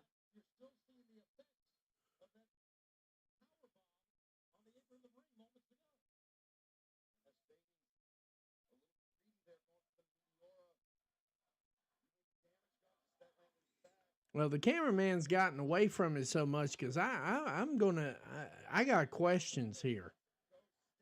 On her back, is that a tat or a hematoma? That is kind of important, you know?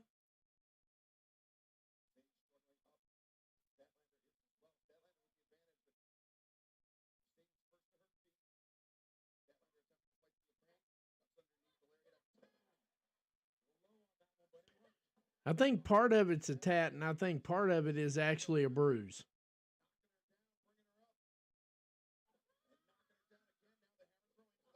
Ooh, European uppercut from nowhere. Bam, running knee. Statlander's putting some moves together, by the way, guys. Damn deadlift for a German. Not enough for 3, though.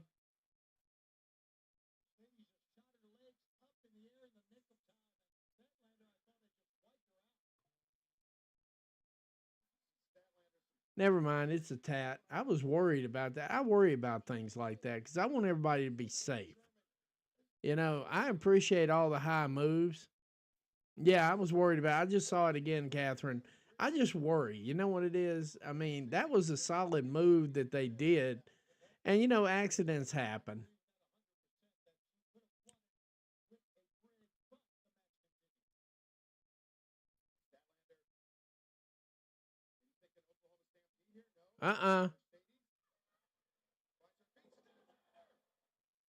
Wow. Not enough for 3. That was a solid shot right there, too. We just went over 50 viewers. Thank you. Thank you very much. That's a number I like to see right there. I'm comfortable with 50. Hell, I'm comfortable with 20, guys. We sat here last night with what? 20, 21? Wasn't a big deal. But yeah, man, 51 viewers. I can live with that. I can definitely live with that.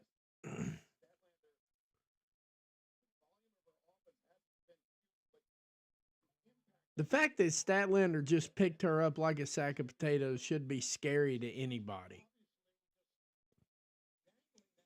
Because I don't think she jumped into that for help. Oh. Mercedes instinctively getting the legs up there. Big kick, drove her down into the middle turnbuckle. Called her a bitch. Now we're going to get maybe a tornado DDT. There we go. Planted her like a plant. Not enough for 3, though. 2 3/4. As long as this match, the longer this match goes on, Catherine, I think you're on to something. I really do. I think you're on to something.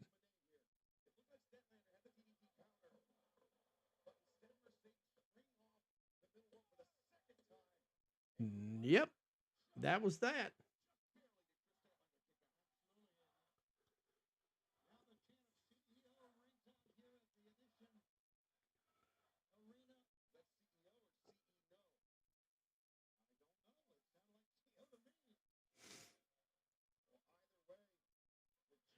Nixon Newell, I agree. I kind of like that too. Uh-oh. Mercedes Moné getting the 3 amigos in. And the crowd is having none of that, by the way. Because now we're going to make it the 4 amigos. The 5 amigos. 6 amigos. 7 amigos. Crowd's actually getting into this now.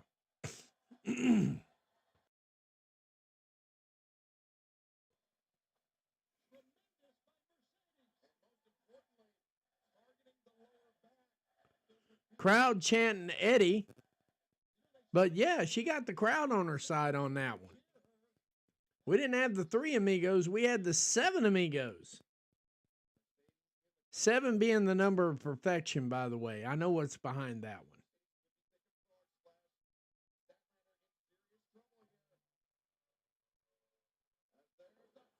Frog splash. Not enough for 3. I don't think 99 Luft Balloons got it gun there, you know? That's an old time reference right there.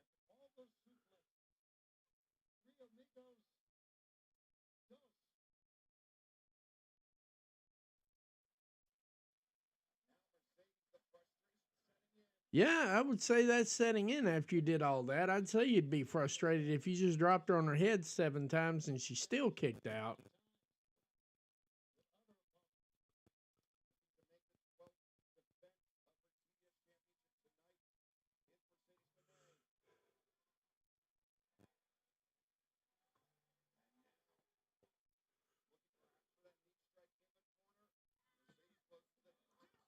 Missing that meteor. I'm working on the camera again. The camera started blinking.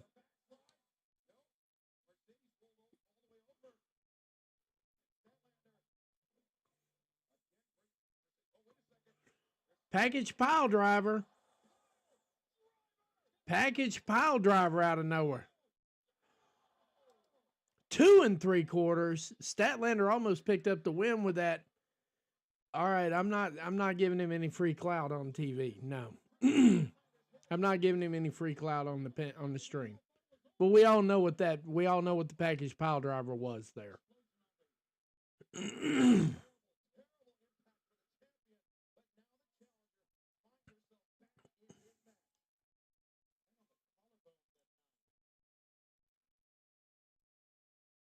Crowd not exactly sure how to feel about this match anymore. Jawbreaker, 3 jawbreakers.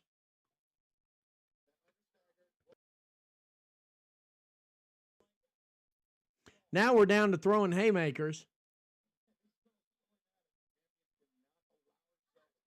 Both sides throwing haymakers here, Pod. Literally, they're swinging for the bleachers. I don't think she's holding her own. I think she's pissing Chris off. Slaps.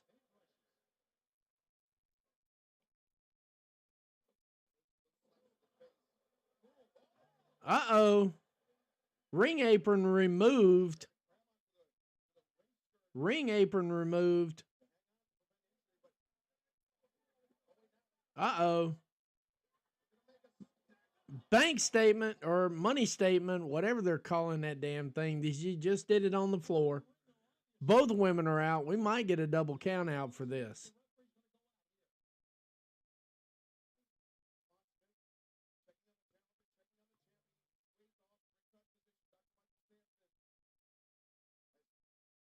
Yeah, they're going to have to put the ring back together, so I'm guessing we're going to catch another video package after all this.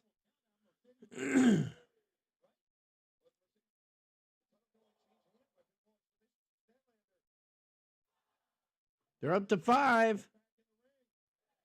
Mercedes in the ring at 7.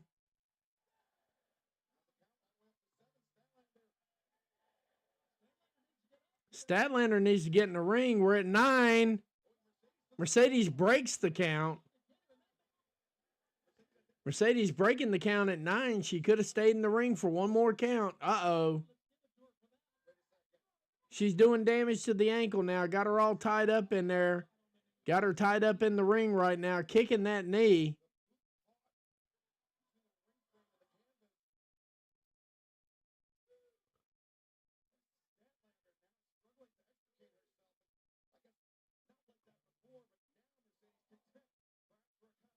Statlander's actually tied up in the ring here.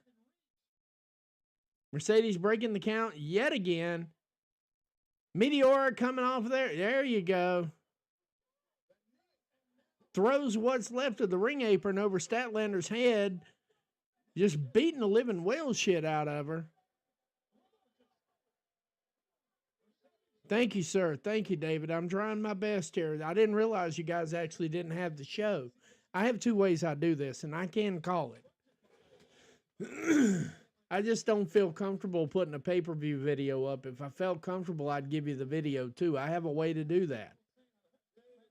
Statlander just taking her whole boot the hell off. So Statlander's going to win this one one-footed.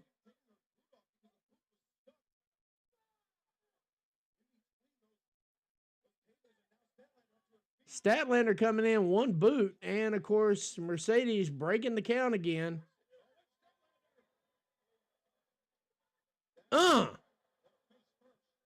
Statlander face first on the corner of the ring. Got her up. F5. I know what we call that. 1, 2. Not an... What? Like literally 2 7/8. 2 7/8.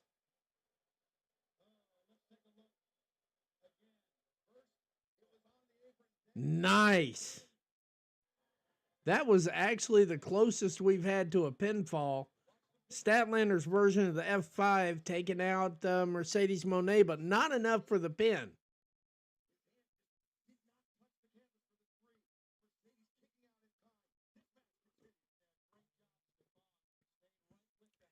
I'm going to tell you right now, Stampede, I've seen AJ Francis up close and personal. I've seen his attitude. He got miles to go. I don't think getting downgraded by WWE taught him a damn thing. I'm just going to leave it at that. I think AJ's got potential. AJ Francis now. AJ Styles is a god. We know that. Oh! Death Valley driver from Monet to Statlander on the outside near the ring apron, near the corner of the ring. Mercedes is kind of out cold, too, on that one. That was a hell of a move. I don't think AJ Francis has been humbled even a little bit because TNA picked him up too soon. I think if TNA had left him out there for another 6 to 9 months, I think we'd get a different AJ Francis. The man is immensely talented. He's a big guy, And wrestling needs big guys because you got way too many little guys out there. But personally, I don't want AJ Francis within 100 miles of AEW right now. Not with the attitude I've seen out of him. I'm just going to leave it at that. And I like AJ. I liked his work in the ring, but his attitude needs help. Statlander just diving in there on that 9 count. Mercedes looking somewhat disgusted that she made it back in the ring. Baron Corbin, I'd like to see him get a fair shake somewhere. I don't know if that's going to be AEW. I don't know if he calls Donovan Dijak up and they start running the circuits together. I think that would be his best move. I think if Baron Corbin called Donovan Dijak up and said, hey, dude, I'd like to run the streets with you, I think they could make some noise. Because I think Baron Corbin is talented. I'm not one of those people that hate on him because of the way he was presented. And that is honestly the only thing that was the problem here. Uh-oh, got her in the bank, what we used to call the bank statement. I don't know what we call it now, the moneymaker. I mean, I wish they'd quit giving these women cringy-ass title names for finishes.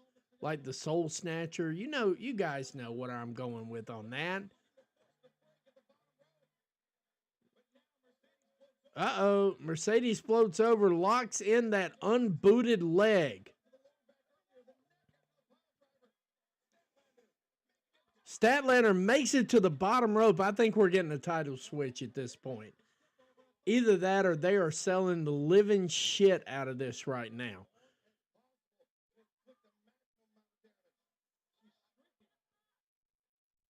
Because she wants to win the title, Mercedes. That's why she's not quitting. We're getting a fight forever chant out of the crowd, and deservedly so. Deservedly so.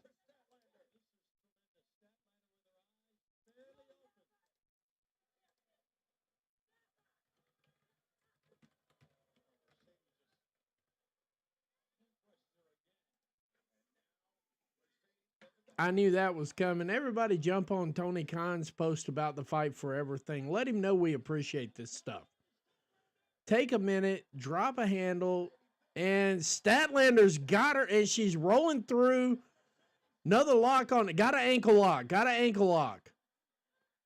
Mercedes Moné got her up high in that ankle lock, too. No boot. This is the exposed ankle. And Statlander kicked through it, and we'll talk about that at another time.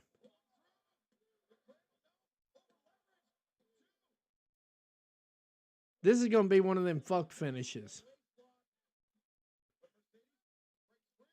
Yep.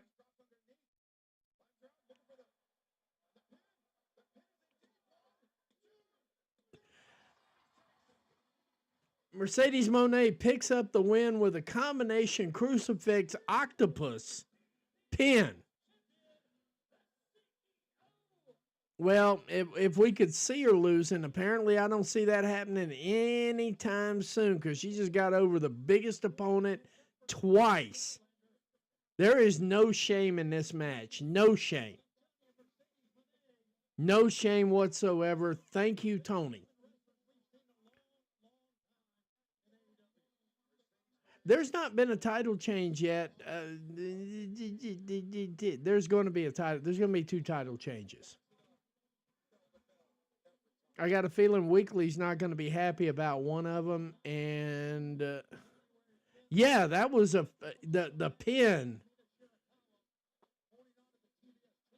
If I hadn't already got my match of the year in place, which was the Ring of Honor World Television title match, this would be a strong contender. This would be a strong contender for match of the year.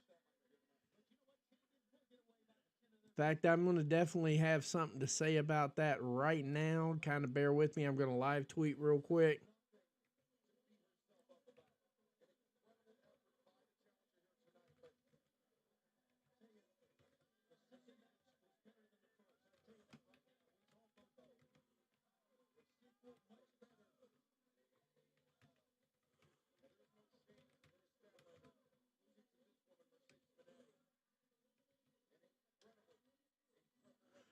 No shame in this one.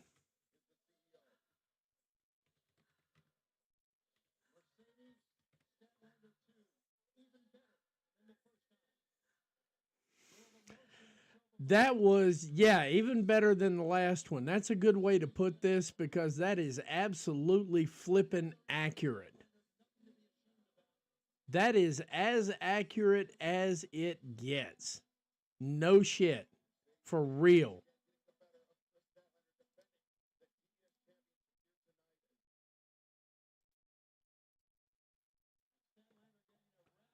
Statlander getting us all but a stand. She's getting mostly a standing ovation everywhere around. Everybody else is applauding. The woman just literally wrestled the match with one flippin' boot. I think Ospreay beats Okada. I'm still holding out for Switchblade Jay White because if he fucks up and puts that belt on OC,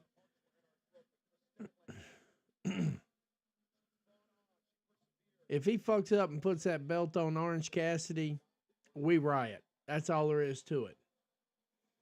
I will say this, though. If he fucks up and puts the belt on Orange Cassidy, you got to know the Covalent TV show is going to be unhinged off the chain. It really will. All right, here's the match. And honestly, this is my match. This is the match we've been waiting for tonight. The Continental Classic Final, Kazuchika Okada, Will Ospreay getting ready to go 1-on-1. We're going to take like a 2-second break here. I'm just going to drop the camera.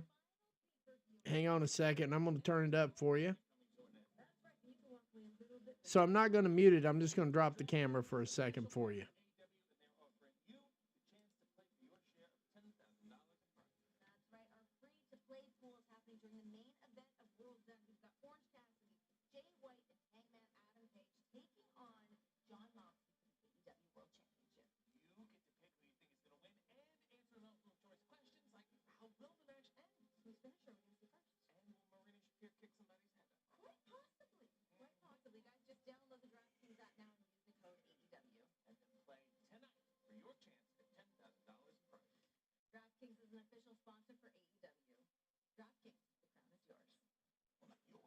Absolutely agree, Stampede.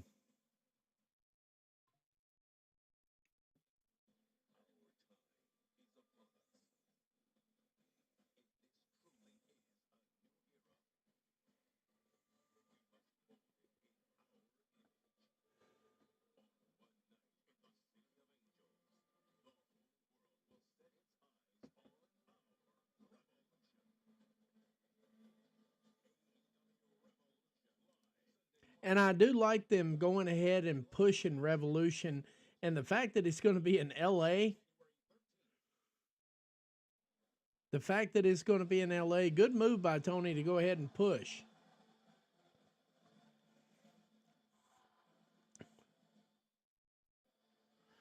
Will Ospreay making his way down, heavily bandaged. Got his jersey on.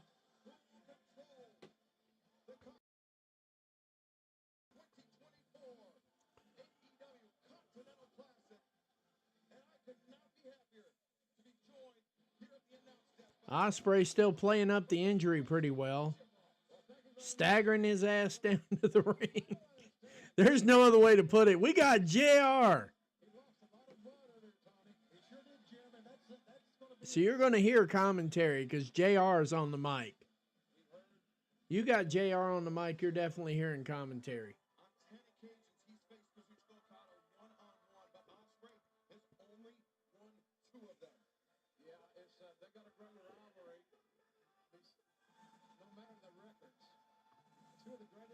Ospreay making his way to the ring, still looking bloody.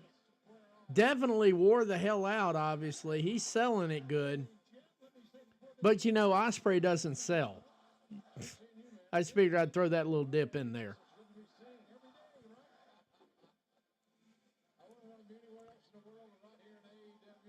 But I'm going to make sure you hear good old JR because JR is a national fucking treasure. And I don't mind dropping an F-bomb on that one. That's how I feel about it. Jim Ross is a national fucking treasure for professional wrestling. Not sports entertainment, professional wrestling. And there's just no other way to put it. Here comes Kazuchika Okada. We're essentially going to hear JR do a G1 Finals. That's correct. And Pod, I'm leaving the and for those guys who don't have the feed going, I'm going to make sure you hear JR, and I'm not going to talk that much because it just deserves that. This match, the results of this match will be worldwide in a matter of minutes from its conclusion. But who's going to get Let me know. Make sure you guys can hear the commentary, please. looks like a loser? He sure does. And he was as I'll add a little bit to it, but I'm not worthy. That's how I feel about it. Good old JR, I'm not worthy to talk over him. back and forth, and the referee Paul Turner says, "Settle down now. Settle down. You're going to get your match." Well, I'm glad the match is ongoing because it's too good to pass up. For three guys like us, this is a dream match. I agree. Yes, I agree. We're very lucky. We're just going to let them do their thing here on this one, guys. And the Dapper Yapper, Justin Roberts. Ladies and gentlemen, this is the final match in the Continental Classic. And it is for the AEW Continental Championship. Introducing at this time, from Essex, England, weighing 220 pounds, the aerial... What you can't see here, Pod, is he's still bleeding through the bandage. They've really played this up good. They played this up really good. The visual for it is absolutely stunning. You'll probably see clips everywhere and everything, but the visual for this is absolutely stunning. Let's see what we got here. is the AEW Continental Champion, the Rainmaker,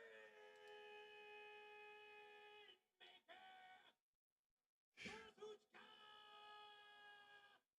Okada.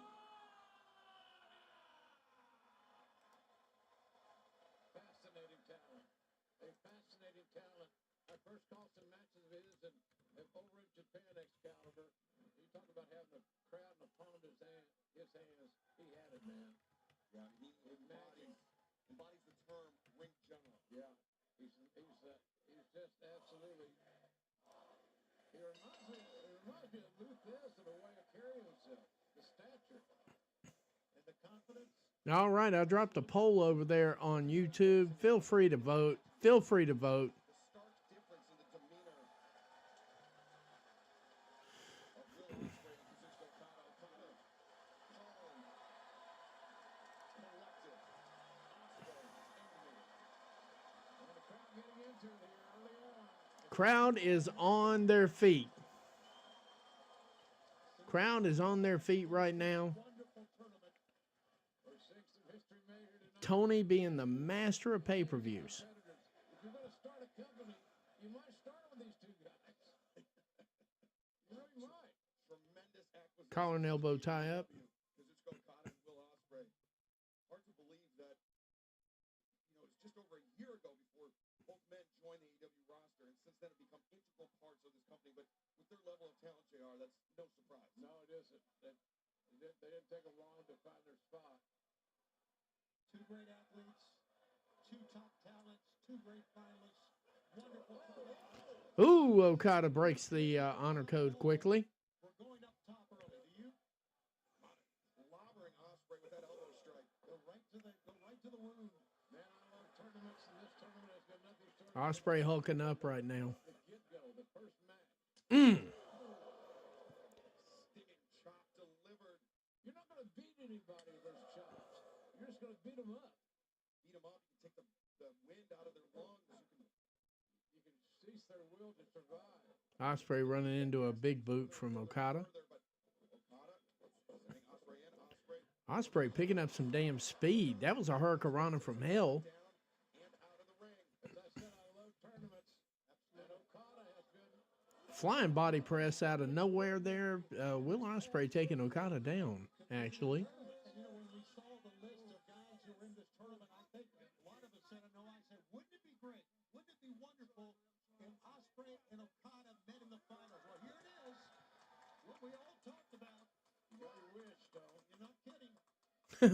Yeah, we got our wish on that one. of 2015, Kazuchika Okada and Will Ospreay wrestled for the first time. It was on an independent show, Rev Pro, in the UK. But it was after that match that Kazuchika Okada spoke to the New Japan Pro Wrestling management. He said there's something special about this Will Ospreay kid. And then the following spring, Ospreay invited to compete in New Japan Ospreay breaking the count. full-time member of their roster, as well as a full-time member of the Chaos Group, which at that time was led by Kazuchika Okada. Ooh. Taking on his feet is Will Ospreay. And Ospreay steals himself the springboard. Oh, Ospreay springboards from the barricade, gets caught, planted on the floor. Yes. Okada plants Will Ospreay solid. May not be as effective against a guy like Okada. Kazuchika Okada, 4 G1 Climax tournament wins, 2012, 2014. And then Okada just slided into the ring to break the count. They're back out there wrestling on the floor right now. Okada, only the 4th man to win back-to-back tournaments, and that back-to-back win came over Will Ospreay in the 2022 final. Good history lesson there, Excalibur. Oh, Okada just planted Will Ospreay right on that busted open head. I'm expecting a little bit more blood to come out of this match here in just a few minutes. Okada firmly in control of this match, by the way. The economy of movement of Kazuchika Okada is, one of his hallmarks, one of his trademarks. And Will Ospreay, though, now being All right. his head once again. Okada's standing there like he wants to take a count out. I don't think he's going to take a count out for this. He has a resting heartbeat right now. Counts up to 5. Ospreay breaking the count at 5, getting himself back in the ring. Okada just plants him again. DDT right in the middle of the ring. Now the cover, 2. And Ospreay gets the kick out. I'm not sure Ospreay really knew what the hell he was doing right there, but that was instinctual in my estimation. 3 DDTs, and you're going to have the wherewithal to kick out. I think it's instinct. Remember? those Yep, were the it is sons of instinct, Ospreay JR. engaged in that rivalry with MJF over the then MJF's All-American champion. Believe it or not, you can't hear the crowd in this, but they are visually demonstrative about this match, even if they're not screaming. We got a whole bunch of this and a whole bunch of other things that we can't do on the stream. So that numbness very well could be returning. Okada just having his way right now. Will Ospreay acting like he doesn't know what planet he's on. That strike didn't have much behind it. Will Ospreay, right? They get glassy, they look like they're not being focused. Ospreay's got nothing behind those elbows. Neck breaker, Neck breaker. and there goes part of the bandage. The tape on the forehead has peeled off. Look at Okada. Showing the Yeah, we got fresh blood. you see the We're going to have plenty of blood in this match here, too. blood that of that wound has actually got the wrap around Ospreay's head stuck to his hair. There's that much blood embedded in that. I'm just saying the referees. I refereed for many years in my early days, and safety of the athlete is paramount. Yeah, JR, to that point, no one wants to see this tournament end. Okay, we have an exposed wound at this point. You got to protect the athletes, Excalibur. Big chop out of Ospreay. He's on spaghetti legs, though. To be on Paul Turner, the official, but he will rise to the occasion. He's good official, no doubt about it. Okada just ate all 3 of those chops. Fingers into the forehead, presumably into 3 chops by Okada. Absorbed all of them. Okada with the running elbow. Big boot to the midsection, and Ospreay turns that into a serious suplex. Will Ospreay and a shockwave of the Rainmaker Kazuchika Okada. Could be a turning point right here. Making sure we mention that word shockwave, by the way. He was not ready for that counter. Crowd starting to get behind Will Ospreay. I mentioned Ospreay's time in the Chaos Group. Whoa, flying kick from Will Ospreay, and you know what? I think he's working off instinct right now.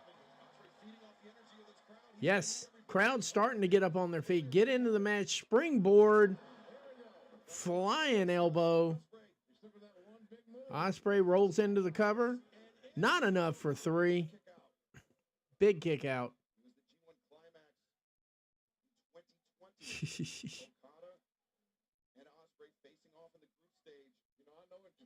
Are we serious tonight? Guys, we're having fun here. I look like I pay it. You look like Dave Ramsey. That's cool. Thank you.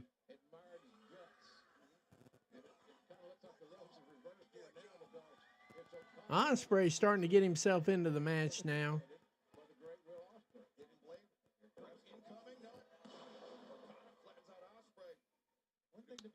All right. Ospreay just got flapjacked by Kazuchika Okada. Yep, and here we go. We got some blood coming here. Yeah, he does. That was one of the things they were talking about there. He only picked up, he's only got 2 wins over Okada, and none of them in G4. Or G1, I'm sorry.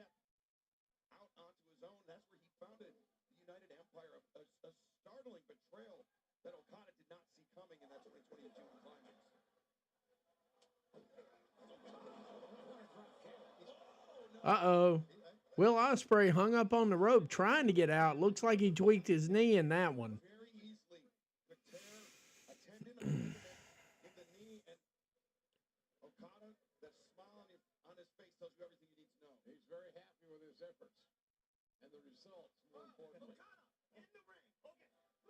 Okada sliding out of the ring to have to do some business with Will out on the outside of the ring here. Crowd solidly getting behind Ospreay now.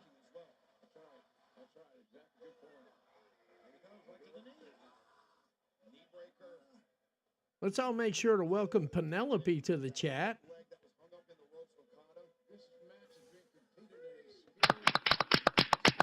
There you go.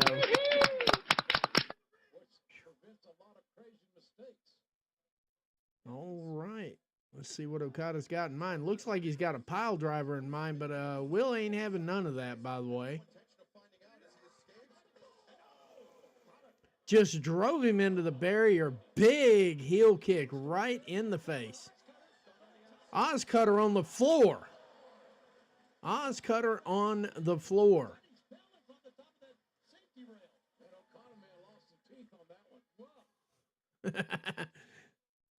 Okada is a one of a kind. He really is. You know what? For all the shit that I talk about him, he really is a solid performer.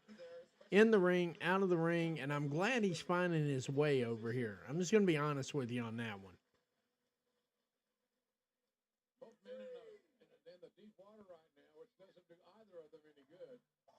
They're not exactly 3 miles out just yet, JR. Just let it cook a little bit. Let's not go straight to deep water here. They're not 3 miles out yet.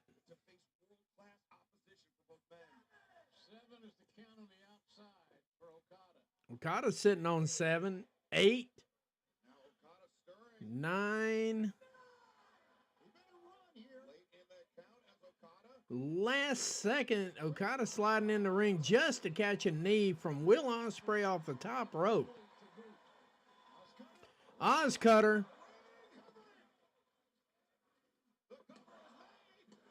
Not enough for 3. 2 3/4 on that one.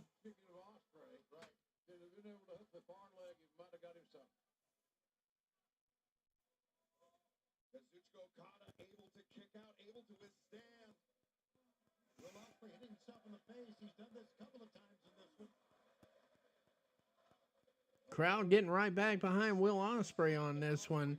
Okada questioning life decisions. I think he's going to hit him with a Tiger Driver.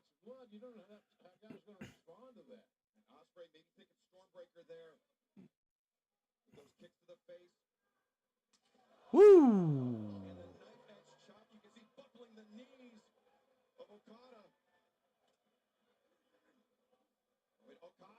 Okada with a neck breaker out of nowhere. You know what? I don't know, but I think, don't they get a higher count with the Continental Classic anyway? Don't they get, they keep playing this 10 count, but I thought they got a 20 with the Continental.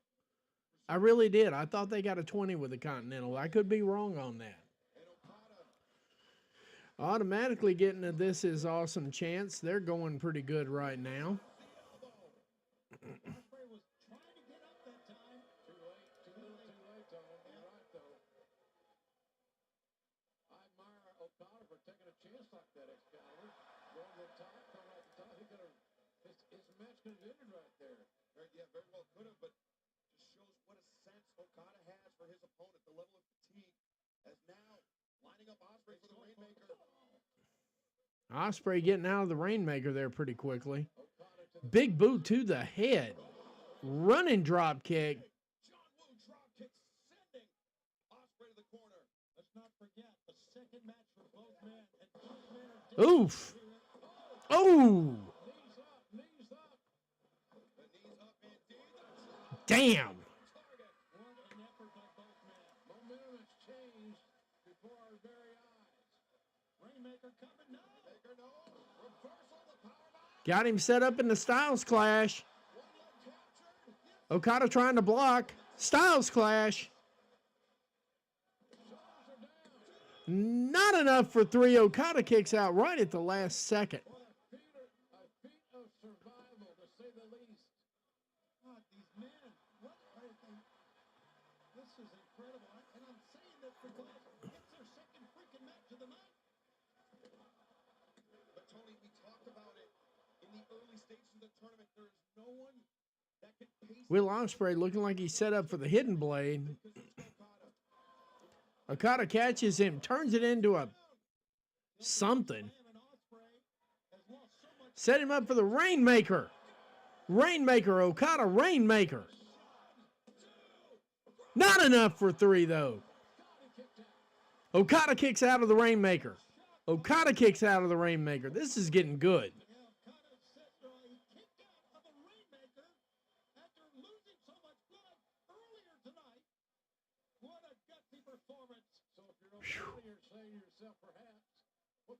Yeah, I was just checking. I thought they had a 20. I could, like I said, I could be wrong on that.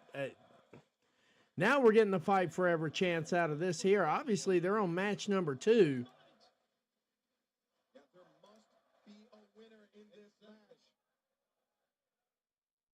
The finals of the 2024 Continental Classic, the AEW Continental Championship on the line. I am loving this match. You and me both, JR. Because JR appreciates professional wrestling. Okada trying to get set up for a second Rainmaker. Whoa. All over his face, body, all over his. It looks like he's been in a car wreck, though. That's right.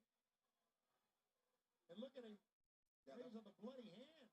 It wasn't a car wreck. That was Kyle Fletcher. That was the damage, the vitriol. Solid European uppercut. Contest of our evening tonight. Well, I didn't mean a literal car wreck. Now we're getting 50-50 crowds here. Fans trying to cheer Ospreay on and motivate him. He can barely stand. Another solid European uppercut.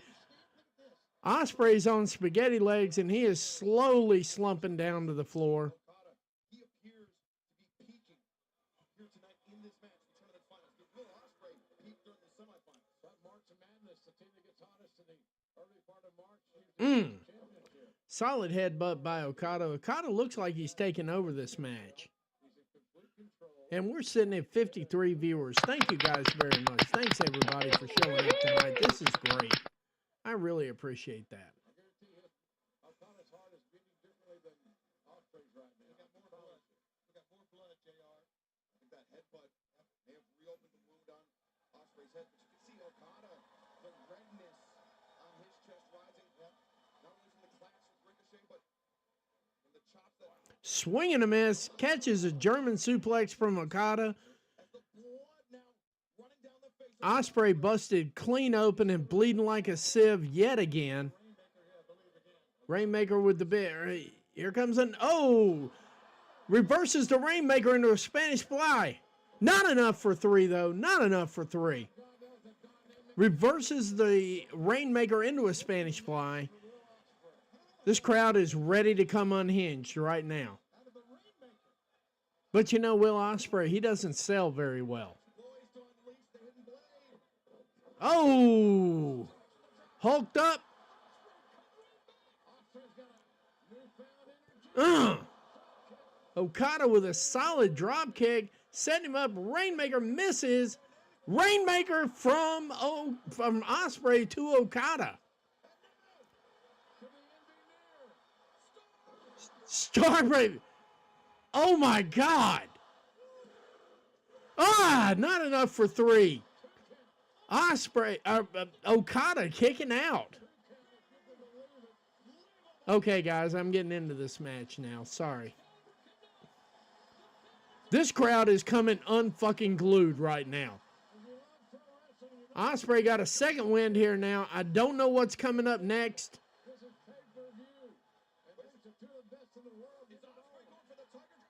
He was going for the Tiger Driver. Rainmaker from Okada. Okada doesn't have enough to make the cover.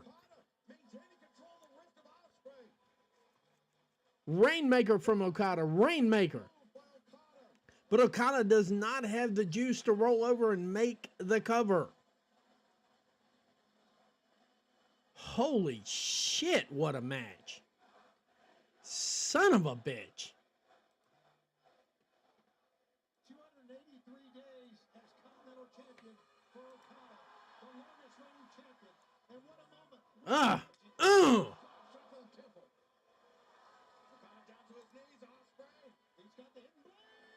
Ooh, duck the hidden blade, duck the kick. Rainmaker reversed. Starbreaker rolled through. Okada hits with a Rainmaker out of nowhere. Okada wins. Steel Chair very happy right now. Okada retains the Continental title.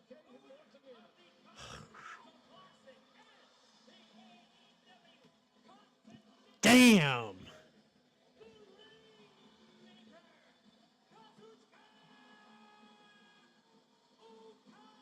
Damn, what a match. I know this is cliche, gentlemen, but any of these two could have won that match. And I would have been very happy with it. What a match. I think the fans agree, JR. The respect we're seeing now, the fans really on their feet. Kazuchika Okada now ties. Damn. Record set by Masahiro Chono, the legendary Japanese professional wrestler. His 5th major tournament victory. Kazuchika Okada. What a what a fucking match, guys. Paul Turner's calling in the medical staff here to check on him.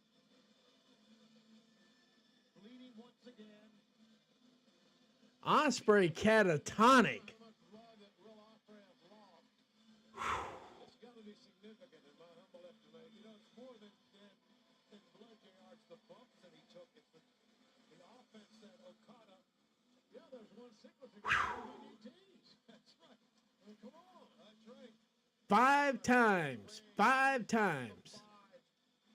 The 4 G1 climax tournament victories. We know Weekly Steel Chair is very happy now. You dodged a bullet, sir. You dodged a bullet on this one. It could have gone either way. So now the ring continues. If the referee's going to leave the ring, you need to take Ospreay with him because Ospreay, there's no way in hell he can defend himself if Okada chooses to assault. Okada reaches the hand down. I don't think Okada's going to assault him. I think they're just happy. This was a hell of a match.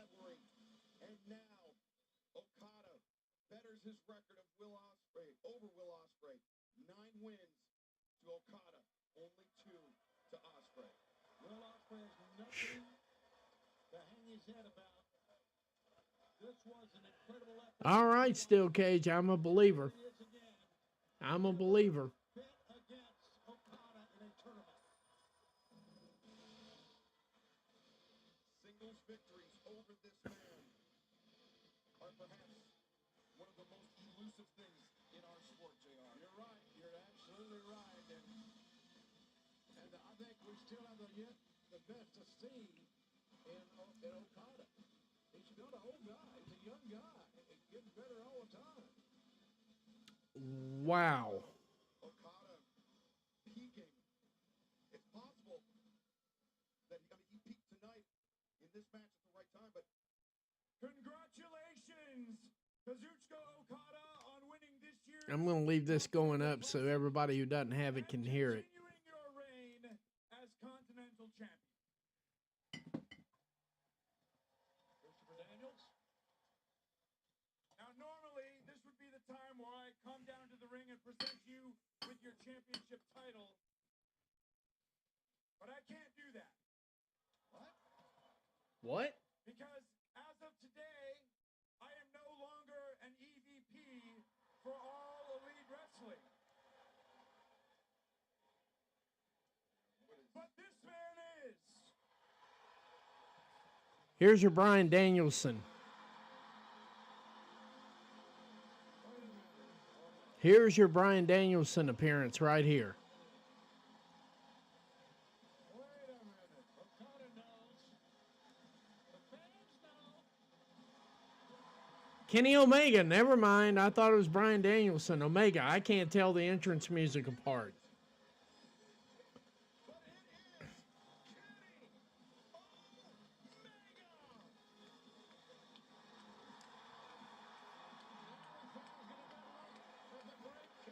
Kenny Omega. Kenny Omega making an appearance here at World's End tonight. No, give me time to think. If the rivalry between Kazuchika Okada and Will Ospreay was A tier, the rivalry between Omega and Okada is S tier. It is legendary. Over a year and a half since he's been in the ring. And now resuming his role as an EVP of All Elite Wrestling. This is a wonderful AEW moment. Remember this one, fans. Just got to see one of the greatest matches of the year, without a doubt. Then the surprise return of Kenny Omega. What a night. What a great event. We're so glad you're with us. And we ain't done yet. Kenny Omega returning here tonight to present his longtime rival with the AEW Continental Championship.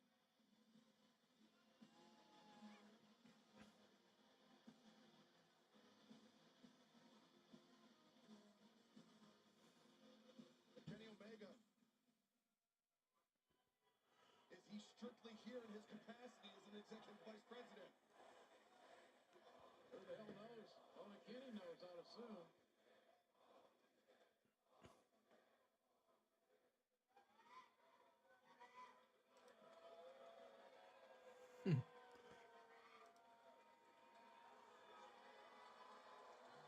That's a little taunting, don't you think? A little bit of taunting going on there. But this is Kenny Omega, right? There we go. His bouts with Kazuchika Okada, some of the best professional wrestling matches of all time, some of the most dramatic encounters to ever take place inside the squared circle. They have great chemistry and they're very evenly matched. The fans chant Kenny. Fans, we do not know how long it's going to take Kenny Omega to get back to wrestling shape. He was out for quite a while, Excalibur. All right, we got a Kenny Omega sighting. It's great to see Kenny back. One of my all-time favorite competitors. Highly skilled. Well, the surprise return of Kenny Omega presenting Kazuchika Okada the Continental Championship title belt. There is your winner of the 2024 Continental Classic, and perhaps cementing himself as the greatest tournament wrestler of all time, the Rainmaker Kazuchika Okada. Kenny Omega. And now I want to see Kenny and Okada. Yeah. I'm a little kid. For his illness and what he went through, Kenny looked Whew. but there were no words exchanged that I could see between Okada and Omega inside the ring. I think you're right.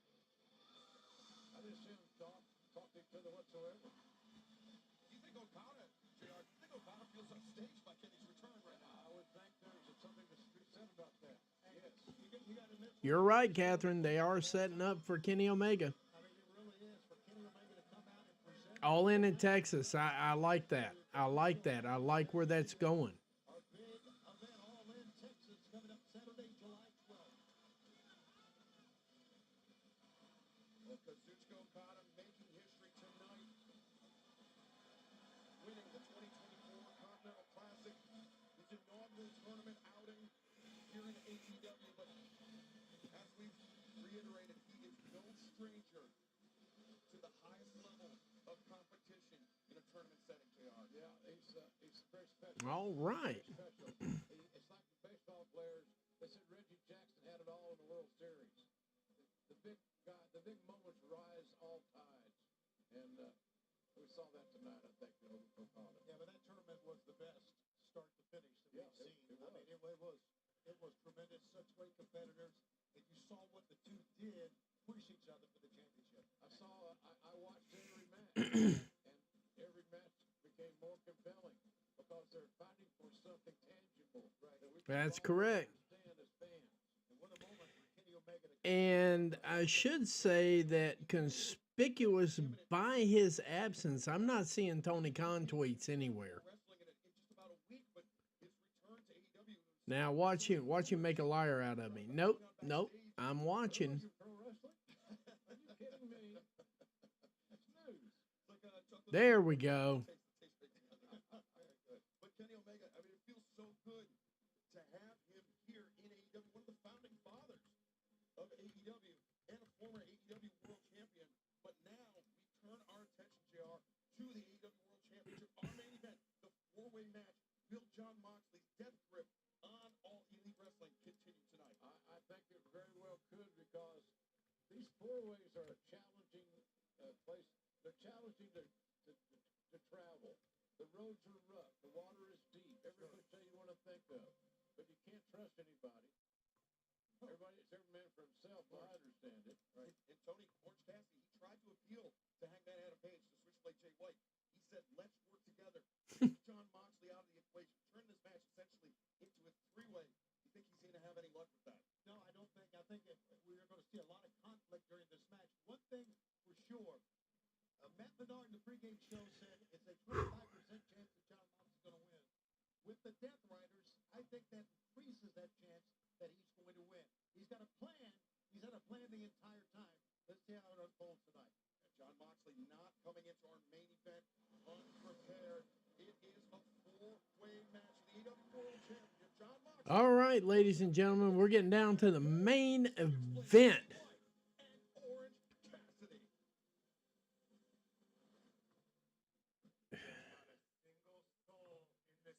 I know he tweeted during the Mercedes Moné match. I'm just saying he just dropped a tweet a couple of minutes ago about Kenny Omega.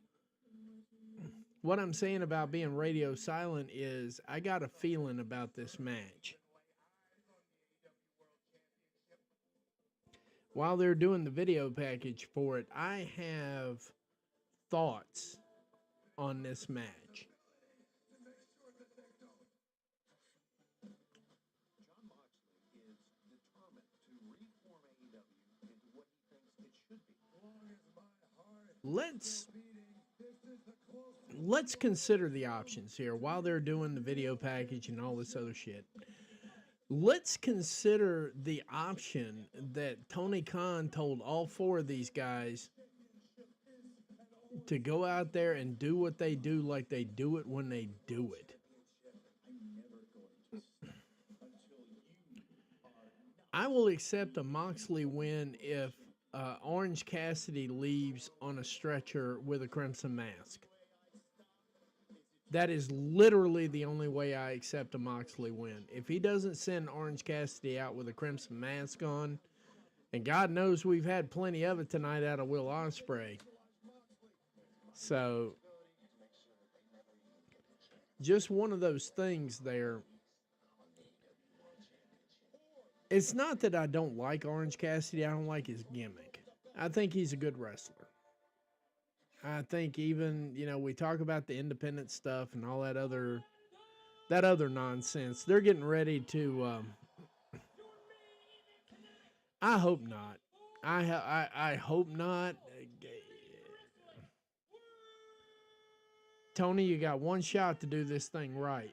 We could have done it right last time, but now we need to do it right. Orange Cassidy's not winning.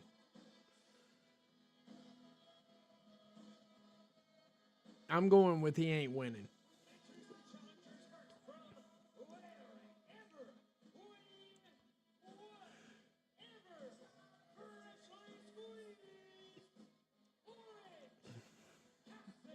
Now we know Moxley's coming out last. We know that.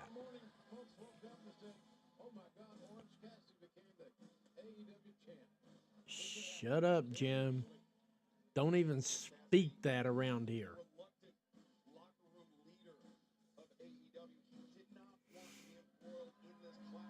Yeah, OC comes out first. I don't think that means he's winning.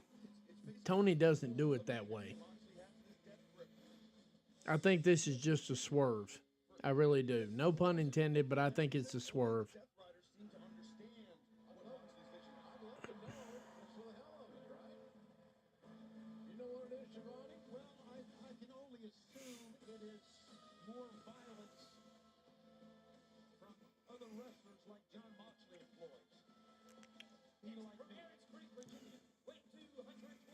Naturally, I should be a fan of Hangman Adam Page, and I am, but for tonight's show, Switchblade Jay White, I don't see another way around it. Switchblade Jay White's the only way to go. I really don't. I know we discussed this stuff to no end. I really do. I know that we, kicked the tires on this stuff, slammed the doors. The correct booking, hear me now, believe me later, the correct booking would be to put Switchblade Jay White with the title. Not to mention it helps going into Australia for the Grand Slam show. If Jay White happens to have the title, I think that's a draw. But regardless of all of that,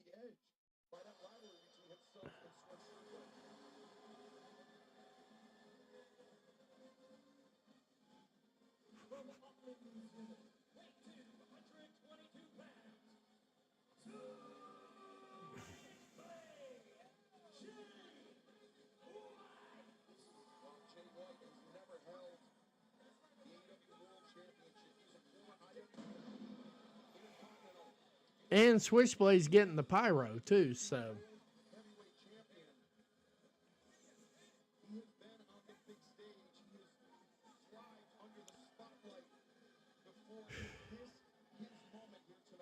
Ladies and gentlemen, I don't know if we can have two matches in a row like that, but I'm ready for it if we do. I'm ready to be exhausted when this thing's over with. I really am. I'm ready to have all of my emotions fully expressed, fully felt. I'm ready to be in this moment right here, right now. Seriously, I'm ready to be in this moment.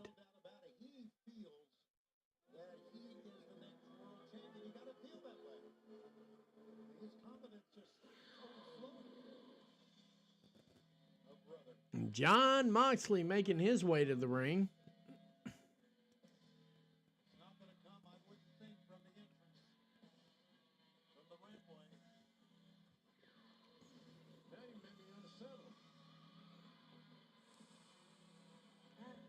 Marina Shafir flanking Jon Moxley.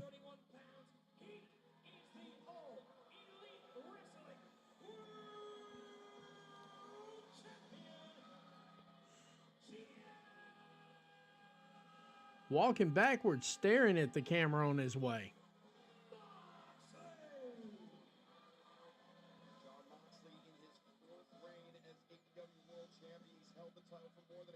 I want this crowd quiet at the end of this match. I want it to be so disturbing. Because if they are actually going to put the title on Orange Cassidy, I want it to be disturbing. But at the same time, I don't want the title on him.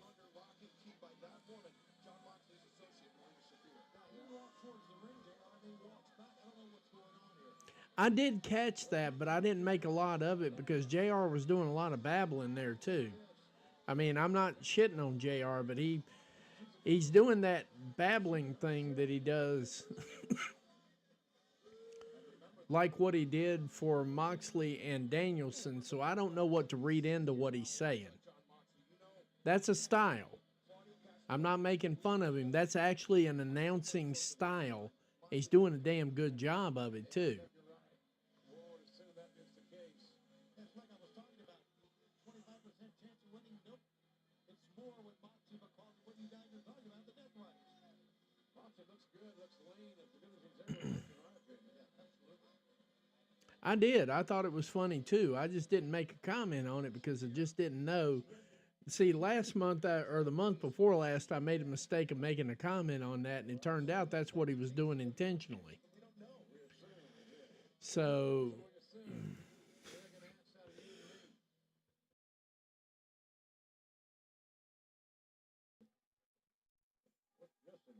Well, the handcuff is the...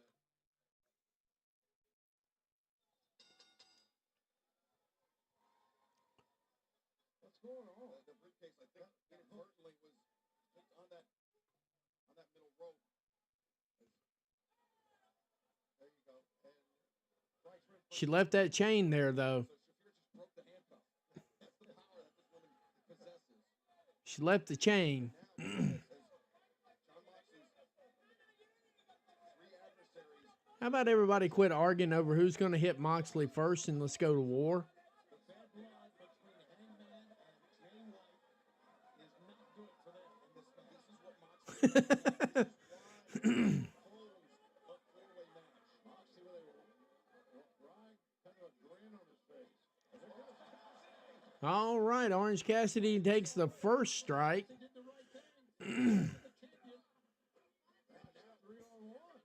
Yeah, Jay White, Hangman Page, and Orange Cassidy seemingly united for the moment. And this is what Cassidy, this is what he was asking for. Take John Moxley out of the equation. Remove him. And wait a second now. Cassidy has disrupted the announce desk to our right. Uh. I'm more concerned about the announce desk to his immediate left. Let's hear it. Look at this. They are just hammering away at Moxley. They're going to try to put Moxley on this match quicker than not. Oh, wait a second. Here comes Claudio out of nowhere. We got all the Death Riders here now. They are bailing Moxley out. And now the action's spilling over the barricade, and they need to go get him a count out. Moxley's going to retain the title. There's no count out in the Fatal 4-Way, Tony. Hush. There's no count out. Is that the case? I mean, I don't think there are countouts. Yeah, there's no disqualification, Tony. Shut up. I don't think so either. What the hell? Go get him. And Maria Shafir getting her some. She's a dangerous woman, JR. She is. You don't ask her to make no biscuits. And Claudio Castagnoli pairing off with Hangman Adam Page. Oh, it's Cassidy. All right, they got the weakest link out now. Now, I mean, it's a four-way match. There's no disqualifications. And Moxley and his Death Riders. No disqualification, no count out. In fact, JR. They sure are taking the liberties as they can based on the rules of this engagement. Yeah, John Moxley right now is taking a look at this. Switchblade and Claudio.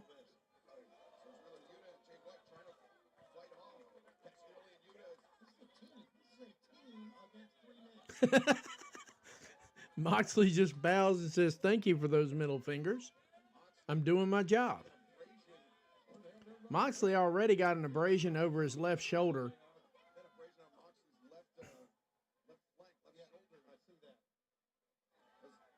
Man, get security out of here and let these motherfuckers fight.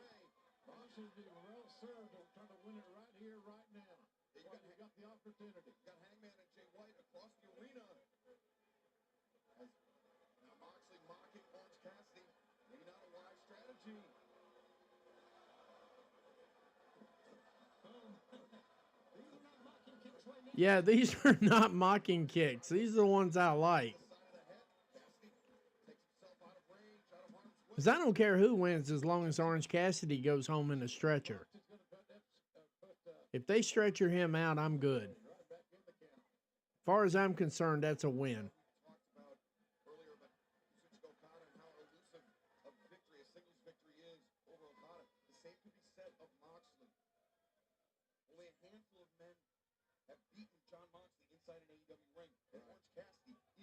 Moxley looking jacked, by the way.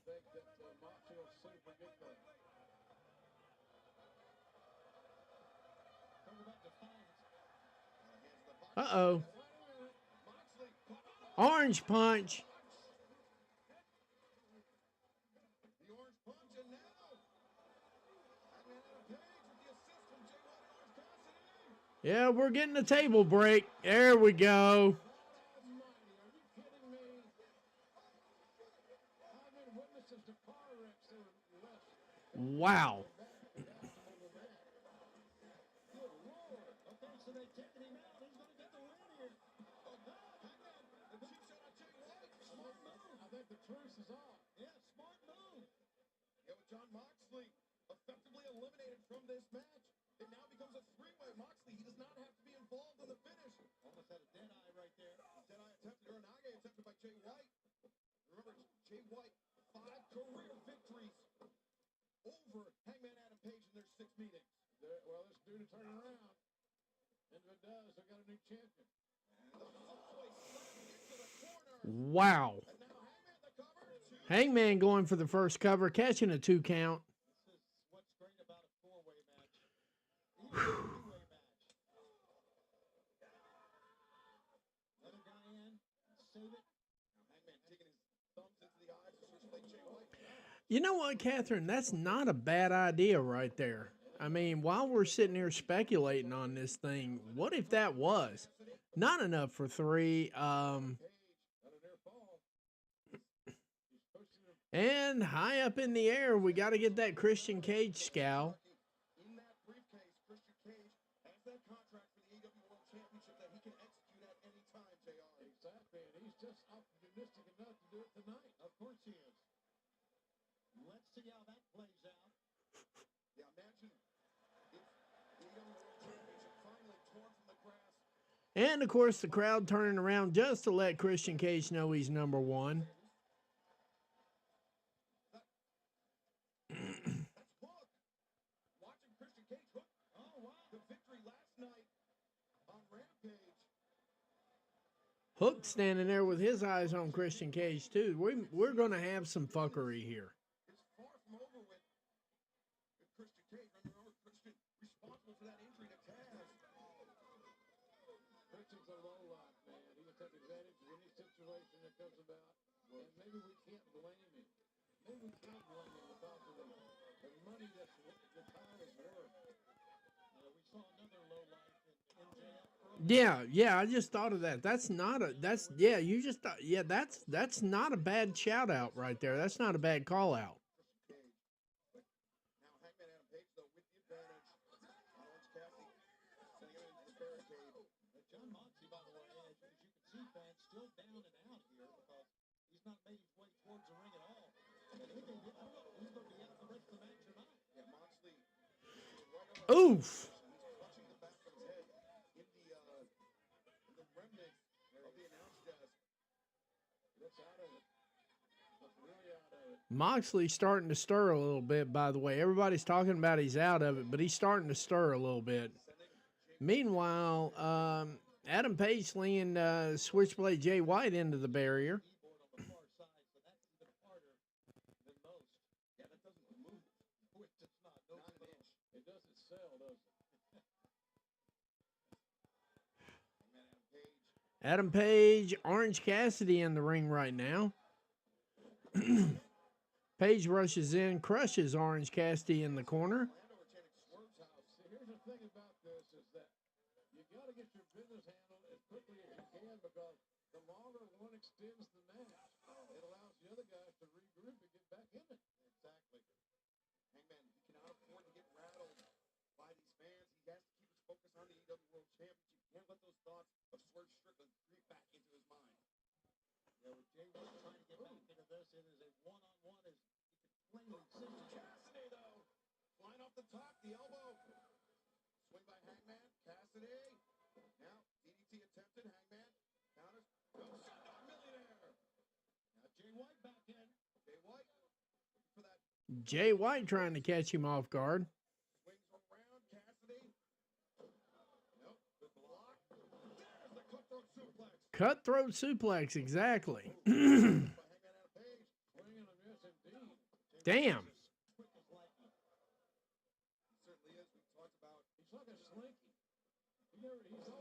Insecurity. All right, Hurricanrana. I'm sorry, it's late. And John Moxley back in the ring, getting caught by, oh my God.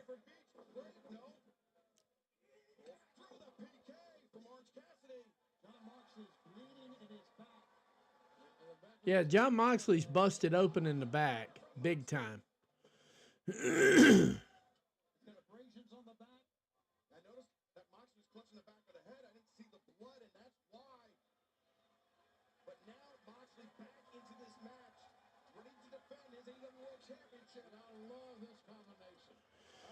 We got Moxley and Hangman Adam Page in the ring right now.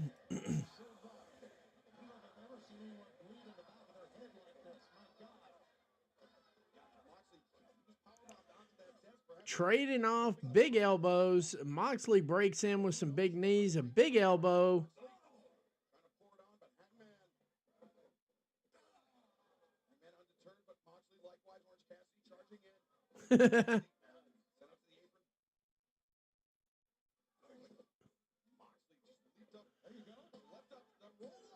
And Switchblade Jay White was just a straight roll up. Oh, he went for the...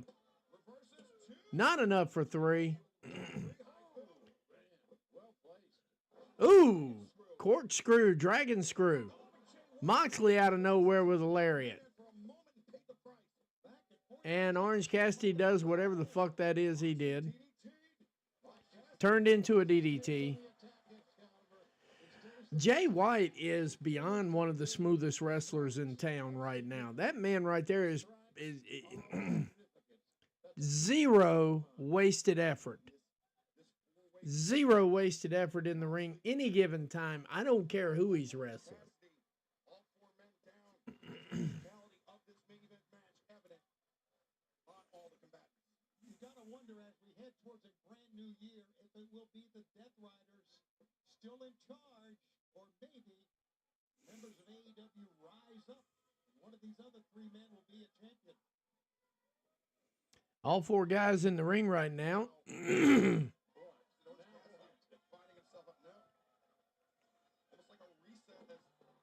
And Orange Cassidy falls out. That's good. Jay White handing out chops to everybody.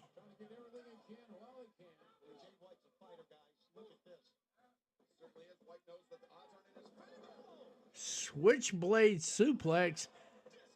Discus lariat. Deadeye. Orange punch. Blade Runner attempt. Orange punch for... Oh, shit.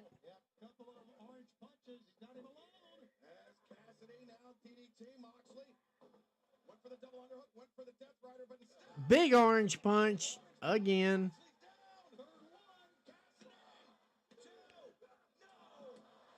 Not enough. It was enough for 3. But Hangman Adam Page says, I don't think so tonight. Not tonight. Not right now. Marina Shafir stalking everybody. God, that's a one scary woman right there.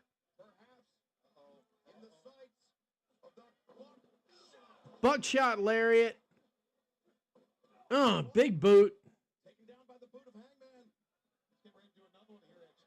I'd be fine with Adam Page. Buckshot lariat.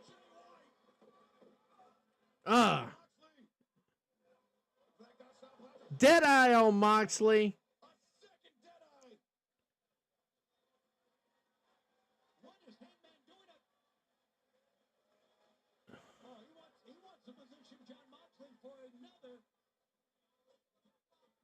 Hangman in position for the buckshot lariat again.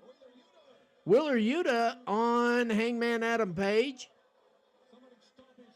Probably just enough of a distraction. Big boot. Buckshot. We have no referee, though. We have no referee. We have no referee. Orange Cassidy. No. And the whole crowd said no. Oof. That's it. Planned Parenthood. Blade Runner.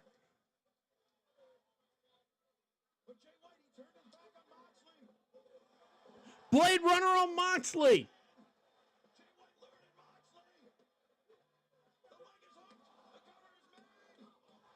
Wheeler Yuta attacks the referee. Can we get these assholes out of here?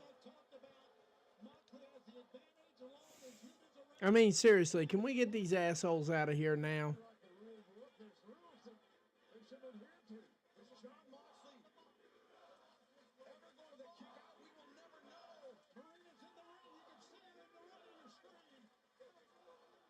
Marina Shafir getting ready to get Blade Runner on Shafir. Yuta getting set up like he's going to do something with his skinny ass noodle self.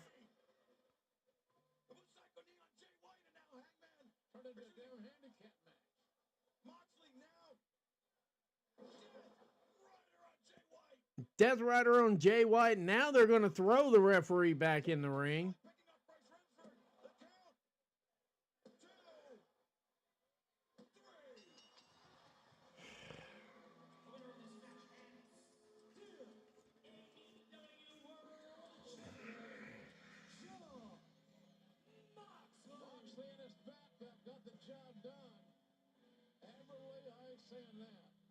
And Jay took the pin.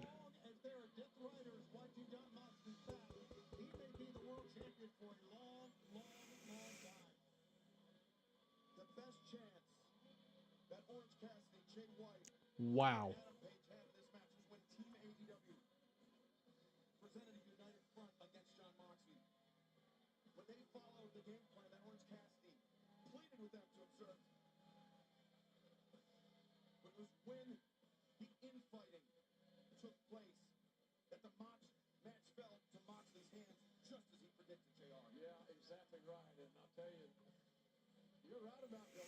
All right, just in case, because we're getting close to the end of the show tonight, just a reminder, the Covalent TV is going to be doing a review stream on this thing. They're great.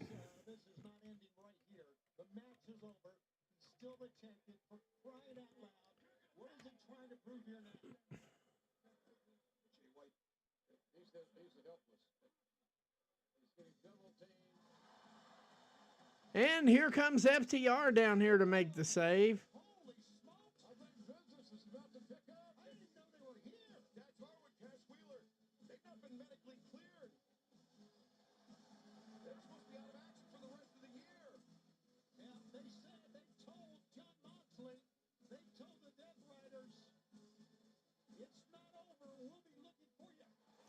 Lights out.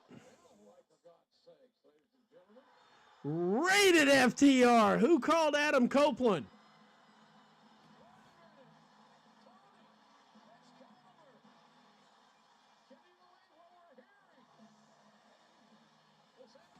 We got Adam fucking Copeland in the ring right now. We got Adam fucking Copeland on this show. Thank you, Pod. Thank you. Thank you very much. Adam Copeland.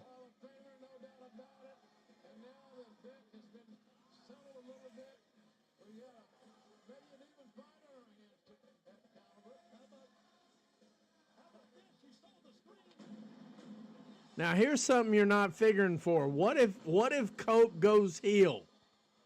These are the things that are going through my mind right now. What if Cope goes heel? I don't think he will, but he's standing behind.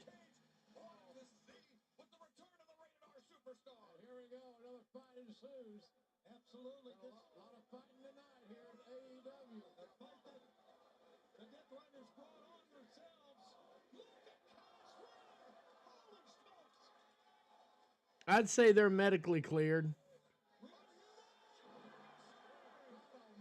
I'd say they're medically okay.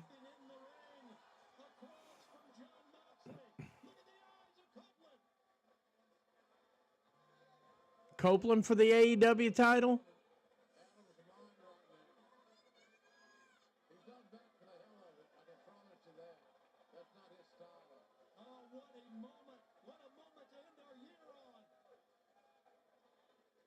Copeland and Mox in a stare down here. Yeah, the fans want it. I want it.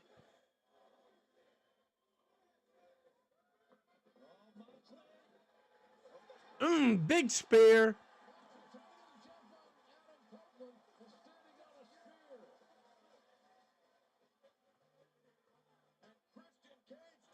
Christian Cage making his way down. We might have a cash in here. We might have a cash in. But as this show is winding down, I don't know if we're done yet, but we're getting damn close to it.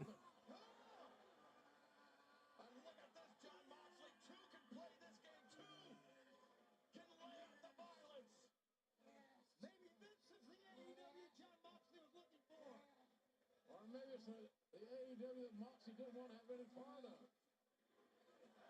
Claudio Castagnoli trying to free his general, trying to free the AEW World Champion Jon Moxley. Yeah, they're trying to get him out of the ring. That way we don't have a cash in. That's entirely possible, Catherine. And it could also be entirely possible.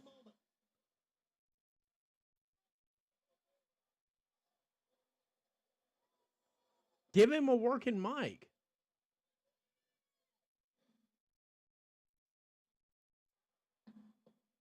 Moxley, you look at me when I'm talking to you, kid. Kid.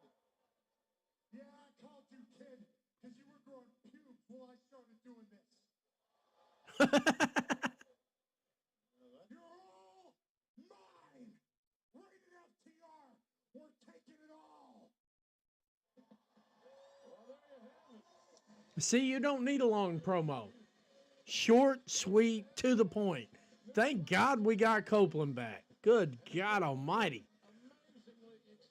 It was an okay match. Nothing came out of this exactly like I wanted it, even remotely close to how I wanted it, which is good. So I don't have to dig into any of my predictions and things that I've been working on for the awards show, but still, we got Copeland back. We got Copeland. We got rated FTR, which I'm guessing Catherine's going to benefit from that, being at the Asheville show on the 1st. Yep.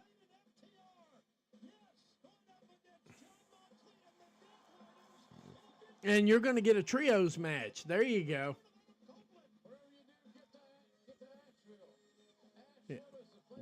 Whatever you do, get to Asheville.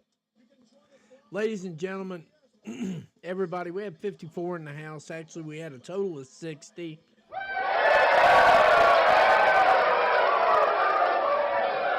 We killed it tonight. We had a good time. Yeah. And Catherine, I'm officially jealous. That notwithstanding, coming up here shortly, they're set up for 12:30. I think they'll probably come in a little earlier. At the Covalent TV, they're going to be bringing you those facts data statistics. I don't know if they're going to hold anybody accountable tonight, but if we got a little extra time, it doesn't hurt to do that. Coming out of this thing here, no sweat. Thank you. Thank you to everybody who's been here. I really appreciate it. Makes this stream fun. Nothing to be sorry about, Catherine. I'm just jealous because I'd like to be there, and it's no way I can be there. Long story, I'll fill you in at some point in time. Rated FTR, Death Riders, Asheville. Be there, be square. I'm going to be square, but I'll be doing a live watch-along for that. Not sure what I'm doing on Monday yet. Haven't made a decision. Don't know how good the Raw card is. And it's got to be good if I'm going to put up with that shit. So, but anyway, great pay-per-view. Great participation. Thank you. Love the participation. I'm here for it. Let's have another conversation on Monday if I decide to stream. Everything's shutting down right now. But like I said, at the Covalent TV, getting ready to bring that live review coming through here in just a couple of minutes. Probably not too far down the road. I'm 5.5 hours into this thing. I got very little voice left, especially after something like that right there. Thank you, everybody. Thanks for being here. Thanks for making it a great weekend. Thanks for everything you guys do, because without you, I'd just be sitting here talking to myself. Thank you. Thank you very much. Did the bow tie thing tonight, caught a little hell for it, packed a few people up. First time for everything, but hey, I'm officially a boss now because I packed 2 people up. You're not a boss unless you fired somebody. So appreciate that to the 2 idiots that came through here, and the other one was smart enough to show themselves out the door. Yeah, but for going forward, guys, when I come in here, I'll give you all the wrench. That way we don't have to worry about it. Thank you. Thank you, everybody. It's been a great night. It's been a great overall atmosphere. I loved it. Lots to cover. I might do a review tomorrow. I seriously doubt it because I have my date day, and I don't like missing dates on Sunday because it's just stupid and it's just wrestling. You know, at the end of the day, life is important. Embrace it. With that said, I hope everybody has a great evening. I'm going to jump into the Covalent TV's thing here in just a couple of minutes. I'll be there. If y'all want to shout, we can shout.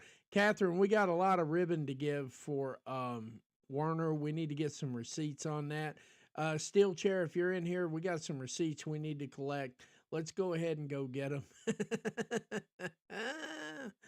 But for my show, ladies and gentlemen, I'd like to say good night, God bless, and good night, America, wherever you are. Have a great evening.